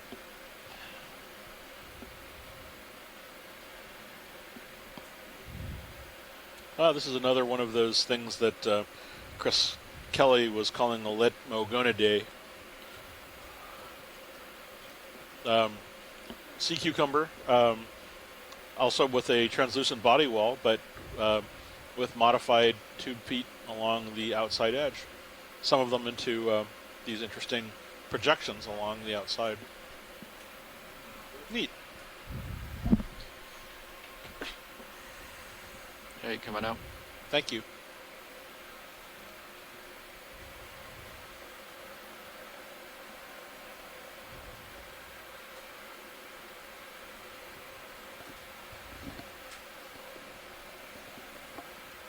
All right, pads for next move. I don't see too much on Sirius sonar. All right. Wow. Another massive valley of the We can corals. approach whatever this is on D2, which is still about 235, 230.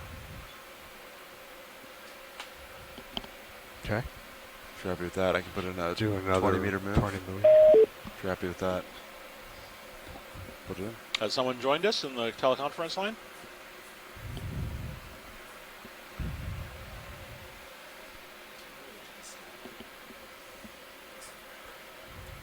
Oh, wow. Let's take a look at this big boy there. branching thing on the right. Come in video.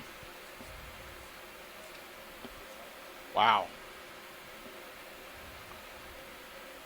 Wow. They're growing big here. So we're looking at I believe this is a Solandaria colony. This is a colony of hydroids. These are small sort of hydroid-like animals. Hydroids are animals that may resemble the hydra you might have seen from your freshwater ponds. These form massive colonies, and it looks like this has created a bit of a habitat for several other different kinds of animals, including many of these shrimps, which is something that I don't think I've seen before, including some ophiuroids, hermit crabs. Yep. Watch your tether there. Yep. It's going to be one of those dives. And yeah, looks like there's a sort of a squat lobster down on the bottom. Oh, we're looking at so Chris has just rejoined us. We're looking at a massive, I think it's a Solandaria colony. Yeah, I agree. It's like a tree. It's huge. And in the background, there's another sponge that is as big as my suitcase, if I called it right. Squat lobster, some shrimp. I saw an interesting shrimp swimming. It's interesting. It has multiple bases. A whole specimen? Yeah, come on out. Wow, that is big. Yeah, and again the glass. I think it's a glass sponge in the background there. Yeah, there's a couple of them. There's a vase sponge behind it, and then there's something over on the right too.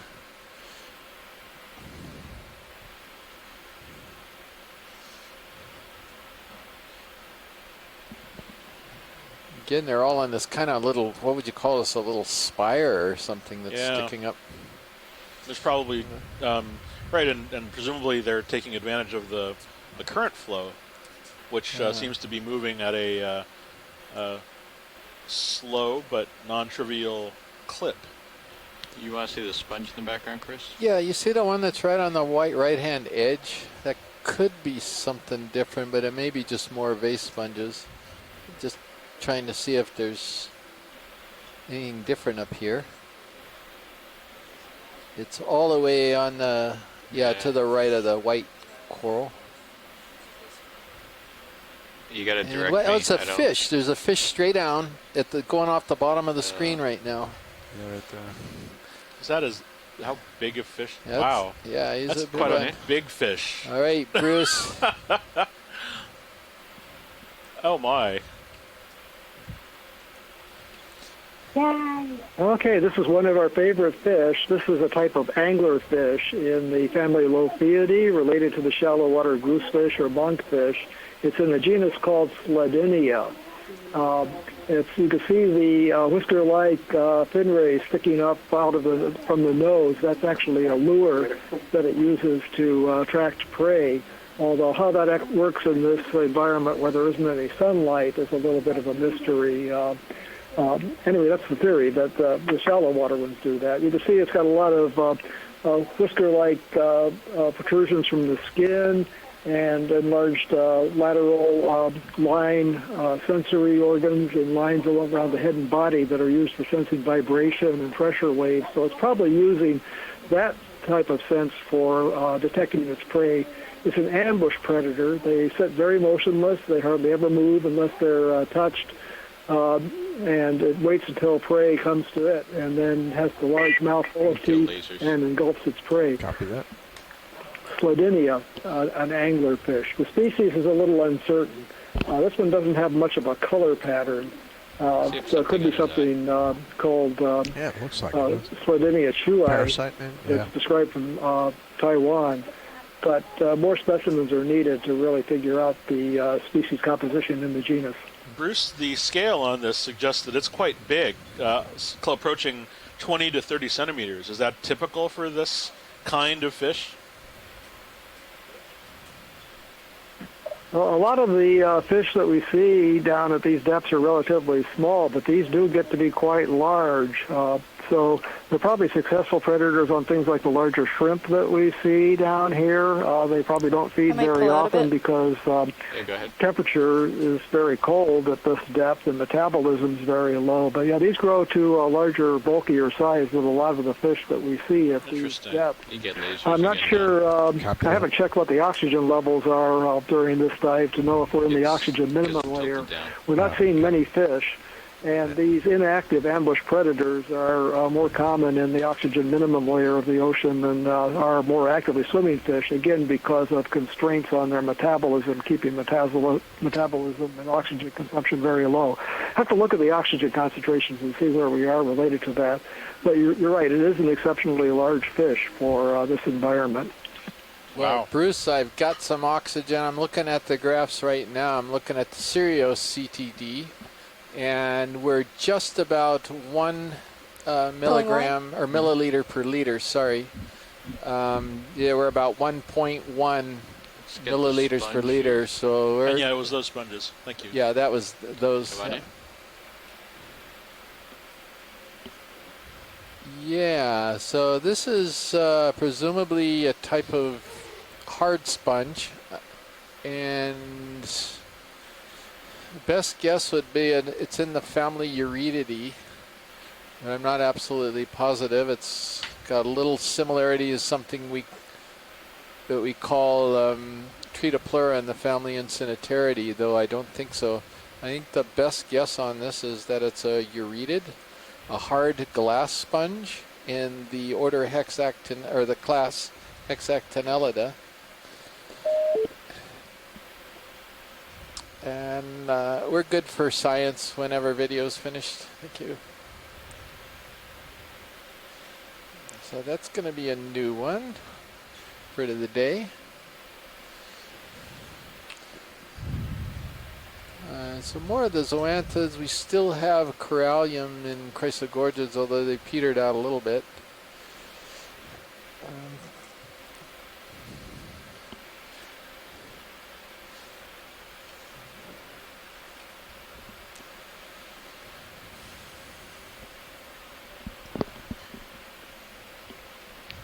Ship moving? It's just stopping, I think, just ahead. So Chris Kelly, with your explanation of the oxygen, does that put us in an oxygen minimum layer here?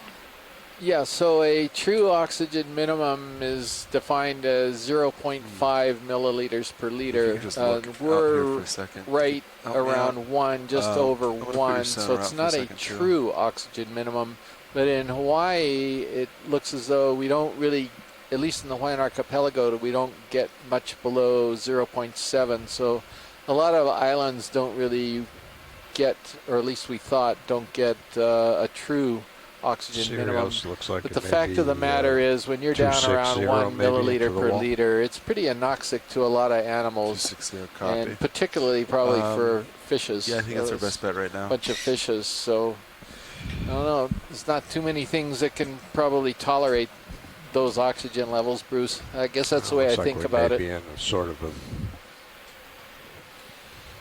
Yeah, right. That's my understanding too. So some of these ambush predators are more common, or not more common, but they're the more dominant types of fish that we see at these depths, or things that move very slowly, like the halosaur that we saw, that basically move around with slow undulations of the tail. Also, the cusk eels do the same thing, have that eel-like swimming, but very slow, which conserves energy, and it is a very efficient way of swimming. It doesn't require much energy or oxygen consumption, by just slowly fluttering the tail to move very slowly. Yeah, and there was a comment about the shrimp earlier, too. Telling you not to look this cold temperature and low oxygen concentration, reaction times and movement distances will be fairly small. so we don't see the really marked startle responses that we see in shallow water animals where things flee very rapidly and very far away. Things just don't move around that quickly at these depths with low oxygen concentrations. Yeah, thanks, Bruce. And also, sure, just to sort of mention this as well, the halosaurs, at least in my experience, tend to be low oxygen specialists. That's all right. We very often see them in, the oxygen minimum zone, lower oxygen, if you will, in the Hawaiian Islands. And so for whatever reason, they can tolerate better than a lot of fishes. Get this guy floating. But we're going to zoom in on here on a shrimp. Go ahead. This is the same kind that was on the Solandaria colony. Yeah, so this blue color, we saw this a couple of years ago, and this really had us stumped, and then started to think about it a little more, and it's quite possible that this thing recently molted, and you're actually seeing it was a red shrimp as during the inner molt phases, if that's what you call it, and then it loses a lot of the color. When they molt, they're kind of transparent for a little while, and then they start getting their color back. That's a guess. So that we got all excited about a blue shrimp, I think, on the Marianas, and then it's this could be something like Plesiopenaeus or Benthocymus or something like that. I'm not sure which one it is. It's the kind of shrimp that steals starfish when you're collecting them. That's the kind of shrimp it is. So that's the kind of shrimp it is. 260, 20 meters One or out. two shrimp bombings and you're bitter already. Is it okay if I put a move in for that? I thought we had a move in. Yeah. I'll put it in now. I'll bet your sea stars would eat some of these shrimps, I imagine, right? Would? Oh yeah, sure. It is. Wow. Yeah. This community is just astonishing.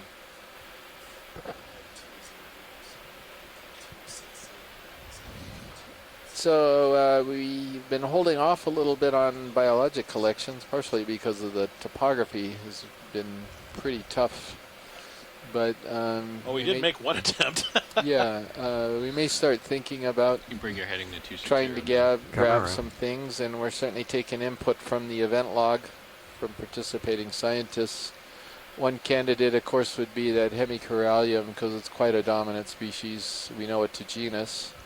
Possibly Chrysogorgid. The white paragorgid would be another possibility. We can wait for a while anyway and look for other stuff, but right now we have 2 rocks, and that's it. And we've got a bunch of empty boxes on this ROV. Oh, I'm sure we'll get something into them. Who knows? Maybe it'll even be a sea star. Well, we got to hold out at least one box for a sea star, but I was just thinking of some other things. If you guys want to chime in the event log, the participating scientists, and throw out your candidates, we would certainly welcome that.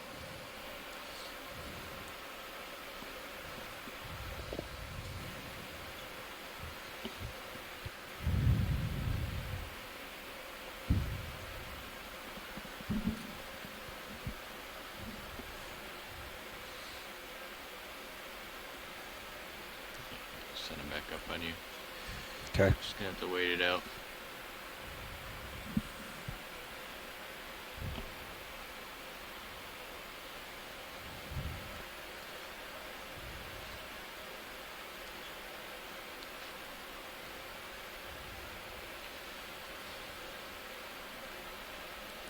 Doing a bit of a scan here first because of this topography before closing in on some of these walls here. So it is hazardous terrain.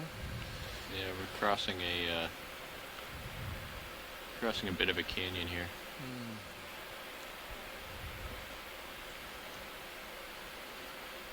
Funny little round sponge, but we've Looks like done we're pretty good on coming into a sponges. We canyon. got We've 3 of got them already structure this on cruise, both so I'm sides hoping there. we can see a different type of animal. Since we've only got one sea star, we've got a bunch of it's probably corals. running up Got that this one way. sea cucumber. We got one sea cucumber. We've gotten some squat lobsters and some shrimp as associates from some of the corals we've collected.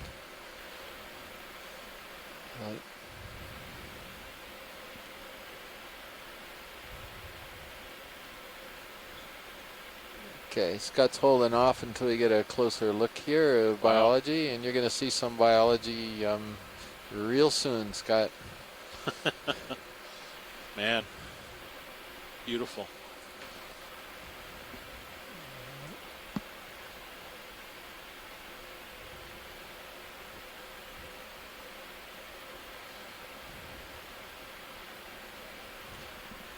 So one little note I want to make is that often when you have this kind of up and down topography, you don't get really consistent orientation on the coral fans. And if you take a look at these, you've got a bunch of differences. You've got some oriented sideways, and some of them are oriented 90 degrees opposite direction. It may be because the water is swirling around these features and it's not in some prevailing snap in here. direction when it comes in contact with the substrate. There's more of those corallimorpharians. Could we? Yeah, it's a paragorgia. That's good that we got, and that's another one of those branching sponges that we collected. And can we get any? Yeah, look at these white. The white paragorgias is a reasonable candidate. We'll keep in mind we're seeing them quite a lot here. Just keep your heading down. I'm just gonna. Yep, go over copy here that. while we go. I don't know if there's interest in these zoanthids also. That's astonishing. Like this one colony is completely overgrown, coming up in the center right now. Chris, over to the right, it looks like there's a zoanthid colony that's in turn being overgrown by some large black structure, or maybe it's a dead colony. Snap in here, and then we'll come up to. Yeah. Yeah. What is this? Oh, it looks like these. There's the more corallimorpharians, but also these kind of. I've seen these before. These kind of stoloniferous. Not sure. Are there octocorals or maybe tunicates? See there? Oh yeah, I was looking at this. Those could be stoloniferans, maybe. Oh, maybe stoloniferans. Yeah, which is an octocoral. Yeah. So. Euplectellid. But it's a sponge. It's a dead skeleton of a massive sponge, isn't it? Rather than I think so. It's overgrown by. Or is this a really old coral? I don't know what it is. Huh. Looks like a classic stoloniferous octocoral to me down there. Yeah, Scott, any thoughts on the big white dead structure that was covered with those zoanthids or something? Do you have any idea what that is? Oh, look. Go ahead. Well, when I saw it, I thought it was a dying sponge. Yeah, it could be. Could we zoom in on these threads, by the way? This what you want? And then to the right, those thread-like cnidarians on the rock. Yeah, that's what the...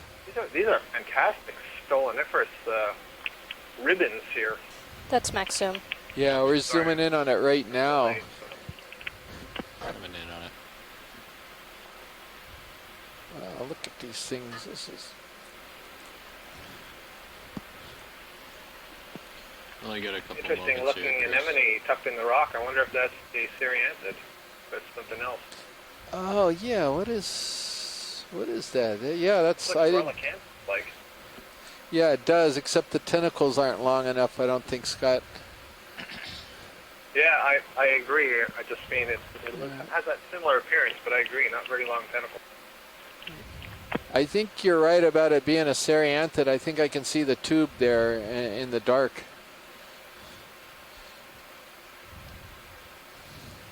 I can count 8 tentacles on these stoloniferous forms, so definitely that's what they are. Right. Only a moment. And yeah, then that's great. So there's a whole group of octocorals, many species that have this sort of morphology that grow as these ribbons. They're closely related to others that kind of grow like mats, much like the zoanthids that we saw overgrowing the rocks before. So they never produce skeletons, but they won't produce fans or whips. Instead, they just grow like this over other substrates, and that could include sponges and other dead corals. In this case, it's rock. Yeah. Thank you, Scott. That was the voice of Scott France from the University of Louisiana at Lafayette. And we're just looking at a wall of corallomorpharians right now. That's pretty stunning. We're good for science whenever video's ready. Wow. Look at how they're completely covering that rock in the background. Sears should be settling. That's just amazing. If we recenter, we can kind of see what sonar targets are now. We're still not picking a whole lot up in the direction we want to move. And it does look like we're in sort of a valley right now. So we can kind of regroup and figure out our next step. It's interesting. What are all these swimming, those arrow worms? Kippa, can I put your center out to 80? Yeah, go ahead. Huh.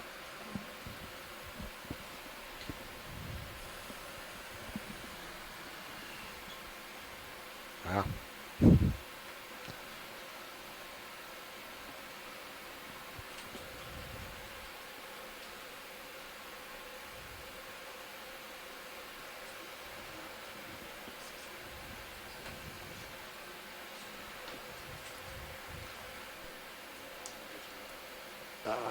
Here we go. I was trying to...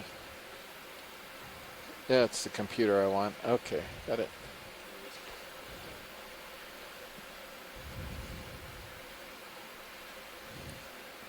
So the ROV is sort of looking west right now, and again, we're right on this edge, if it wasn't obvious, edge of this biggest escarpment that doesn't space. look like too much out there either, does it? And they're checking... Roger, Nav, go ahead. Descend a little bit? Well, you sure, we can. What do you got behind you in the sonar? Yeah. That's the structures to the north. Right. But if the overall map shows it in the westerly. Yeah, I'm just looking at your sonar now. Yeah, yep. So. Roger that, Yeah, Nav, and I that. assume it's going to be somewhere to the west, right? And that's why you're looking that way. Yeah, there we go. You can see the bottom now. Acquired it. So again, I'm just trying to get down. okay. Just watch your. Yeah, I'm coming down. I'll watch that.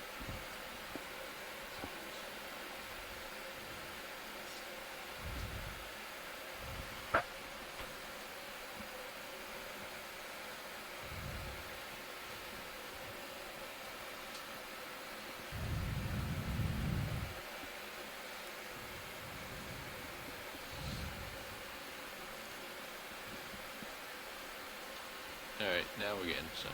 Yeah, that's straight head for you is 230. You shouldn't have been worried about collecting rocks. Here's a little field of loose rocks. 240. Plenty of them around. Towards You just never 22. know. Sometimes we miss I'll collecting for that. a rock, then we get up into the area Yep. that's completely consolidated. And prudent D2's looking to at 220. get them when you can see them. Yeah. I'm coming around. Maybe But now we 230. need some squishy things. Absolutely.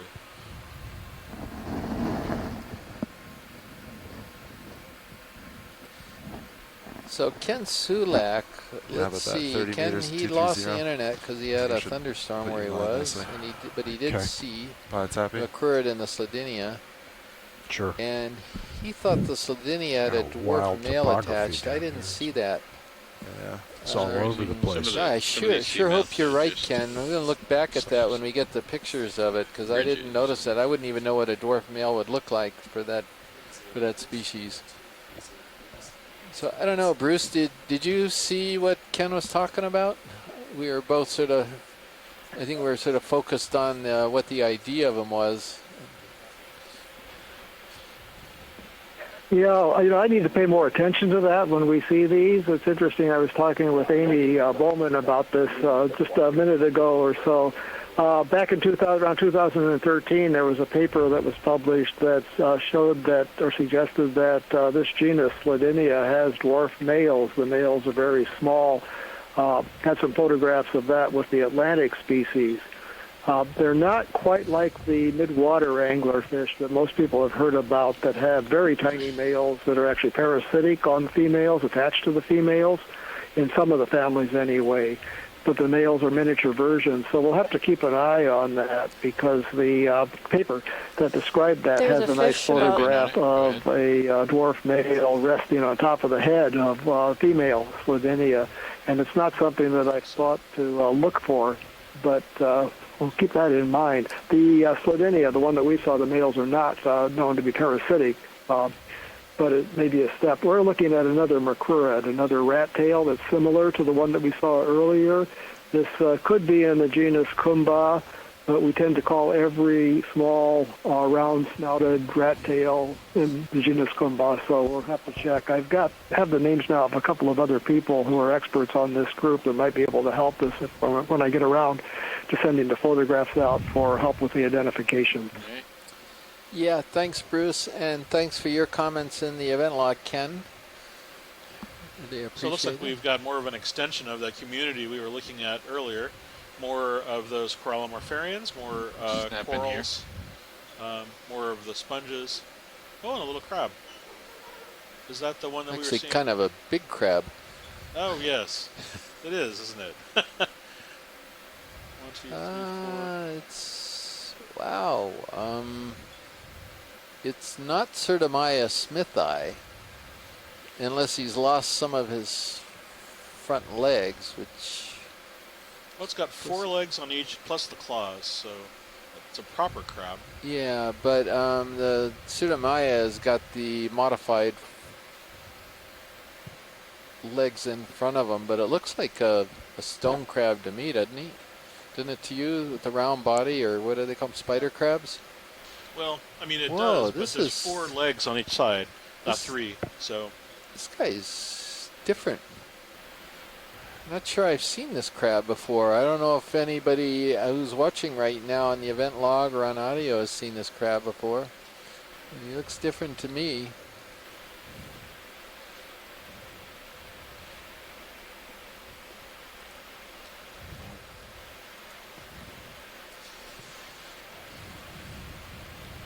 Yeah, take a look at Certimia again, but I know that those front legs are not right for that.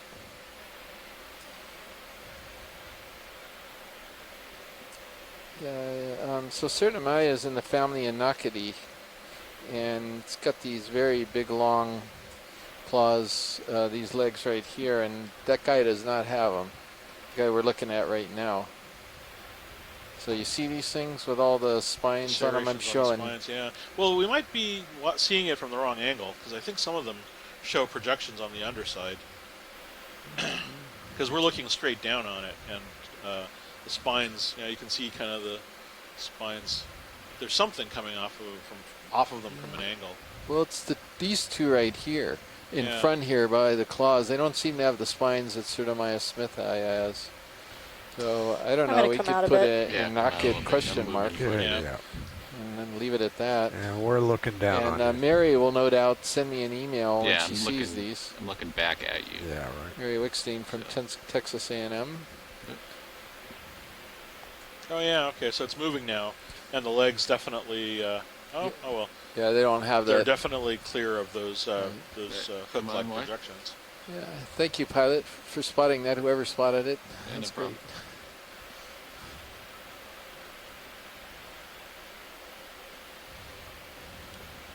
So keep an eye on my tether here. Yeah, I am. You see it on that protrusion down there, but it looks like it's going to clear.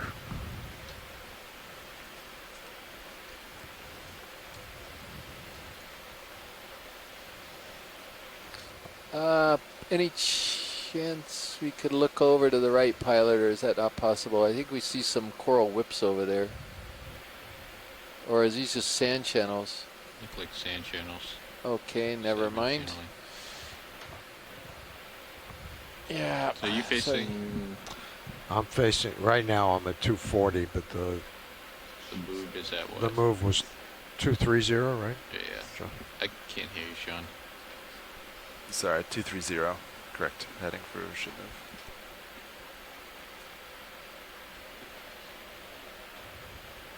I think you can come down now. Okay.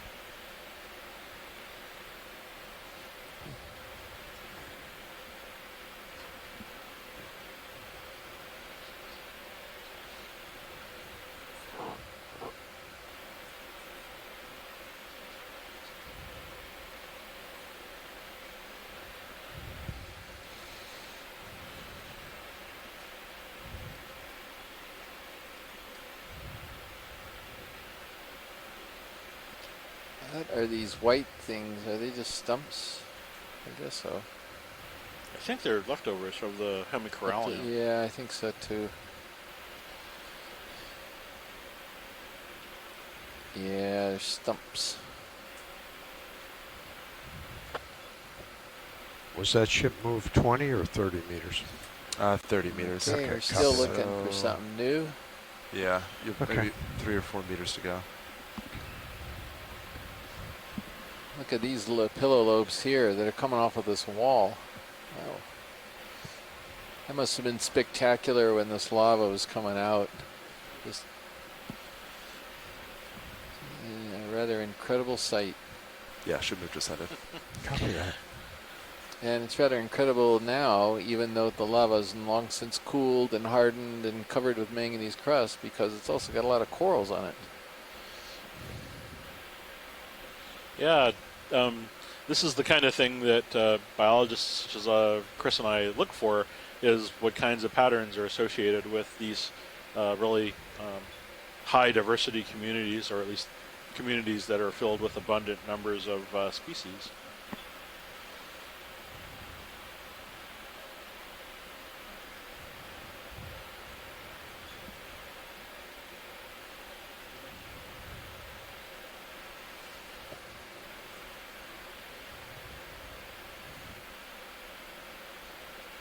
So the good thing about these overviews in between the close-ups of the substrate is you got a chance to see some fish, which is kind of nice. I kind of like the mixture here of looking into the water and also getting close and seeing the small stuff right on the bottom. Yeah. Gives us a chance to see all types of different animals. Definitely a diversity. I mean, there's nothing dangerous in front of us. I bet that hurt. Could have been worse. Oh, okay. Yeah, even with the 2 coral-eating sea stars we saw, those were some very big, prominent animals, but some sea cucumbers and lots of interesting barnacles and other things. Crabs. Looks like you're finally into some So we're normal moving bottom further in right at the end toward of your the shift. flat sum of this and a little bit away from the edge, which is pretty interesting. And we're seeing the density of animals drop off. We've seen a little bit of it waxing and waning all day today. But this is kind of nice to actually get a picture away from that wall. And I don't know if it's just a bare patch or whether we're actually seeing, you know, a lowering density as a result of the possible cessation of a little upwelling coming over that and then, ledge. this is interesting. Look, we're getting back to these Narella colonies with the come on in, video. With the ophiuroids, with the snake stars. I bet that's what that is, right? Yeah. Right. That's what it is. Because we had a complete stop of those Narellas when we were on those peaks, and now we're back to them again. That's interesting. So, are we changing topology? Topography, you mean? Topography. What did I say? Yeah, so here we are.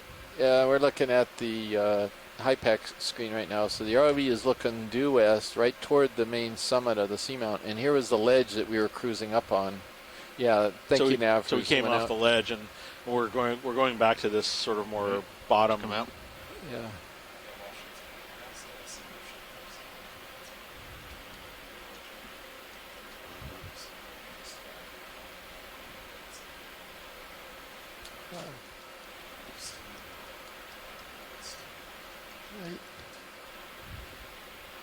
Yeah, so it's kind of good to get a look at a different type of topography here, and we're always trying to make a link between the topography and the communities down here because we're pretty sure there's a close link. Well, that sure sounded. It sure seemed like that was a link. Whatever changed.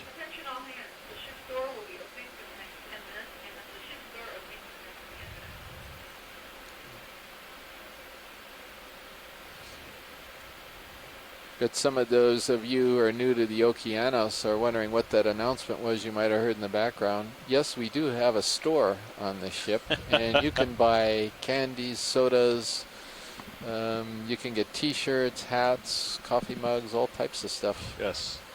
So, ship-specific shirts and hats. So we've got a stocked sponge that we've seen before, Bolosoma, there that we're pulling away from. Got a couple images of those so far today. And is that a base on the far back there? There's a white spot. Let's see it. Which, not sure. Oh, right there. Yeah, I think that's a sponge base, but on the slim chance that might be one of mine.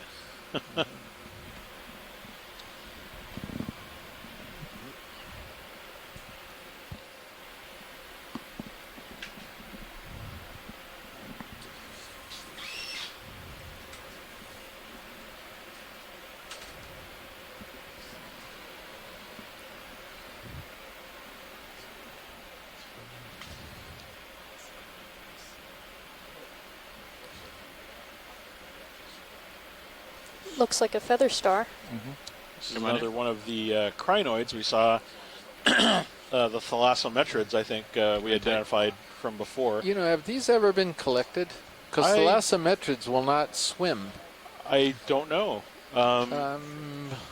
We could get a corallium, a dominant species, in addition to this crinoid if we're in a position, possibly. Yeah, we can do that. Okay. What do you think? I'll throw it out to the group here. We have a crinoid expert, Chuck Messing, who's always watching when he can. And I know that just about all of the crinoids from this area are poorly known. So this one, it's possible we've not collected it before. So I don't think we ever have, and we've seen it. And it may swim. I don't know what it's going to do. I didn't think that. I didn't think that. Syrianthid, that one, the huge Syrianthid would swim when we tried to grab it. Well, this one's definitely a case where swimming is linked to the morphology of the animal because the way that the arms are articulated has a lot to do with the flexibility and the ability to swim. So.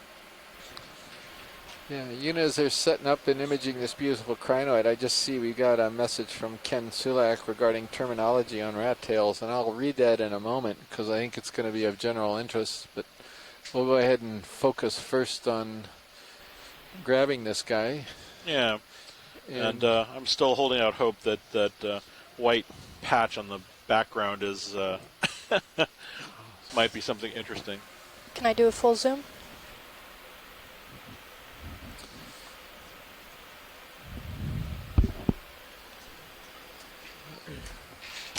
Pilots. All right, so we have a completely different crew up there right now, if I'm not mistaken. Yes. Hi, watch leads. Quick pilot change for the front row. So my pilot told me that there was interest of sampling. Yeah, so what we're going to try to do, pilot, is to grab this crinoid that we're zoomed in on right now, but also a nice chunk of the coral it's sitting on. These are one of these brittle corallid corals, so expect it to crumble a bit. But I think that the actual crinoid, this feather star we're looking at, is the main target if possible. And Copy. It'd be great if we could get both in one grab. Will this swim? We're not sure. I don't think we've ever tried to collect it before. Okay. So, we stop moving, and also how where are about the if samples? you might expect it to swim? Expect to swim. Got a Copy geo. that. Yeah. Got a I'll geo. do my That's best. it. Okay. 2 rocks. Sounds good. You're spun up for hydraulics. Great. And are we moving with the ship at all? Let's see what he grabs first, and then we'll. It should be about done. Okay. I'll turn to rotate you to keep you in view then. Copy. As necessary, but you wanted to bring up a different I'm camera? hoping he doesn't swim because it may be harder for him to unravel his prehensile. Minis used to be nice. It looks like it's Sure. It's unattached to the Yeah, coral video, there. come on. Yeah, for a he's second. attached right there. He's got a. Yeah, but they're kind of up on one leg, so Oh. to speak. Video's full wide. Great. I had a bad feeling he's going to try to swim. Move but complete. Thank you, Bridge. See what happens.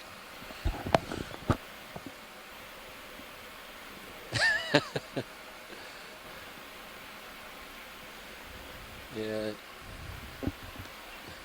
John doesn't want us to be demolition man, so we'll do our best, John. These guys are tricky. Not yet. We'll do it after the sample. To get both of them are the crinoid and the coral are both tricky. Where do you want your mini Zeus right here? Yeah. Okay. Point it down. Then can we zoom in? Do you need to? I'm Yeah, fine. no, I'm zoom in, fine. I'd like to on look the at Zeus this one. first. A little more. That's good. And now mini Zeus, please. Stand by. Yeah, copy.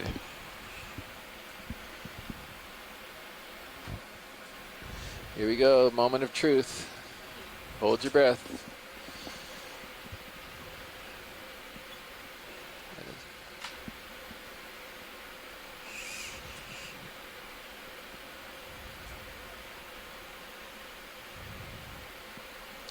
So we're going to try to collect this feather star because so far Is that good, we pilot? do have it in the online guide, A but little we more have a minis, guess please. on what family it is. We've never collected this before, and we can't go past family. That's It's good. Thank you.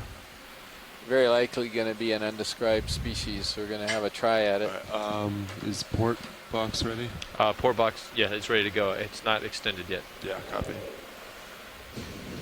All right, let's go for it.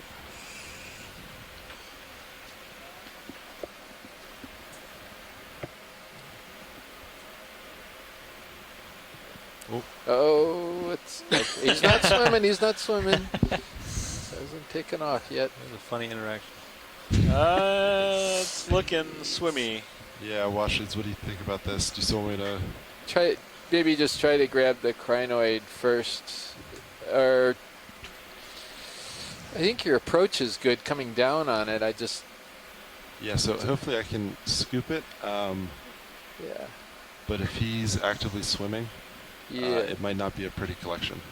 Right. Let's try for it. I think this guy is important enough Copy to that. just try.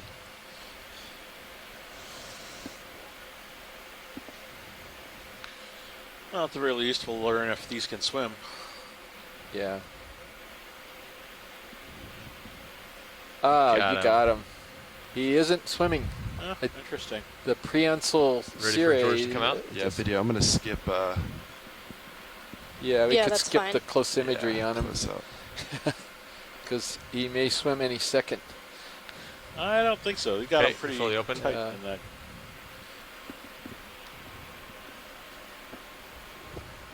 Can you tilt mini Zeus down? Yeah. Go ahead. Yeah, there you go. Better? Awesome, thank you. I'll get ready to close it. Just going to import inboard. Excuse me? Yeah, because the coral with it too. Yeah. Tell me when you're cleared, and And I'll he may close. swim when you let him go. All right, close it. He's going to sit there. Fantastic. Thank you, pilot. Wow, that was easier great. than I thought. That was great. Thank you. Thank you. Not a problem. So, excuse me. Yeah, that's 2 eyes and coralliity. Yep. Great, and that's good enough for now. Alright, arms Thanks off. a lot, Nicola. It's Nicola Rodriguez sitting next to me. Hydraulic secure. Basically doing a fantastic job annotating and recording everything.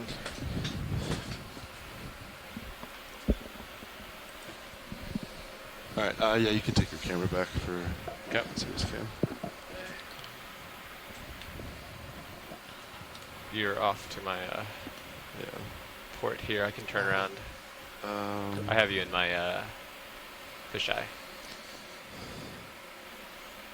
All right, Chris. Now to make the day complete, we need a sea star. You're not.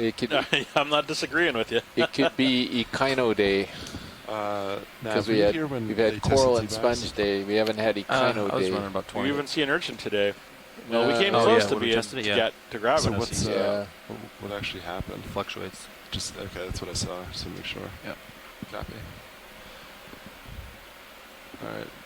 How about you're looking? I'm looking at south right now. All right. So we were going. Go like 245 or something. 245. Yeah. I'll follow you around.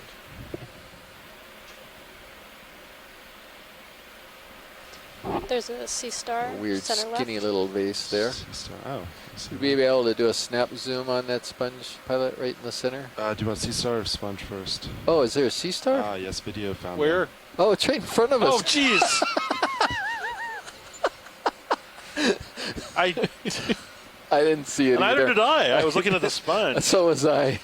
Yeah, let's see the sea star first. All right, coming on sea star.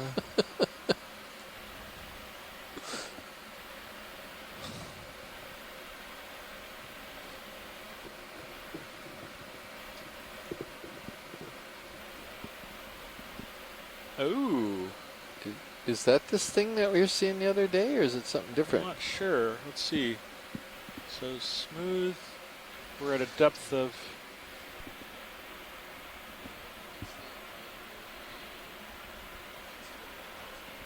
Copy that. Yeah. Ship Let's stopped, go. right? Let's do it. Yeah. Is that a? Let's collect it. Copy. Please. Yeah. Yes. I'm not passing these up anymore. So you have any idea? It's a goniasterid, right? Yeah, it's a goniasterid, but so would you like to put this on the starboard just because? Probably. Okay. Yeah, the thing about it that's so weird is that the but now we have two abactinal swimmers, right? Or plates does aren't this guy swim tabulate. I think they're well? flat. Oh, the actinal plates aren't tabulate. I should have known that. The abactinal plates. The abactinal. Jeez. What on earth are you talking about? You want to explain that? You're the one that's always going on in microsclears. I know. So all I'm trying to say is that the plates that make up the top surface of the animal, and these are what we use to diagnose them. They, in this instance, they look relatively flat as opposed to covered or elongate with certain superficial details like granules. And the other thing that's distinctive is the fact that it has such long arms. And I'm getting ready to explain all of this to the operations meeting. But the fact that the arms are elongate and they don't have, there's a particular pattern where sometimes the plates at the edge of the arm sort of join along the middle, and so that's not something we see here. So I'm thinking this is probably something that at the very least I'd like to look at more closely. Might be something that I don't recognize as an established genus. So that's the nice thing about goniasterids is sometimes they're really well known, and sometimes you go straight for the jugular and get a new genus and species out of it. So we'll see. It's a hard collection. Goniasterid. We're going to go to just the family here for now. It's going to be very hard. It's going to be soft. It'd be IA. Difficult. Oh, yeah. Yep. Goniasteridi. IDAE. I'm sorry, not 2 R's. Great, thank you. But let's see if he gets it first, because this is going to be a little tricky in amongst those little mounds there. So what is that, about 10 centimeters? Arm-tip to arm-tip, maybe? A little less than that, I think. That's a decent sized.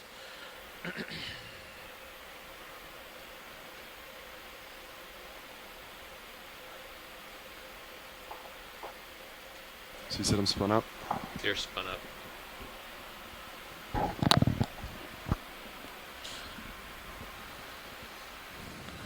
So in the meantime, Ken Sulak has left us an interesting cultural note about the proper terminology for fishes. We recently saw a quote-unquote rat-tailed fish He says, I would note that macorids, the family of the fish we were just looking at, during the OE missions have generally been referred to as rat tails.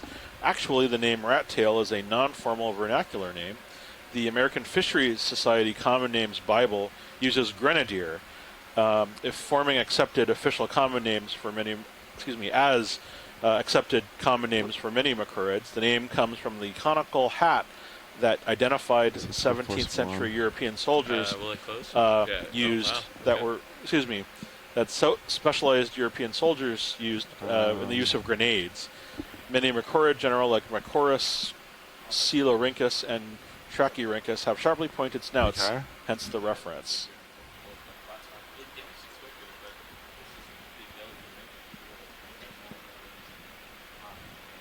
Yeah. Thank you for that, Ken.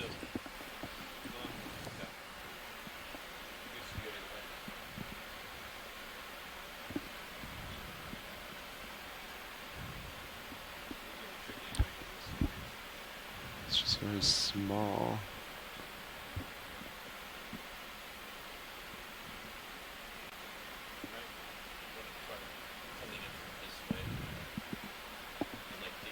Coming at me?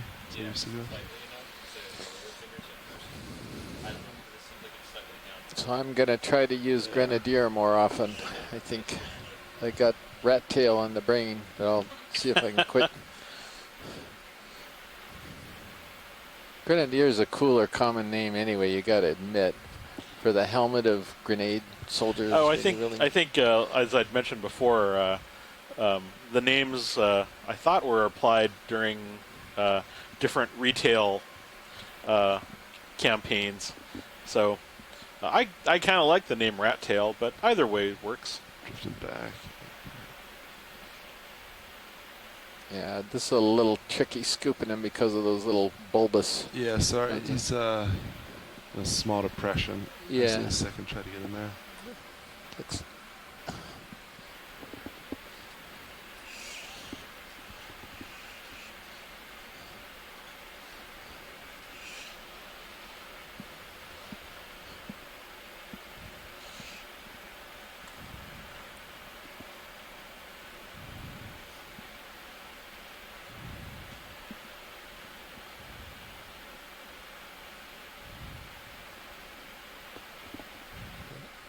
He's almost.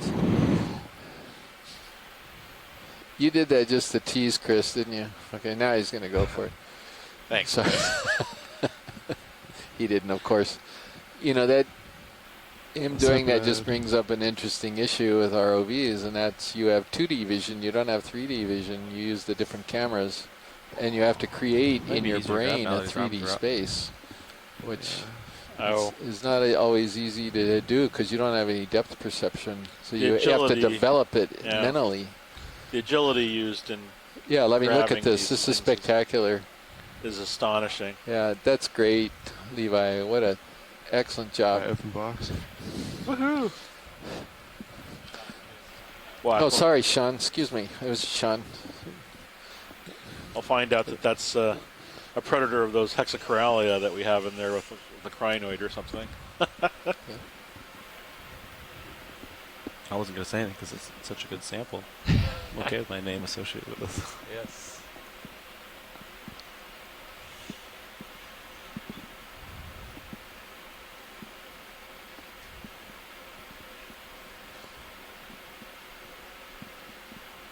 There he goes. He's in the box. Thank you, Sean. That's terrific.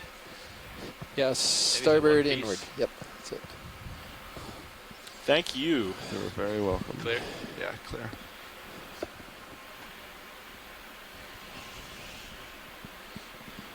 Woohoo! Starfish! Doing the starfish dance. All right, arms off. All right, we got the two. Still want to look at that sponge, Chris? Hydraulic secured. Huh? You still want to look at the sponge? Yes, we can look at sponge. Snap zoom, no problem. Well, this is Bruce. I have a question for Chris Moss, since Chris Kelly was talking about the common names for some of the fishes. In recent years, some of us have used sea star instead of starfish, and I know it's just a fussy thing, but Chris, Moss, can you comment upon sea star versus starfish? Yes, it's a classic old trope. So, just to be clear to everyone, starfish and sea star are common names for the same thing, for any organism in the class Asteroidea. Sea star and starfish really aren't used for brittle stars, just to be clear. Of course.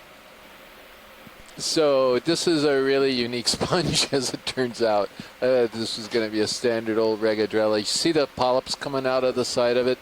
So this looks like it could be something like Lefroyella again, but with the ridges. I think it is Lefroyella, but with a different morphology than I've seen before, a really skinny tubular thing. But yeah, another example, we're seeing two different types of sponges here that have commensal cnidarians with them, but very different. You see how big these are compared to the other commensal cnidarians. But this is terrific. I thought there was going to be a same old Regadrella, and it's a Lefroyella, I'm pretty certain, with the ridging. Thank you very much, Pilot, and sorry to interrupt, Chris. Oh, no, that's fine. All right, Sad, so you're happy with this, son? Yes, I am. Thank you. All right, video, whenever you're ready. Can we just get a specimen view? Absolutely. Lovely. Thank you. Okay, so what? Sea star, right. starfish. So let's just make it one thing very clear, that sea stars and starfish are essentially synonyms for the same group of animals, asteroids, the members in the class Asteroidea. How does 220 sound for a move? That direction, not quite so yet, but there isn't really any difference other than a lot of semantic argumentation between people who think starfish has to be applied because they don't look like fish. Sure. But it's sort of an etymological leftover from Old English, which called anything in the ocean a fish. So they even called. Don't forget your Wow, what was that? Anyway, it's a salp, I think. That purple and red thing in the water? Yeah, in the water column. Is it a salp? It's possible jellyfish. Yeah. Wow. No, it's a jelly. Look at that jelly. Wow. That looks like the one that made the highlights in the Northwest Hawaiian Islands. That gorgeous, beautiful jelly. Wow. Oh my goodness, that is beautiful. I love how it's just sort of that translucent Thank you, green. Pilot. What did we call that thing? Mike Ford, are you in there still? He's not in there. Just don't go over there. Yeah. You're a couple meters, but some type of hydromedusa of some kind, right? Yeah, I think so. Yeah, so I'm just kind of backing up as it comes. You're good now. Oh wow, this dive just keeps getting better. Wow. What's that up? Is that are those crabs up in the upper right hand? Well, there's my brow. Oh no, they're crinoids. Yeah, they're crinoids. And video, thanks. I think that's all we got though. Yeah, so the cralium is not petered out. There's a little ledge on top of the summit. So just to finish the thought, again, back to sea stars and starfish. Sorry. So they're common names for the same kind of animal, not brittle stars. Lined up on it, but the semantics gets back to the old word of fish, which used to reply to anything that sort of crawled along the ground or that lived in the ocean rather. But it turns out, so you can argue either way: starfish, not fish; sea star, not necessarily a star, since stars are burning balls of hydrogen. Or you could argue that not all sea stars are actually star-shaped, because a lot of them are not. Some of them are perfectly round. Some of them are essentially they have 50 arms, and so they aren't perfectly pentagonal. And then there's people that are just sort of old-fashioned, and they still like the word starfish. It has a nice visceral ring to it. I'll dispel one myth, which is that sea star was somehow some politically correct thing that took off in the 90s. It's not. it's been around for a while because a lot of Western European languages use the word sea star when you translate them. Trois de mer, and other like that was French. Now I think we're ready. Estrella de Mar, Spanish. Okay, I'll do 20 Star meters of the or Sea. 30. And in fact, sea star is actually the original word usage of the word sea star is actually for an astronomical term used by sailors to detect stars in the sea, not to animals. So, long story short, there are two words for the same animal. I use the term asteroids. I use the term sea star for people who might not necessarily know that they're not fish. I use starfish around my colleagues. As long as you don't use them for brittle stars, I'm fine with either one. There are lots of other translations in other languages. Hitode, the Japanese word for sea star, means palm, which makes a lot of sense also. And so there's lots of different possibilities. But someone is always a stickler, and I know lots of people who've studied starfish all their lives get furious with me for using the word starfish the way I just did. So sorry, but it's one of those things that will probably never go away. I know, because people seem to. I'll be discussing some important issue, and people will suddenly interject. You mean sea star, right? And I'll like, suggestions? yes. And in the meantime, the world just ended or something. So anyway, that's my take on it. Is it the crab jaw reflection? He says when they're So we're in some massive lava flows here. They look like gigantic pillow lava flows or something. Did you say most of the day, I or don't did know you say what the we're last seeing hour? geologically here. Oh. John Smith, I know you're in your office and you have the audio on. You said we're putting out the bat signal for John Smith, or the geo signal maybe. I don't know what you want to call it. The basaltic magma signal. And if Jonathan Tree is hiding out there and looking too. I have the waypoint What are selected we, so you guys what can are we see, looking at? And is that a sea I cucumber? think that's another sea bearing? cucumber. Yeah, the same type we've been seeing. Okay. Any interest on sea cucumber? No, we can move on. What was the target depth? Thank you. So big rounded flows here that certainly look like massive. Yeah. I mean, I they're called in not, a 30 they're meter not move. pillows. They're like sofas. These are like, Starting to get out what you there. want to call these things. We're gonna There's do a red little small that thing track. pilot right coming into center now. Yeah, coming from left. Yeah. I think this is the first Anthomastus that we've recorded today, isn't it? Let's see. Video. It does have a very Anthomastus-like appearance. Oh, yes. Yes, it is. So we do have Tina Molitsova in the event log at least. And Tina, if you're active in the event log, we could use a hand here. Still happy with the bailout She's, of 090? Go participating from the Shirshov Institute in Moscow. Yeah, looks good to me. Bridge over now. Yeah, just confirming bailout 090. Thanks, Rich. So for those who might be familiar with this particular frequently encountered coral that we run into, this is a soft coral, often called a mushroom coral. You'll note that sort of looking right onto us are the polyps, the feeding polyps, and there are 8 tentacles present around a central mouth. And each one of those little polyps sort of directs food to the central body, which is that mushroom-shaped structure that is attached to the bottom. We know these are octocorals because they have 8 arms present around the mouth. These are what's called soft corals.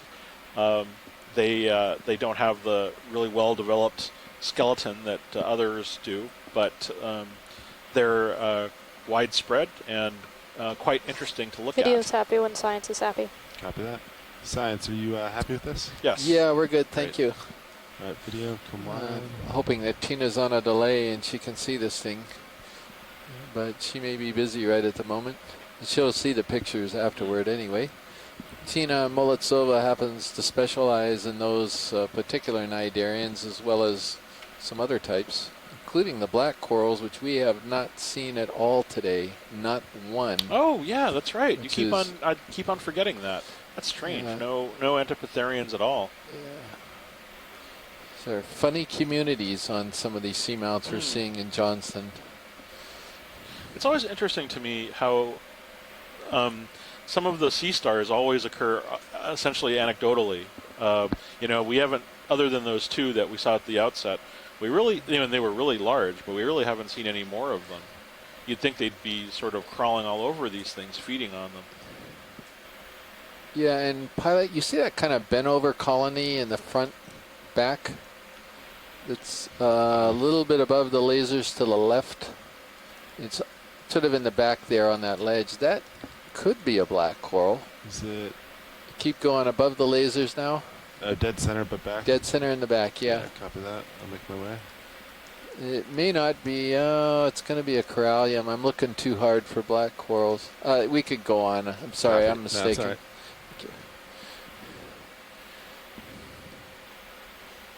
There's more of these anthomastas. See them down there? A little. Looks like we've entered yet another transition. We're still looking at these are these hemicorallium? Yeah, these are all hemicorallium. So we went from hemicorallium then to primnoids, hemicorallium, primnoids, hemicorallium. Yeah, but these are smaller. They seem less grandiose. And then we have Anthomastus, which we haven't seen before today. So John Smith responded on the geology. He did heed the geo signal that went up and reflected off the clouds. And he said that they were indeed massive lava formations. Hard to tell more unless we got a wider view. But that's probably what we're seeing here. This big, huge mound is a massive flow feature. Those other ones are really cool because they're sort of tubular. Tubular, man. Tubular. FAC quick. Yeah, wow. Let's see what the shrimp is.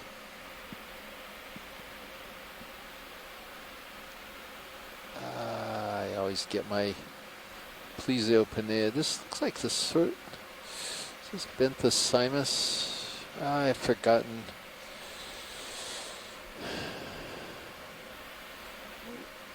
What we need is Megan Putz there in my lab there next to John Smith to, if she were to see that shrimp video, to call in and tell us what species of shrimp that was. And it's not a prod here, but she cleared it up for us about a month or two ago because we were having trouble with our new version of the Animal Guide, which we're trying to get ready to post. I don't see much. There's figuring out some of these shrimp. Besides some depressions. There's a fish about center now. About a few I'll feet try to above the take a lasers. look at the pictures. Ooh. All right, video. Oh, here's a fish. I'll call it another move. Very bridge RV nav. Whatever that was. Wow. Yeah, sorry, video. Yeah, ready for no worries. same as last. He's jumping. There's a fish. Slippery one. Yeah. Clearing 220 degrees, speed 0.2 knots. They all. My suspicion is that could have been another halosaur, although we didn't really get a good look at it. But from the way it's swam and its body shape, that's my best guess, is a halosaur. A halosaur? Oh, Yeah. neat. Thanks, Bruce. That shrimp could have been Plesiopenaeus, I guess.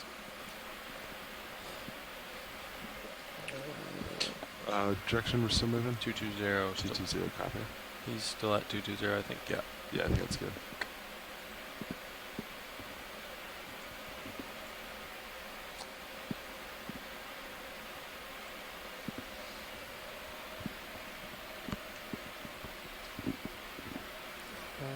Man, I cannot Move remember. initiated. Thank you, Bridge. Megan was trying to teach me a little bit about the difference in the shrimps. Mary's tried over the years and she's given up, and then Megan was giving it a go. And it's just gone from my memory how you tell some of these shrimps apart. Well, Chris, you can't remember all of it, and you've been trying to. Oh, wait! I've got it. Aha. Okay, hang on. I'm closing in. So it has to do with the rostral spine length. So next time we see one of those shrimp, I'm going to remember this. Go ahead, Bridge.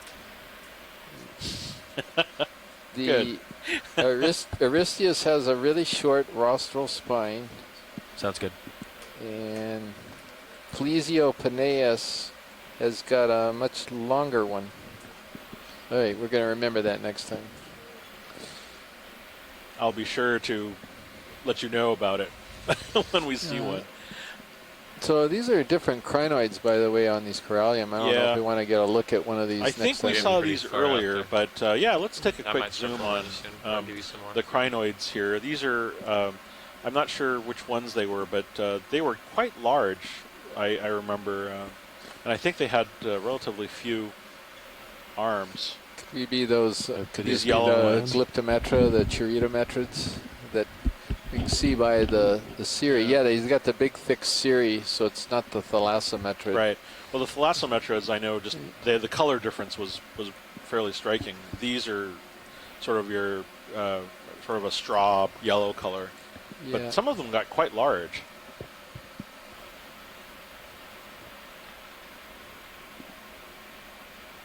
That's a partial. Copy. So Amy Bacco-Taylor, and I've collected some of these, and so did Amy Bacco-Taylor off of Necker Ridge. I collected them in the Northwest Hawaiian Islands. Oh. And Chuck identified them both as Glyptometra lateralis, if that's the same thing. Yeah. Notice on the one in the background, there are snails on the arms. If you, we can pan over. Yeah, the you can white see things? Yeah, the white things that are on the arms there. And so these are what's called eulimid snails, snails in the family Eulimidae, and they're parasites. They have a proboscis, which they kind of, like a straw, they take their proboscis and they suck out the juices. They're kind of like vampiric. If crinoids had blood, they have something else, I guess, water. And they just live off of them as parasites. I'd like to make a point here. Those are two different species of crinoids. Look at the cirri on the one on the right, it's prehensile, and the one on the left, it is not. They're two different species that look very close together.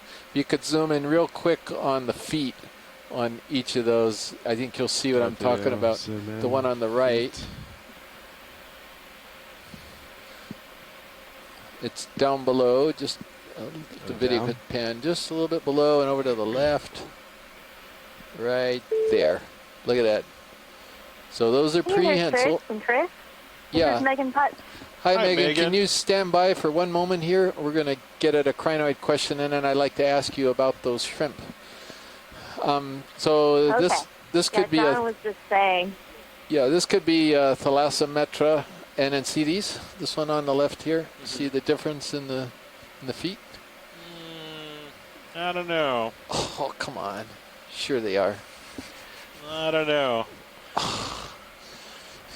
They are. I mean, I know what you're talking about. I know, but it's not as clear to me as the difference as, say, the other one.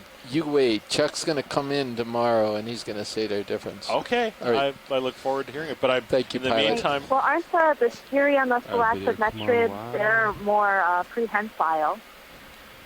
What's that? Yeah, they're more prehensile, right? The cirri on the thalassometrids are more prehensile. So I think you have one Glyptometra and one thalassometra. Yeah, see. All right. Okay, of course, Chris Ma here next to me is kind of an echinoderm specialist, but I'm just, well, that's the problem is I don't know. Crinoids are hard. I'm just saying.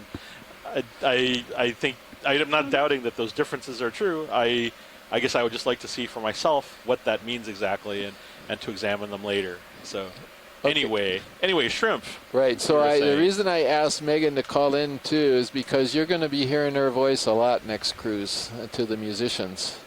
So she is going to be one of the onboard scientists. So I figure they better get familiar with your voice already, Megan. Can you tell us about shrimp? All right. Well, the thing with the shrimp is the Aristeids, they tend to have a longer rostrum. That's that front spine that comes out of their nose. And that rostrum can have at least 3 or 4 teeth on it, whereas the Bathysistemids have a shorter rostrum that have no more than 3 spines. Also, the Bathysistemids, they tend to also have this big groove in the side of their body carapace that can be pretty distinct, where the Aristeids don't have that.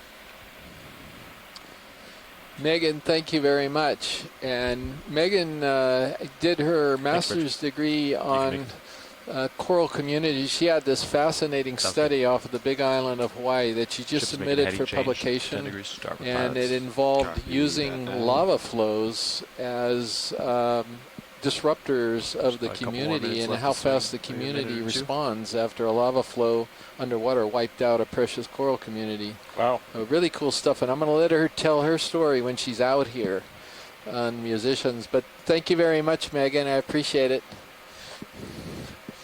Yeah, you're welcome, Chris. And thank you again, Megan. See you back in the office. Okay, we'll see you. Bye-bye. Bye. Where? Right in the middle of the screen right now. The shrimp right there. Shrimp coming astern there. And so she hung up and the shrimp appears. I don't know. Yeah. Okay, but we're going to peg this one. No, it's, oh, I see. This now. is a benthic shrimp. Sorry. Yeah, video. Come on now. It's them. Sorry, it took me a while to see. And he's backing up. This is another heterocarpus. So we've got a bunch of images of these guys already. Copy that. So just keep going, wash leads. Yeah, we could go ahead on. Copy Thank that. you. Video come wide when you're ready. Has a nice overlapping second thoracic flap there. Nice Caridian. So a lot of shrimps are what's called Caridian shrimps, and they're usually identified by having a large overlapping flap on the second thoracic, or is it thoracic? Yeah, it's the second thoracic segment. That one has a very nice one. You can see it right from the video image. Wow, this is lovely.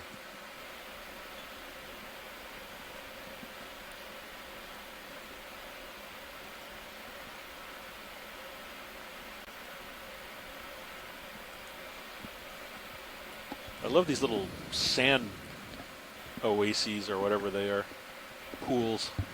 With the little bed forms in there, so there's enough current coming over here to actually create those ripples.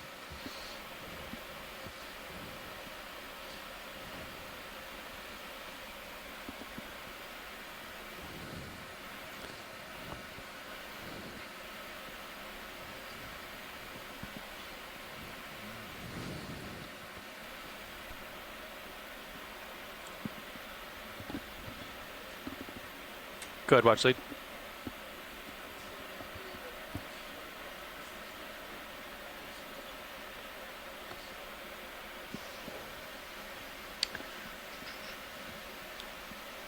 Looks like ROV. That's hemicorallium, isn't it? Just over yeah. Okay. About 500 meters dive track so far. Yeah. Have we seen this crinoid on the right? Heading complete. Thank you This very almost much. reminds me of a riverbed. Washi, it's interest on crinoid? Sure. Where is he? Oh, okay, there he is. Video, come on now. Is this like what we collected? Yeah. The sort of purple dark coloration with the yellow cirri, and especially on a corallid. Copy, so you're happy with that, Wash Yeah. leads? We can move on. Yeah. Right. Copy that. Video whenever you're happy. It's going to be a great specimen, this one right here. Give me just a second. Yep. Looking forward to seeing it. Yeah. Yeah, I'm probably going to be All right, handling it. video You got a going sea wide. star to deal with. All right, Nav, what's ship status? It's I'll help, I We can guess. Call move in if you're ready. Yeah, we'll let you handle so. the echinoderms. It's not like I'm going to do the rocks. It's not like I collected the slime star, one of pilot. those poisonous Yes. sea urchins or anything. That's true. With that. Yeah. We got a nice little channel here. Ready to draw RV nav? Because you're not really picking anything up. Yeah, we'd like a ship move. So I think you can get an idea of the thickness of the crust here. See these little layers? That could be just broken off crust. You know, so it's... I think that's what we're seeing. Copy. You know, so it's pretty thick here on the summit. We figured this is a pretty old seamount. Oh, have we reached the summit? Yeah, we're kind of on the summit area. You can see by the contour lines. We're getting a little bit of the... I mean, we're not quite on it, but we're pretty close.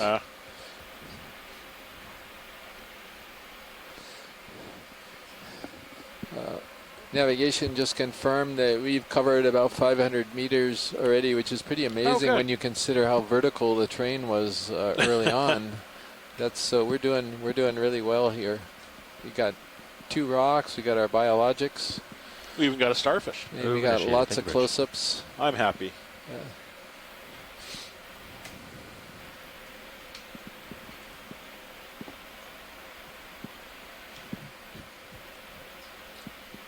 Oh.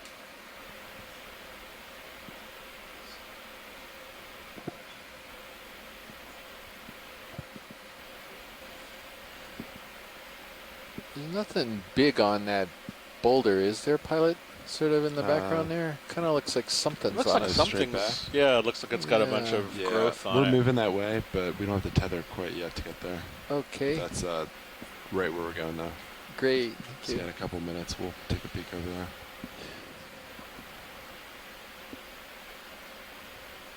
I always like to look out for tracks in the sand. You never know what kinds of interesting things are living there. These are just current ripples, I guess. Yeah, but you're right. Oftentimes you can get those curlicue tracks from... Yeah. Sometimes there's even sea stars that are buried underneath there, and you can see them under star-shaped burrows.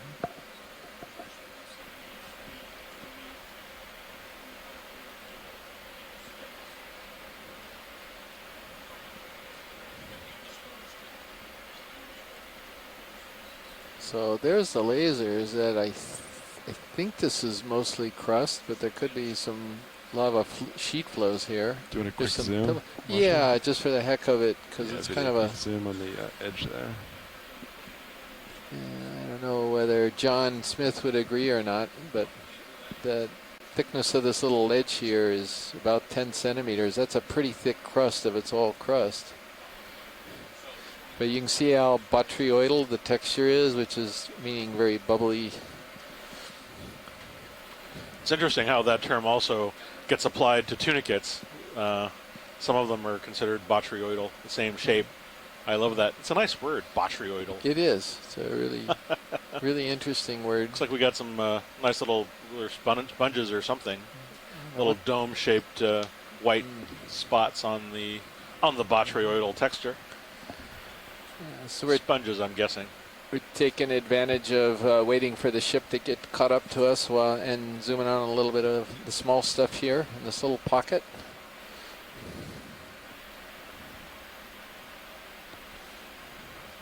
That video come out. I think that's good.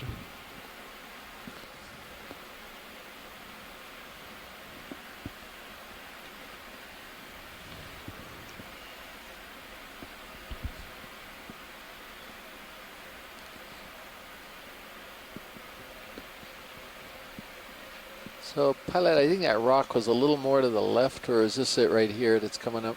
The one in the back. Yeah, we could. Yeah, it's right back. Oh, there it is. Okay. Yeah. Looked like they're all corallium. Nice little stand up on the top of it.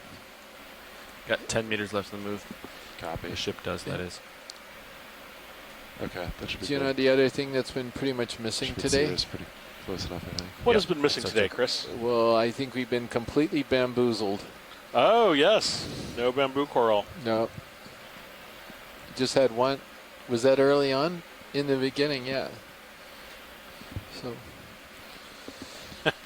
One of these days I'm going to, if there's another new bamboo eating, a new starfish that eats bamboo coral, I'm going to name it after a panda.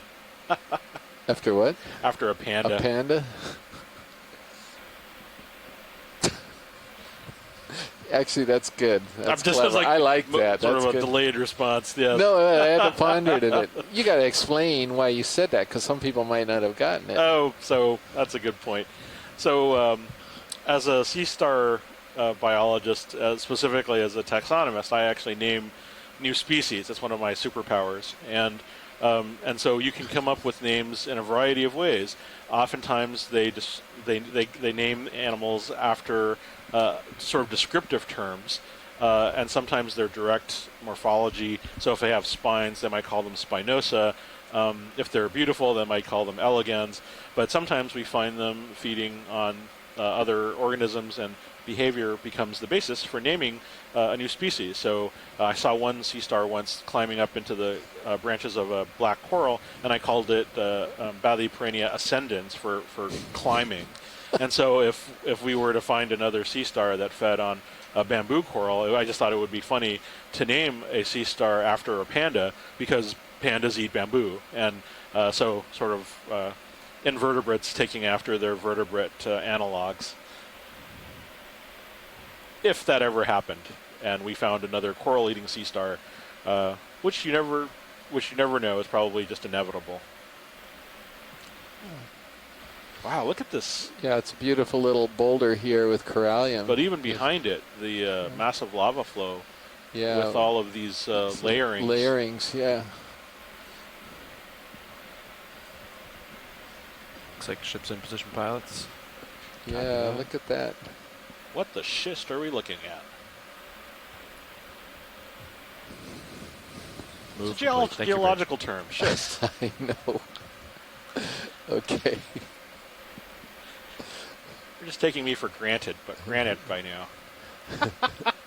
Oh, jeez. No, don't encourage him. Nicola, please. You'll just...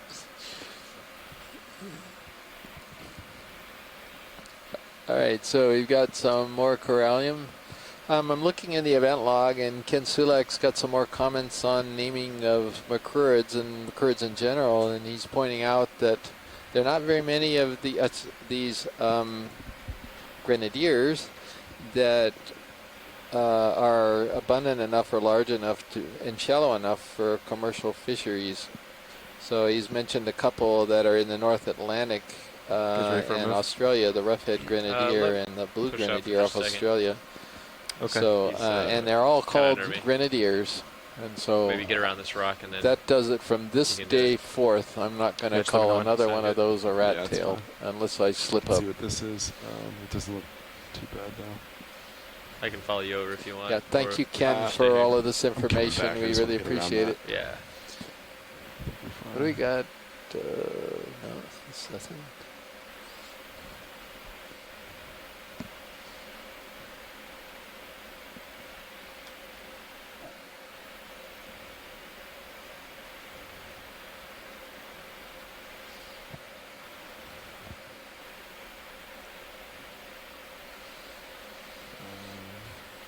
What did you call this the other night in the dive summary report? A sediment pond? Yeah. That's what yeah, it's, you can put it kind of a cool term. Yeah. I'd never heard that before. Good to go. I'm not sure if I made it up or if it was something left over from my geology days. Either way, I like it. Yeah. Bridge RV nav.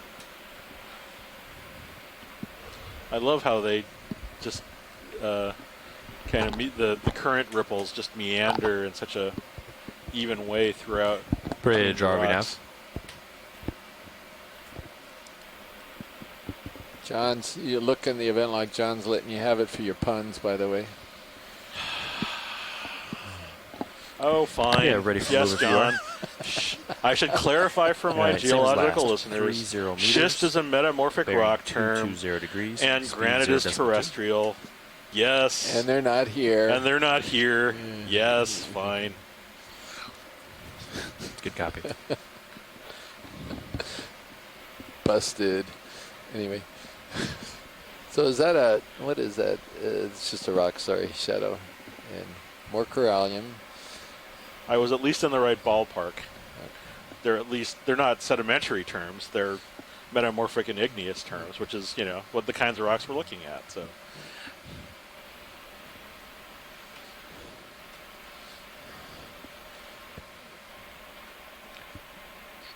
Watch leads, you have 1 hour left on bottom. 1 hour left on bottom. 60 minutes of exciting adventure remains in tonight's dive.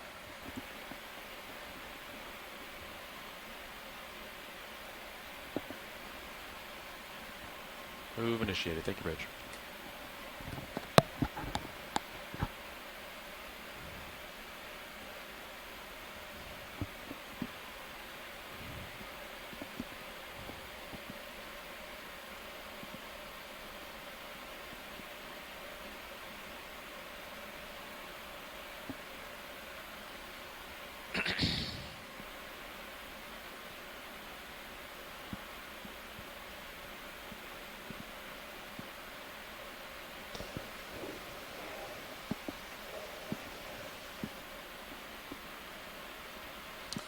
Let's take a look at that sponge over in the upper top part of the screen.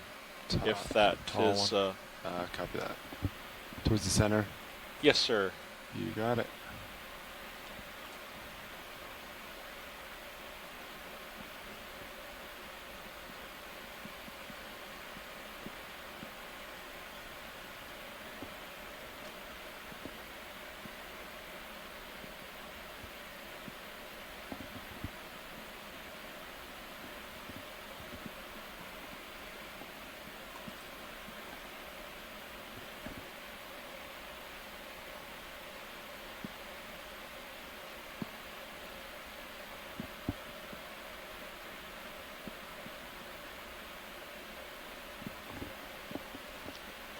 Alright, video, come on in. Oh, this is neat. This looks to me like a, this is a glass sponge. I think this is in the family Euplectellidae. These are sponges made entirely out of silicon dioxide. Their skeletons have the same essential properties as fiber optic cable. It looks like there might actually be... Oh, I think this is the type that have sea anemones living in them? Or zoanthids the way that the others? Or is this, are these might have... So these little needles that are coming off of the surface, I think these are actually just the glass skeletal elements projecting out of the body. There are sponges like this in shallower water. But you can see the patterns are very intricate, and they form a sort of a remarkable lattice work that they use their bodies as sort of filters in order to process the water current for food. That's lovely, thank you. So you plectellid, I guess. So you're right? happy with that science? I'm sorry, what was that? You're happy with Yes, please. these? We can move on, thank you. Copy. Alright, video whenever you're happy.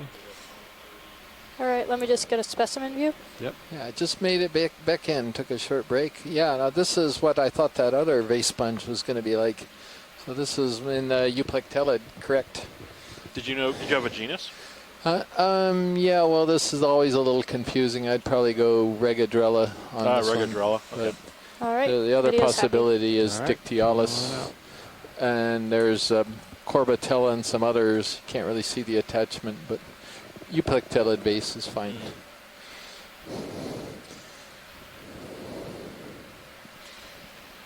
So I don't remember if you caught that just before you left.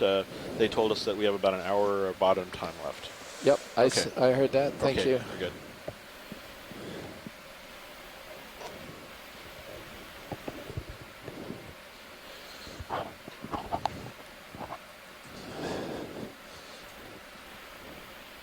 All right, so those of you who've been following this dive all along, we have very different topography than we saw earlier. We were on a sheer wall with all types of pinnacles and spires and everything else, still all volcanic, and now we're closer to the top on a flatter area, which looks like it has a lot of manganese crusting, possibly some sheet flows or some type of different volcanic feature.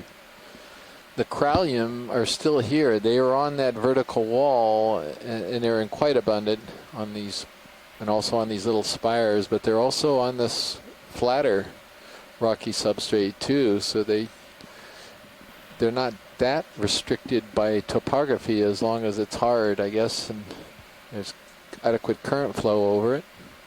That's what all these pink ones are. Any of you who are new to the Okeanos dives, those two red dots are lasers. They are 10 centimeters apart. We just keep reminding folks about that so they'll know what size the animals are that we're seeing. We have a crinoid over here, but it's probably the same one we collected, huh? One more of these? Huh, I don't know. It's got an interesting color pattern, but yeah, I think it is actually.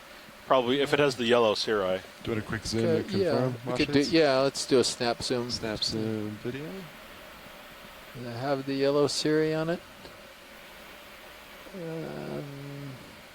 What is it? What do his feet look like? Does he have white socks? Nope. Yeah, they're yellow. Okay, they're yellow socks. Okay. Copy that. Yeah. Yellow socks. Sorry. Right. Come wide. Video coming wide.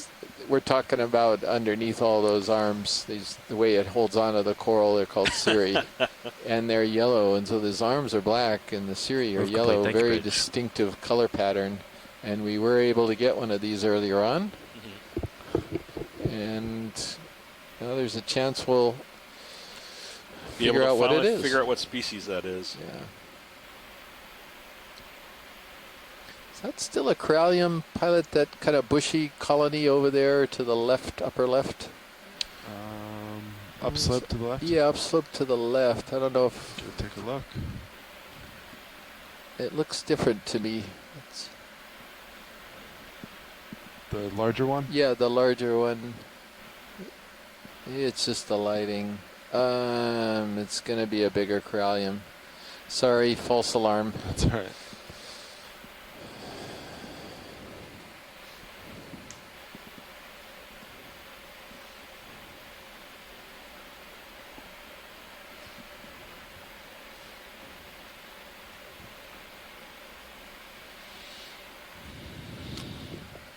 Wow, look at... I wonder if we could zoom in on that round kind of lava formation down there. Is that possible? It looks like a broken end of a pillow. Oh, wow. Yeah. And the one right next to it with the angular face almost looks like dike rock. Video, come on in.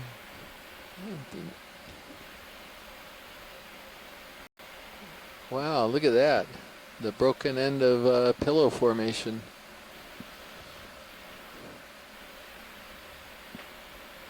Oh, this is one of these toothpaste tube sort of lava flows that had broken off, and we're looking at the end of it. It's very heavily manganese crusted because it no doubt broke quite a long time ago.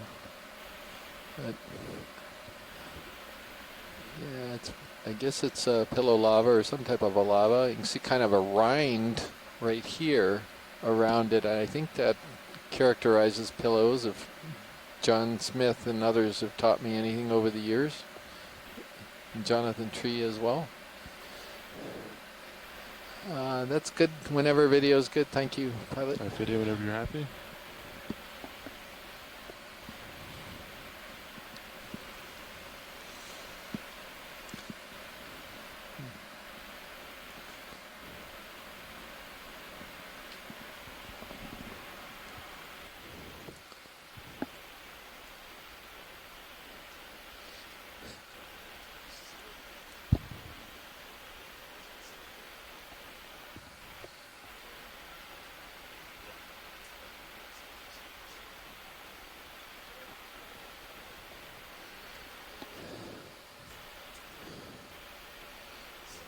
Bruce Mundy is come in with a little bit of a story on the origin of the term rat-tail fish, or at least his use of it, citing an important paper by Tomio Iwamoto, is one of the premier specialists in the family Macrouridae. He was, I think he still is, at the California Academy of Sciences, and he published a systematic review of the rat-tail fishes, Macrouridae gadiformes, from Oregon and adjacent waters. And so the use of grenadier and rat-tail sort of goes back and forth a little bit between specialists.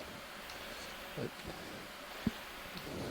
actually, hold on a sec. Can we do a flat spot? You can just do auto depth. Yeah, it's gonna be better than this.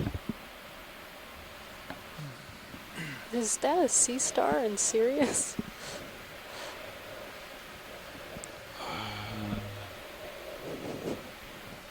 Point white. It's not Think of the white reflective on that rock. Oh, yeah, we can go check that out. On the dark side of the rock on the right. Oh, it's a What are nice. we looking at? Oh, we're going up into this little corner. Sorry, there might be a sea star wash leads. Oh, really? There is one? Might be. Might be. Might just be the coral. Might be the corallium reflection. Yeah. Sorry about that. Chris, wait for It's it. alright, our co-pilot misspoke. Everybody's trying to find these things.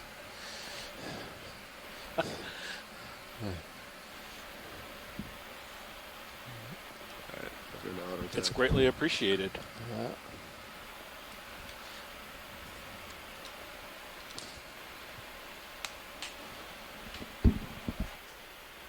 So our current depth is 1,147 meters.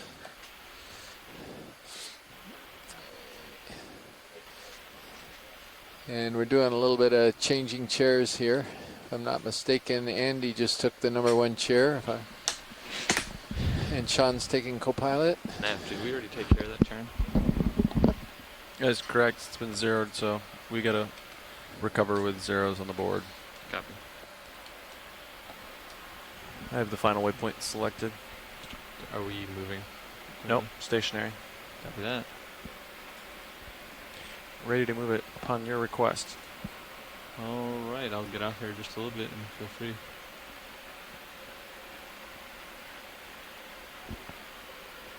Oh yeah, so you heard about Z-Bias, right? Right. It's not, you get used to it pretty quick. It's actually not that bad. But have you been using the stick?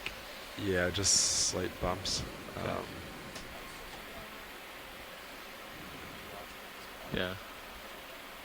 Okay. Yeah, I think these the rocks added really rocks, helped. it's it was not bad for me at all. So watch these. I'll just continue on, and if you see something, yell. So who's up there? Andy it is the Andy. It is you, Andy. I thought it was. Okay. Yes. So was that Sea Star you said you saw, was that a Feather Star, the one that we just passed?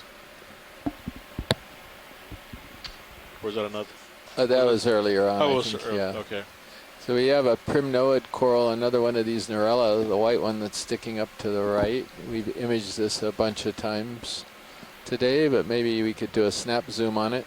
And you could get a move when you're ready. David Charlie, 220 still good, co-pilot?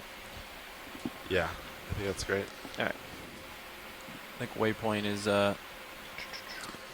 Sometimes you can get fooled by these things because there's a couple different types of primnoids that have this body morphology, colony morphology.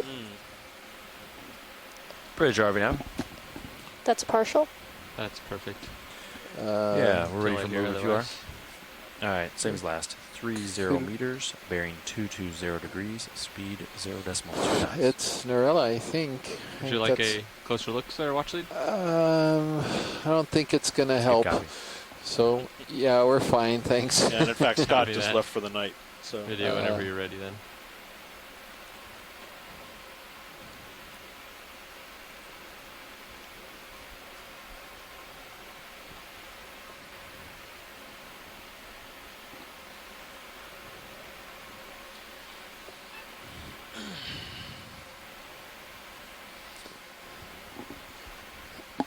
Yeah, so thank you, Scott, for being very, very helpful on the dive, as a lot of people have been.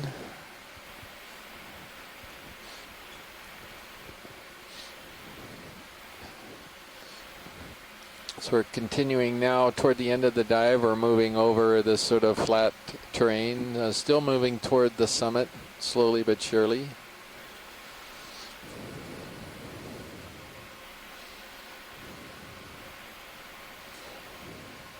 So we're pretty close to it.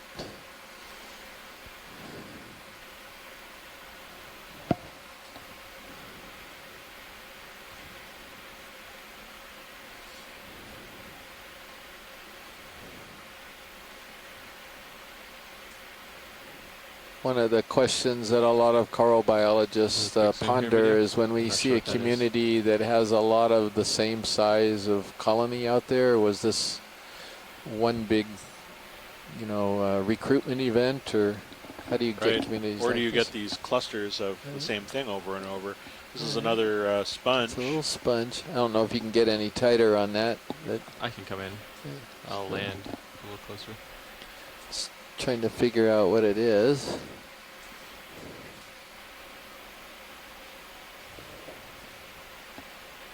Okay. Go ahead, I Biddy. think it's another, is it another baby bolosoma or something? Or what is that? It doesn't have a stalk.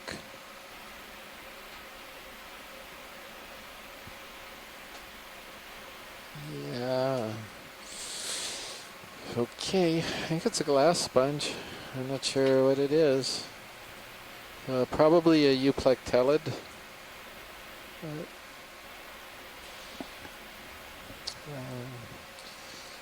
I'm good for science, thank you, pilot.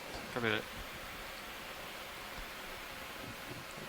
Come on out, video. I think they're done here. Full wide? Full wide.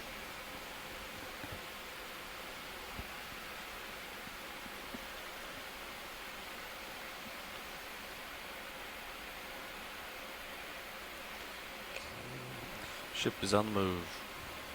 Probably 15 meters into a 30-meter move.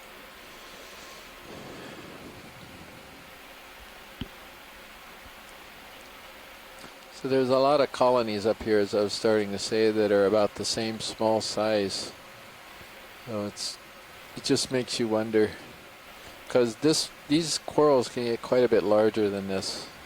Yes, we saw a few of them today. What's that large, dark thing to the left? It's a side of a rock, isn't it? A little hole in the rock. Oh, jeez, is it? Okay, my eyes are starting to go. There is. Oh yeah, it's an here. optical illusion. That's not a problem. I mean, I think we've all done that. Yeah. There's a crab in the one in the foreground. Ah, that's what that is. Okay.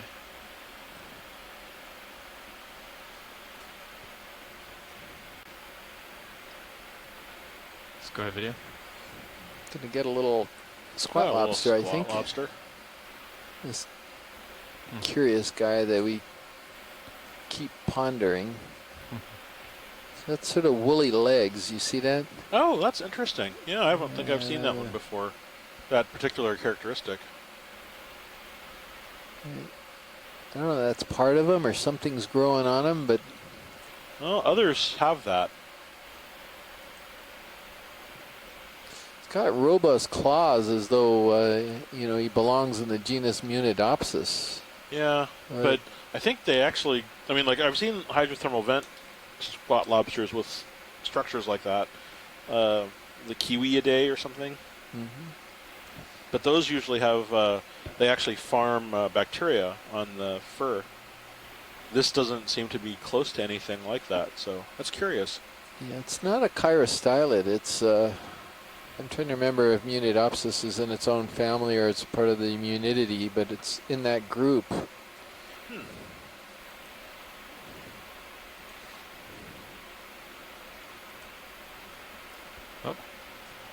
Oh, doesn't like the spotlight.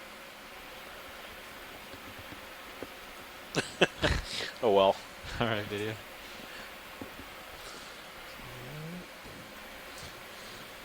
That's about as good a view as they're ever going to get of that little guy.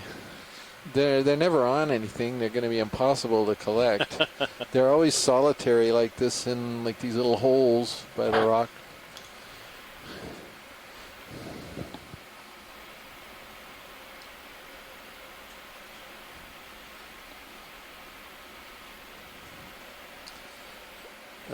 Bruce is guessing Galathioid or Chylostyloideae. Yeah. Yeah, he was also noticing all the furriness on the claws too. I'm not sure I've ever noticed it before. We have imaged that crab before, but I don't think I ever noticed that one with the fuzziness. furry claws? Yeah, but I don't remember ever noticing it was furry before. It's a bigger Cralium colony there. That was pretty nice. So it's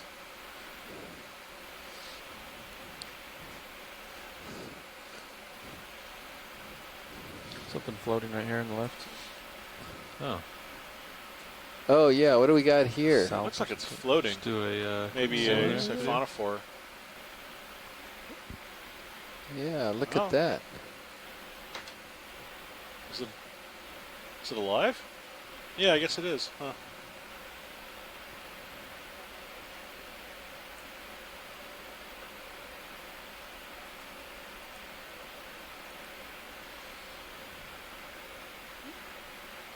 What's that red thing? Is that just part of them? I think so.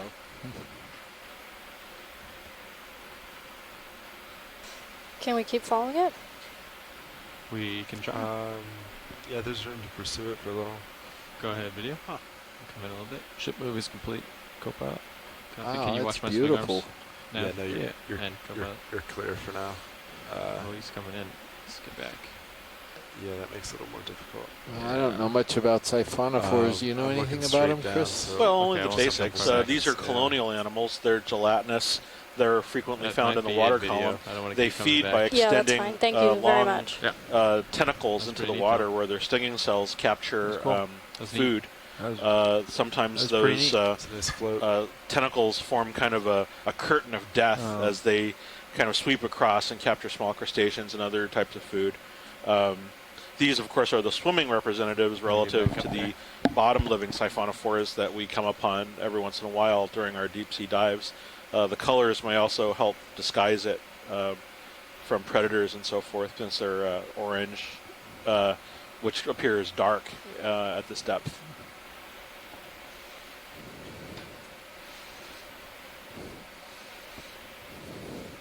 Looks like we've got another Narella coming up. Like it's on a little bit of a longer stalk, this one. Yeah, this looks like Narella nutting eye. I may have a crinoid on the opposite side of it. Oh yeah, that's one of those big ones again.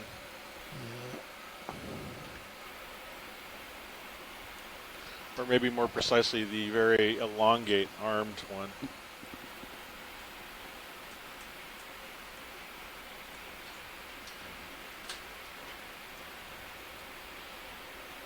Come on in, video. But I mean Narella nodding at. I mean Narella dichotoma, I think. What I That's meant partial? to say.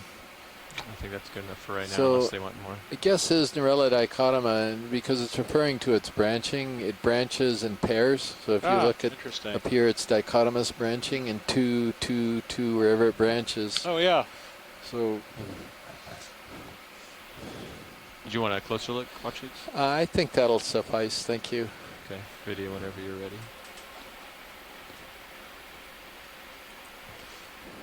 We got a bunch of stuff on the rock. Maybe there's something different up ahead here. And it's kind of funny that all of the vast majority of the corals we're seeing are these hemicoralliums and not a whole lot more. Yeah, well, I think in prior dives, finding some of these was kind of the special thing for the day, and now we're seeing them just sort of all day since the top of the dive, I think. I don't think we documented very many of the coralliids in the 2015 Johnston dives, if I remember correctly. So to actually get a site like this is quite important for the monument. I'm really happy, especially with for the that results really today. highly dense population we found earlier. Yeah.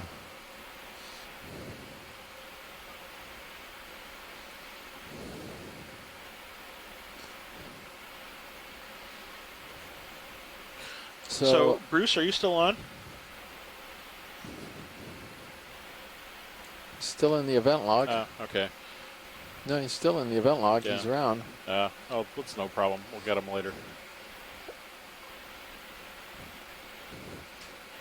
So one of the things John Smith had mentioned, he was reiterating, and I think I might have mentioned it early in the dive, is all of this volcanic rock is believed to be a result of secondary volcanism. That is, there was an initial eruption volcano formed that formed the main seamount here. That was on the surface. 220 for sure. It then got eroded down. Reef screw up around it. It presumably wound up having a relatively flat top back in the Cretaceous sometime. And then it sank down below sea level again. Then there was a second eruption that created the feature that we're on right now, but it never got close enough to the surface, so it has no reef on it. This is all volcanic material. At least that's the interpretation for the moment. And so far it holds what they thought, because we definitely are seeing volcanic rock without any reefal material. It looks quite old, relatively speaking. I mean, I've I've been under the impression that younger magma bottoms tend to be fairly clear of fauna.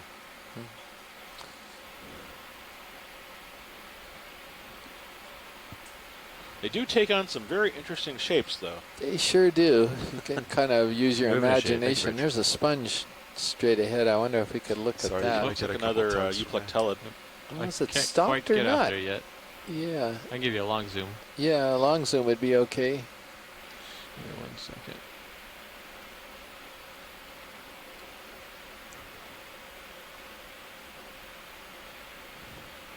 Oh, it's a vase sponge. Just the bottom of it was hidden. Just a vase sponge. It's a glass sponge. And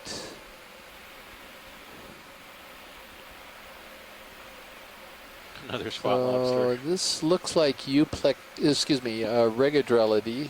Regadrella, yes. Regadrella in the family Euplectellidae. And in this case, those are not anemones sticking out the sides. These are spicules. And that's why we get fools sometimes, because the Regadrella have these, what they call dermalia, that stick out of the sides of them, the spines that come out to help protect it. That's Maxim.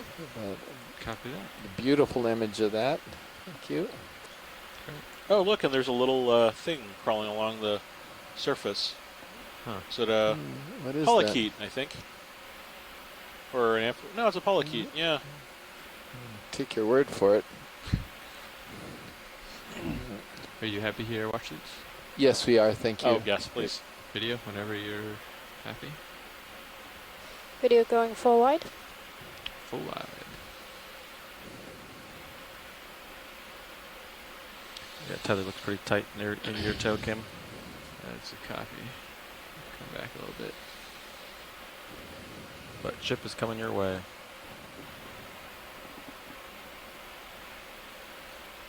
Yeah, that looks good. So those bed palms give you an idea of the current flow direction, the prevailing current flow direction, I would assume. And that would be perpendicular to the way we're going right now. So that would be north-south maybe? Because we're going almost due west at the moment.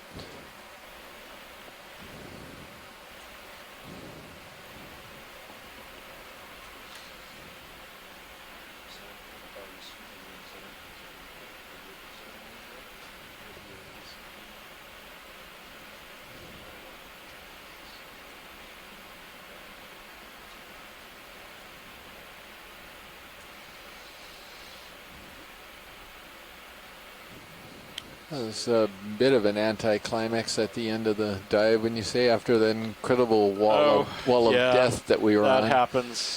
That happens. It's good. Oh, there may be a sea cucumber down there that could be different. It's down there on the sediment. If we could zoom in on it. Sometimes I'm glad it's that way, because then you're not sort of just discovering some massive coral forest and having to wish you could come back immediately. Yeah, that's a sea cucumber, all right. That's the same guy, isn't it? I think possible. so. Hansenothuria to synallactid. There is the rear end. It looks like Hansenothuria to me. At least what Dave thinks is. Yeah, that looks fine to me. You can see all of the sort of the structures coming off of the surface. They end in almost kind of tube foot-like endings. Shame we haven't seen any swimming ones today. It's just been this, I think we were calling it a synallactid. You can see the gut through the transparent body wall. We can move on. Thank you. Copy that. Video. If you'd like any other shots, let me know. Just get it with lasers. Copilot. Oh, never mind. Lasers are on. And just tilt up a little bit. Tilting up. Also nice is you can see the trail it's probably left behind it in the sand around. So those light curved like trails. Great. Come on wide.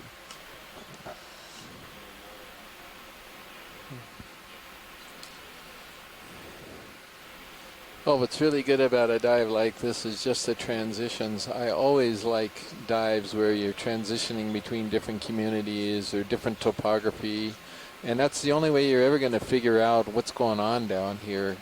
You know. Oh yeah, whatever. I'm totally agree because we went from that really current-based pinnacle with all of the hemicorallium, and then came back down to the Narella ophiuroid type setting.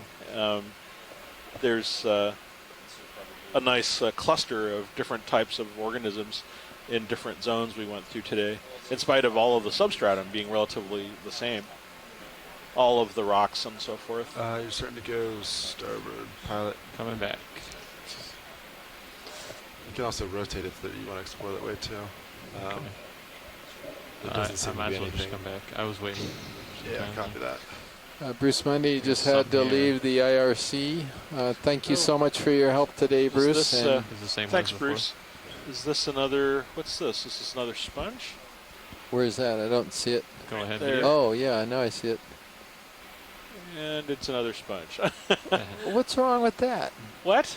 What's wrong with that? It's just like another. It's looks like just a little. another sponge. It looks like, I think we saw a partially dead one earlier, actually, because it has the spicules form kind of a grill around the outside. Yeah, so this is a real different sponge, and these are unique.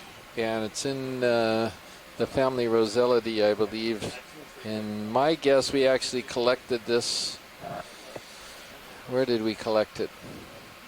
We might have collected one off of Wake. I'm not positive. And then I thought it was something in the genus Vasella, and I did the microscopic examination and took pictures and sent it off to Konstantin Tabachnik, Dr. Tabachnik at the Shirshov Institute. That's full wide? In Russia, and he thought it was something else, and for the life of me, I can't remember what it was. Here we go. He thought it could be in the genus Acanthascus, so I was completely unfamiliar with that genus. So, Acanthascus, and one of the things that's really different about the sponge is it has a mesh of dead spicules around the outside, almost a netting. And then inside of that is the live. Yeah. Oh, that's unusual. Yeah, and then inside is the live sponge. Huh. It has a protective Do you want to mesh. do a quick zoom video? I'm not sure what that is. You mean the? Oh, What is that? Looks like a protist of some kind. It looks like a foram or something. That is all of my. It looks like a biological mine. Good catch. Yeah, good catch. That was weird. There's something different colored right here. So we'll do another quick zoom All right, video. Mike Ford, I see you now in the event log. You can't get away with not commenting on that animal. We're going to wait and see if... It might not have been an animal. Well, a thing. Yes. A floating thing. Yes. That was a... Let's see. What have we got to work with here? Katie Musser also suggested it was in the right spot. It's a Acanthasis, little or starboard. Acanthascus, I Coming think, over. Katie. So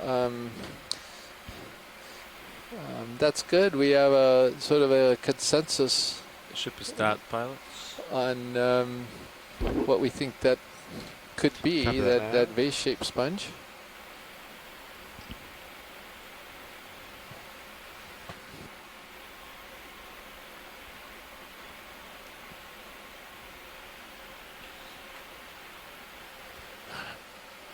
I bet something exciting is going to be on that big rock on Move the right. complete. Thank you, Rich. For no other reason other than it's a big rock. Is that straight ahead? To the right, Oh, right. in that depression. It's not that big, is it? Is it, the pilot? It's not super big. Yeah. Well, you know, it's about Seem bigger. the size of a basket. of a big chair. Sure. Co-pilot concurs. Yeah, okay. I guess. All right, a lounge chair, I suppose. You guys ready for another move? Yeah, D2 stretched out. You still at 220? What I like is the one in the So let's go, background. Would you yeah. look at the size of There's that nothing pillow in front of us to flow be worried in the about. background? Bridge, That RV nav. big, weird, tubular thing. Now, that's a rock. Yeah, I have a move for you. Range 30 meters. Yeah, Bearing the big 220 pillow degrees. tubular rock is Speed more interesting, I must 0.2 knots. admit. Yeah, that's pretty wild. Good copy. I don't know if it's tubular. It could be kind of just bulbous.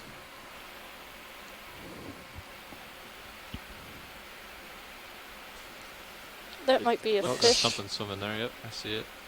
Where is it? Oh, there's a little fish or something underneath that Go rock. ahead, video. I think we're going to lose him under there. Oh, yeah. All right. Go ahead, Rich. He's coming back. He's going to be a cusk eel or initiated. something Good close copy. to Thank a you, Rich. cusk eel.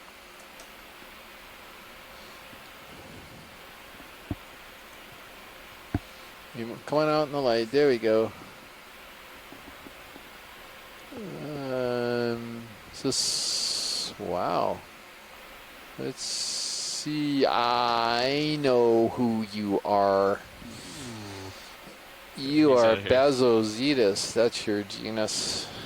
What?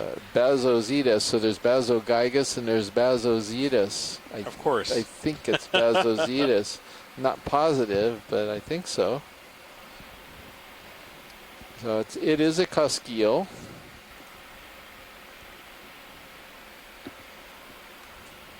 I think it's the first one we've seen on this cruise. I'll put a question mark on it. So that's an adult? It was a kind of a small one. I think it was more of a possibly a juvenile, maybe, or a subadult. Interesting. But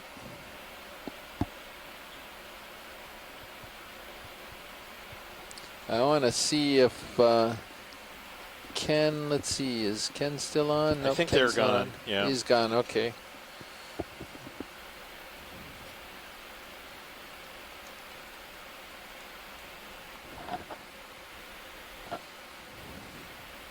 So it's.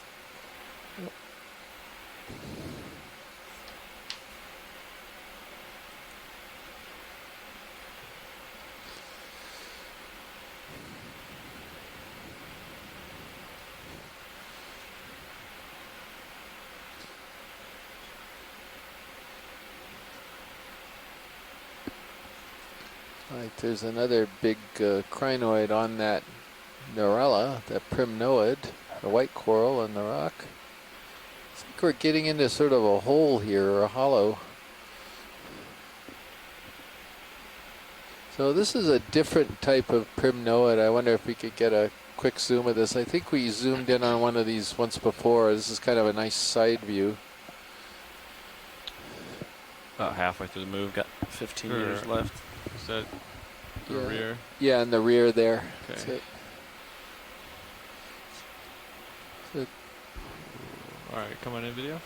Got a little more of a lyrate structure. A lot of the branches are coming out of the base, unless we're just missing. Could be that the base just goes behind that rock, now that I think about it. So a fair bit of current on the edge there. So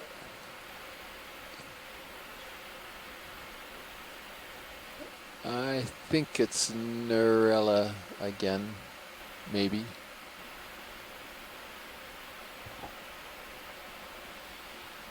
Yeah, probably. Okay, that's fine. Thank you, pilot. Whenever video is ready. Copy that. Video whenever you're ready. Let me hold this just for a second. Okay.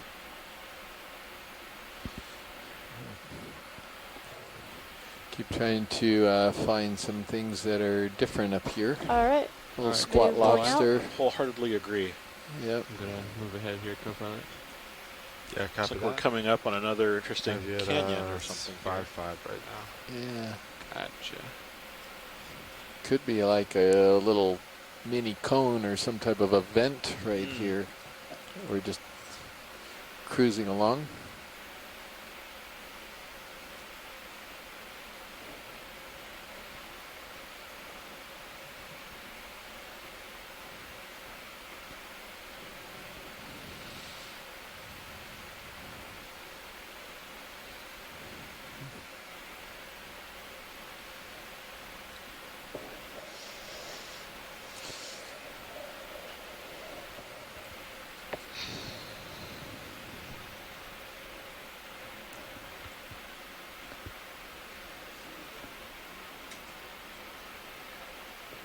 Yeah, about 10 minutes till we gotta start packing up. So we got about 10 more minutes on this dive. We're just gonna continue cruising across the summit of the seamount that's called Edmondson Seamount. We'll do a little bit of a wrap up here as we're doing the final few minutes here until we see something that they want to zoom in on, and then we'll pause. But I don't know how you feel about it. I thought it was a fabulous dive. Oh yeah, we saw at first I think things were a little barren, but then we got into an incredibly well-populated community filled with hemicorallium, massive cylindria colonies, many giant filter-feeding cnidarian colonies. We entered into that highly dense filter-feeding community that was on top of those pinnacles. We've been looking at these really extraordinary basalt formations upon which all of these communities are living. We saw several great examples of predation by sea stars same as last move, on different types of coral, including precious coral. We saw a couple of goniastrids that were feeding. We got to see some of the on some of the sea stars. We got to actually see these structures called pedicelaria that were open during feeding, which was a big treat for me. And we collected a crinoid, a feather star that we are going to try and determine the identity by being able to look at the specimen close up. We collected a sea star, which looked like it was potentially on the top of this rock new. in the foreground. There's an urchin right on top. And believe it or not, I think this might actually be something we saw at the beginning of the dive. No, I mean, just sort of like all day we didn't see another urchin. But yeah, so this is move initiated. Good I think copy. this is also in a kind of theory. Spirosoma, maybe. Oh, that's right. Spirosoma was the same one that we saw earlier, I think. It's the white one with the black. I always remember it by the black dots on it. Yeah. Is there? Are there any of the spines on the underside that are visible? Sometimes these are able to show. Yeah. Sometimes these are able to show little spines that they have little horseshoe-like plates on them, and they walk along the bottom with those spines. Some of them are better developed than others. The macro view here really nicely demonstrates just how much fine detail you can look at it on a sea urchin. So these transparent, these white tubes, these are tube feet. These are things that they use to walk along the bottom. They can adhere and disadhere. It turns out they don't suck. They actually use glue, which is what people used to think, that they were using suction cups. But you can also see the spines as well as little claw-like structures called pedicelaria, which they use to defend themselves against predators. And those are those little they look a little like beaks that are on the surface. The spines themselves are probably also quite effective for defense because they're probably poisonous in this genus. But we will see other urchins of this family as we proceed throughout. Looks like are those barnacles on the bottom as well? Those white structures with the dark centers? We can, let's see if we can... Is that maximum zoom? No, it is not. Oh. It's trying to hold stationary so I can get you a good zoom. Okay. This is a So partial? we are going to... Go ahead, video. We can try to do a full one, see if I can... We're sort of doing the post dive right now, but we were going to try to get Mashkor to come in here and bring up the Fledermaus display for tomorrow's dive. This is quite a distance to the west of where we are right now, so we're going to be transiting all night and not getting any mapping done. But for the life of me, I cannot remember the name of the seamount, but hold it, I might have it. Give me 1 second. So it looked like those were some kind of tube worm or anemone? I'm not sure. Sorry, I had to jump ahead here. I didn't want to get... Oh, no, that's fine. We were sort of overlapping with different narratives. So John Smith there at the University of Hawaii sent us a PDF that had the names of these are proposed names. They're not official yet, but they're proposed names for the seamounts that he and Jonathan Tree and others. About 5 minutes left, and then you're going to start packing up. From the Falcor last December. And we are headed to a seamount that he's going to potentially name Pierpont Seamount. And it's the furthest one to the west that we're going to get to in the Johnson Atoll unit of the Pacific Remote Islands Marine National Monument. Let me know. We're going to have a bit of a transit, and we'll still get there on time. We're expected to get there on time. Yeah. And if you want to hang on, we'll be showing the Fleeter Mouse display of the start and end points of the dive and Pierpont Seamount in just a few minutes after we lift off the bottom and just discuss what the plan is for this next site. Serious and you add 0.3, it's perfect. Again, thank you very much, John, for sending us this PDF of the names. Keep forgetting I've got it right here on my desktop. Look at this guy. Somewhere. Want to zoom in video? Oh yeah, that's what do we got? The little planktonic thing, I think, right? Yeah. Oh, it's the Larvacean house, I think. Get back here. Oh, he's gonna be hard to see, isn't he? Oh, it's all right. Sako Matsumoto just also commented she really enjoyed the dive, pilots and other Chris and everybody. So it was beautiful, beautiful dive. That wall was just stunning, very colorful. And being covered by zoanthids, that yellow wall was really amazing. How does, we talk so much about reds and other colors that kind of pinch out at this wavelength. Does yellow pinch out at that depth, at this depth? I don't know why they're yellow, that's all, I guess. Yeah, I don't know why they're yellow either. Probably, presumably it's the chemicals or the molecules that are in the body that are just reflecting that way. Yeah. Wow, that looks like a real precarious, but kind of interesting little valley. Yeah.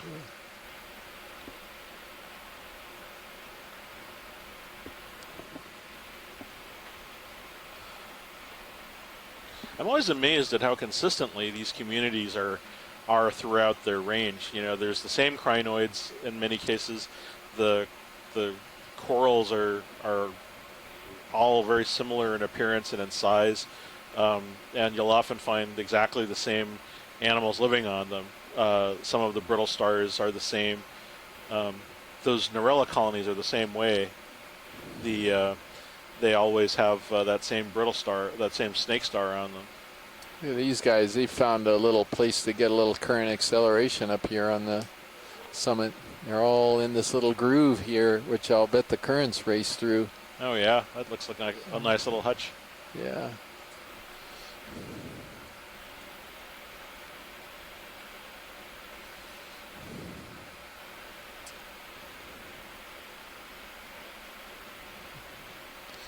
So a little primnoid in there with 3 crinoids on it, those yellow ones, those yellow feather stars.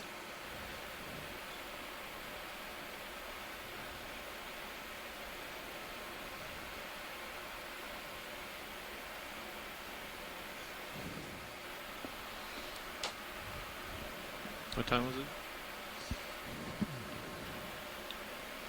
Nice little. Got about 10 minutes until you have to haul in on the winch, so it's probably a good time to pack up, swing arms and stuff. Yeah, it's around that.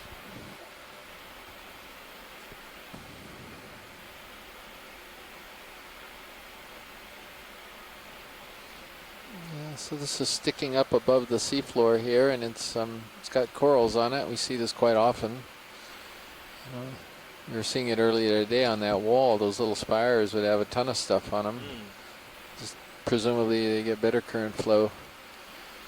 And I think it's, again, I sort of mentioned this, but I think it's been a very valuable dive in all of these transitions and informative. And the other thing about it is that there's an awful lot of hemicorallium here. So it'd Oh, be yeah. really interesting to know what's going on. And what else is interesting is the fact that there are certain groups that are missing from the site, and that's always a mystery. Oh, absolutely. The fact that we haven't seen any bamboo corals, nor have we seen any black corals, or the Really plexaurids. unusual. We're in a really good depth for plexaurids. We didn't see any acanthogorgiids today, the yellow octocoral.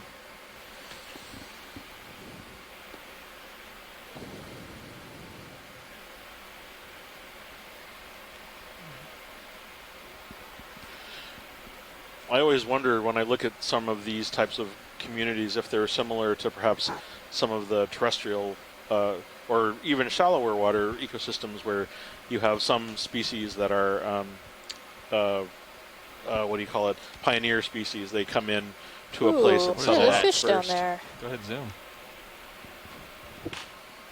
Oh, there's a fish. And it is a rat tail, I think. Grenadier. After going Sorry, through all that sorry. stuff about grenadiers, I went into it's like the first thing you said, it's a rat tail. Yeah, I went into automatic zone. I actually think I can ID this fish. I think it's potentially Coryphenoides. I might pull out. Yeah. And so thank you very much. Good spot. Jeez, I'll never learn. Swing arms are stowed. Copy that. Got about 1 minute to look around, and then you guys should get into tow config. Okay. I want to take another little peek. What's that down here. white splotch on the rock across the way there? Is that something? He's up against the rock in there. He's still there. Okay. You want to see which one are you looking at, Chris? You see there's kind of a starburst shaped, white. Quick zoom video. Come on, be one of my sponges. It's one It of, is? oh, for what is it with There you me today? Oh, that was so worthwhile. Oh, all right, bunches. I think we need to pack up. Yeah, got it. I'd say That is so. a perfect way to end the dive. Thanks all you in the front row. We are just, I'm just pleased as I could be. Fantastic dive. Great effort. Great effort to get the ROV back in shape so quickly. Amazing job. I'm gonna stop looking for white blotchy things. That's right. So I'm gonna go look for mash core and see if I can find him. Sure. You want to if go you get wanna him, Nicola? Thank you, Nicola. Okay. Yeah, you want me to just saddle over to you instead? Yeah. Because I'm facing the final way right now. Yeah, if you just want to turn a little, then we can come up, and then I'll turn. Okay. And I'll turn with you. How's that? That's a little better. So all of you on the event log, I'm going to go ahead and log out here. I sure hope to see all of you back on tomorrow. I didn't call you out, Tim Shank, but Tim Shank is also participating in the event log from the Woods Hole Oceanographic Institution. And thank you very much, Sako Matsumoto as well, John Smith. We really appreciate your help. Mike Ford's on there. So again, look forward to another great dive tomorrow. I sure am. That's for sure. And those of you who do want to hang on, we're going to go ahead and have a pre-dive right after, probably in the next few minutes. We'll go ahead and get the display up, and you'll have a look at what we're going to do tomorrow.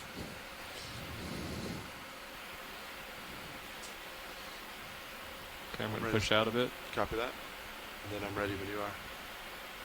So does this mean we're not going to be biased for the ascent? Correct. Right, this joy lock. Okay. Right. We'll just keep an eye on it.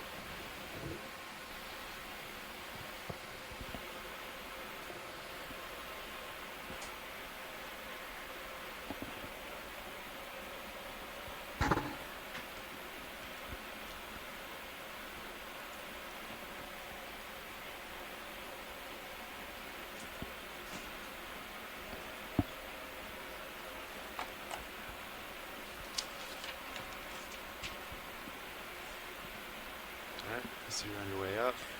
Bridge, are we nav? Yeah, just letting you know we are safely off the bottom, and I'll let you know when we're going to do our next maneuver. Next bridge.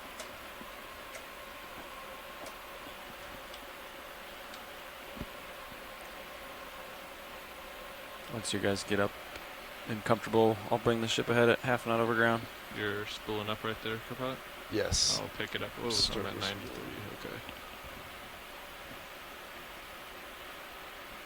Well, let me slow down for you. Yeah, we might need to. I'm only going like 18 right now, so we'll try to get an equilibrium going. Okay.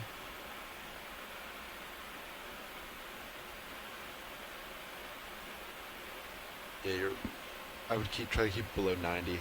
Okay, I need. And you can also drop the weight. Yep, that's what I need to do. Okay, yeah, maybe we should do that right now then.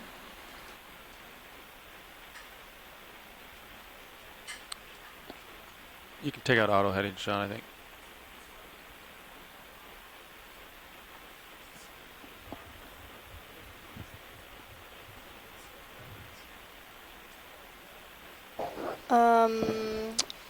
Main Zeus, sled camera, and the multi.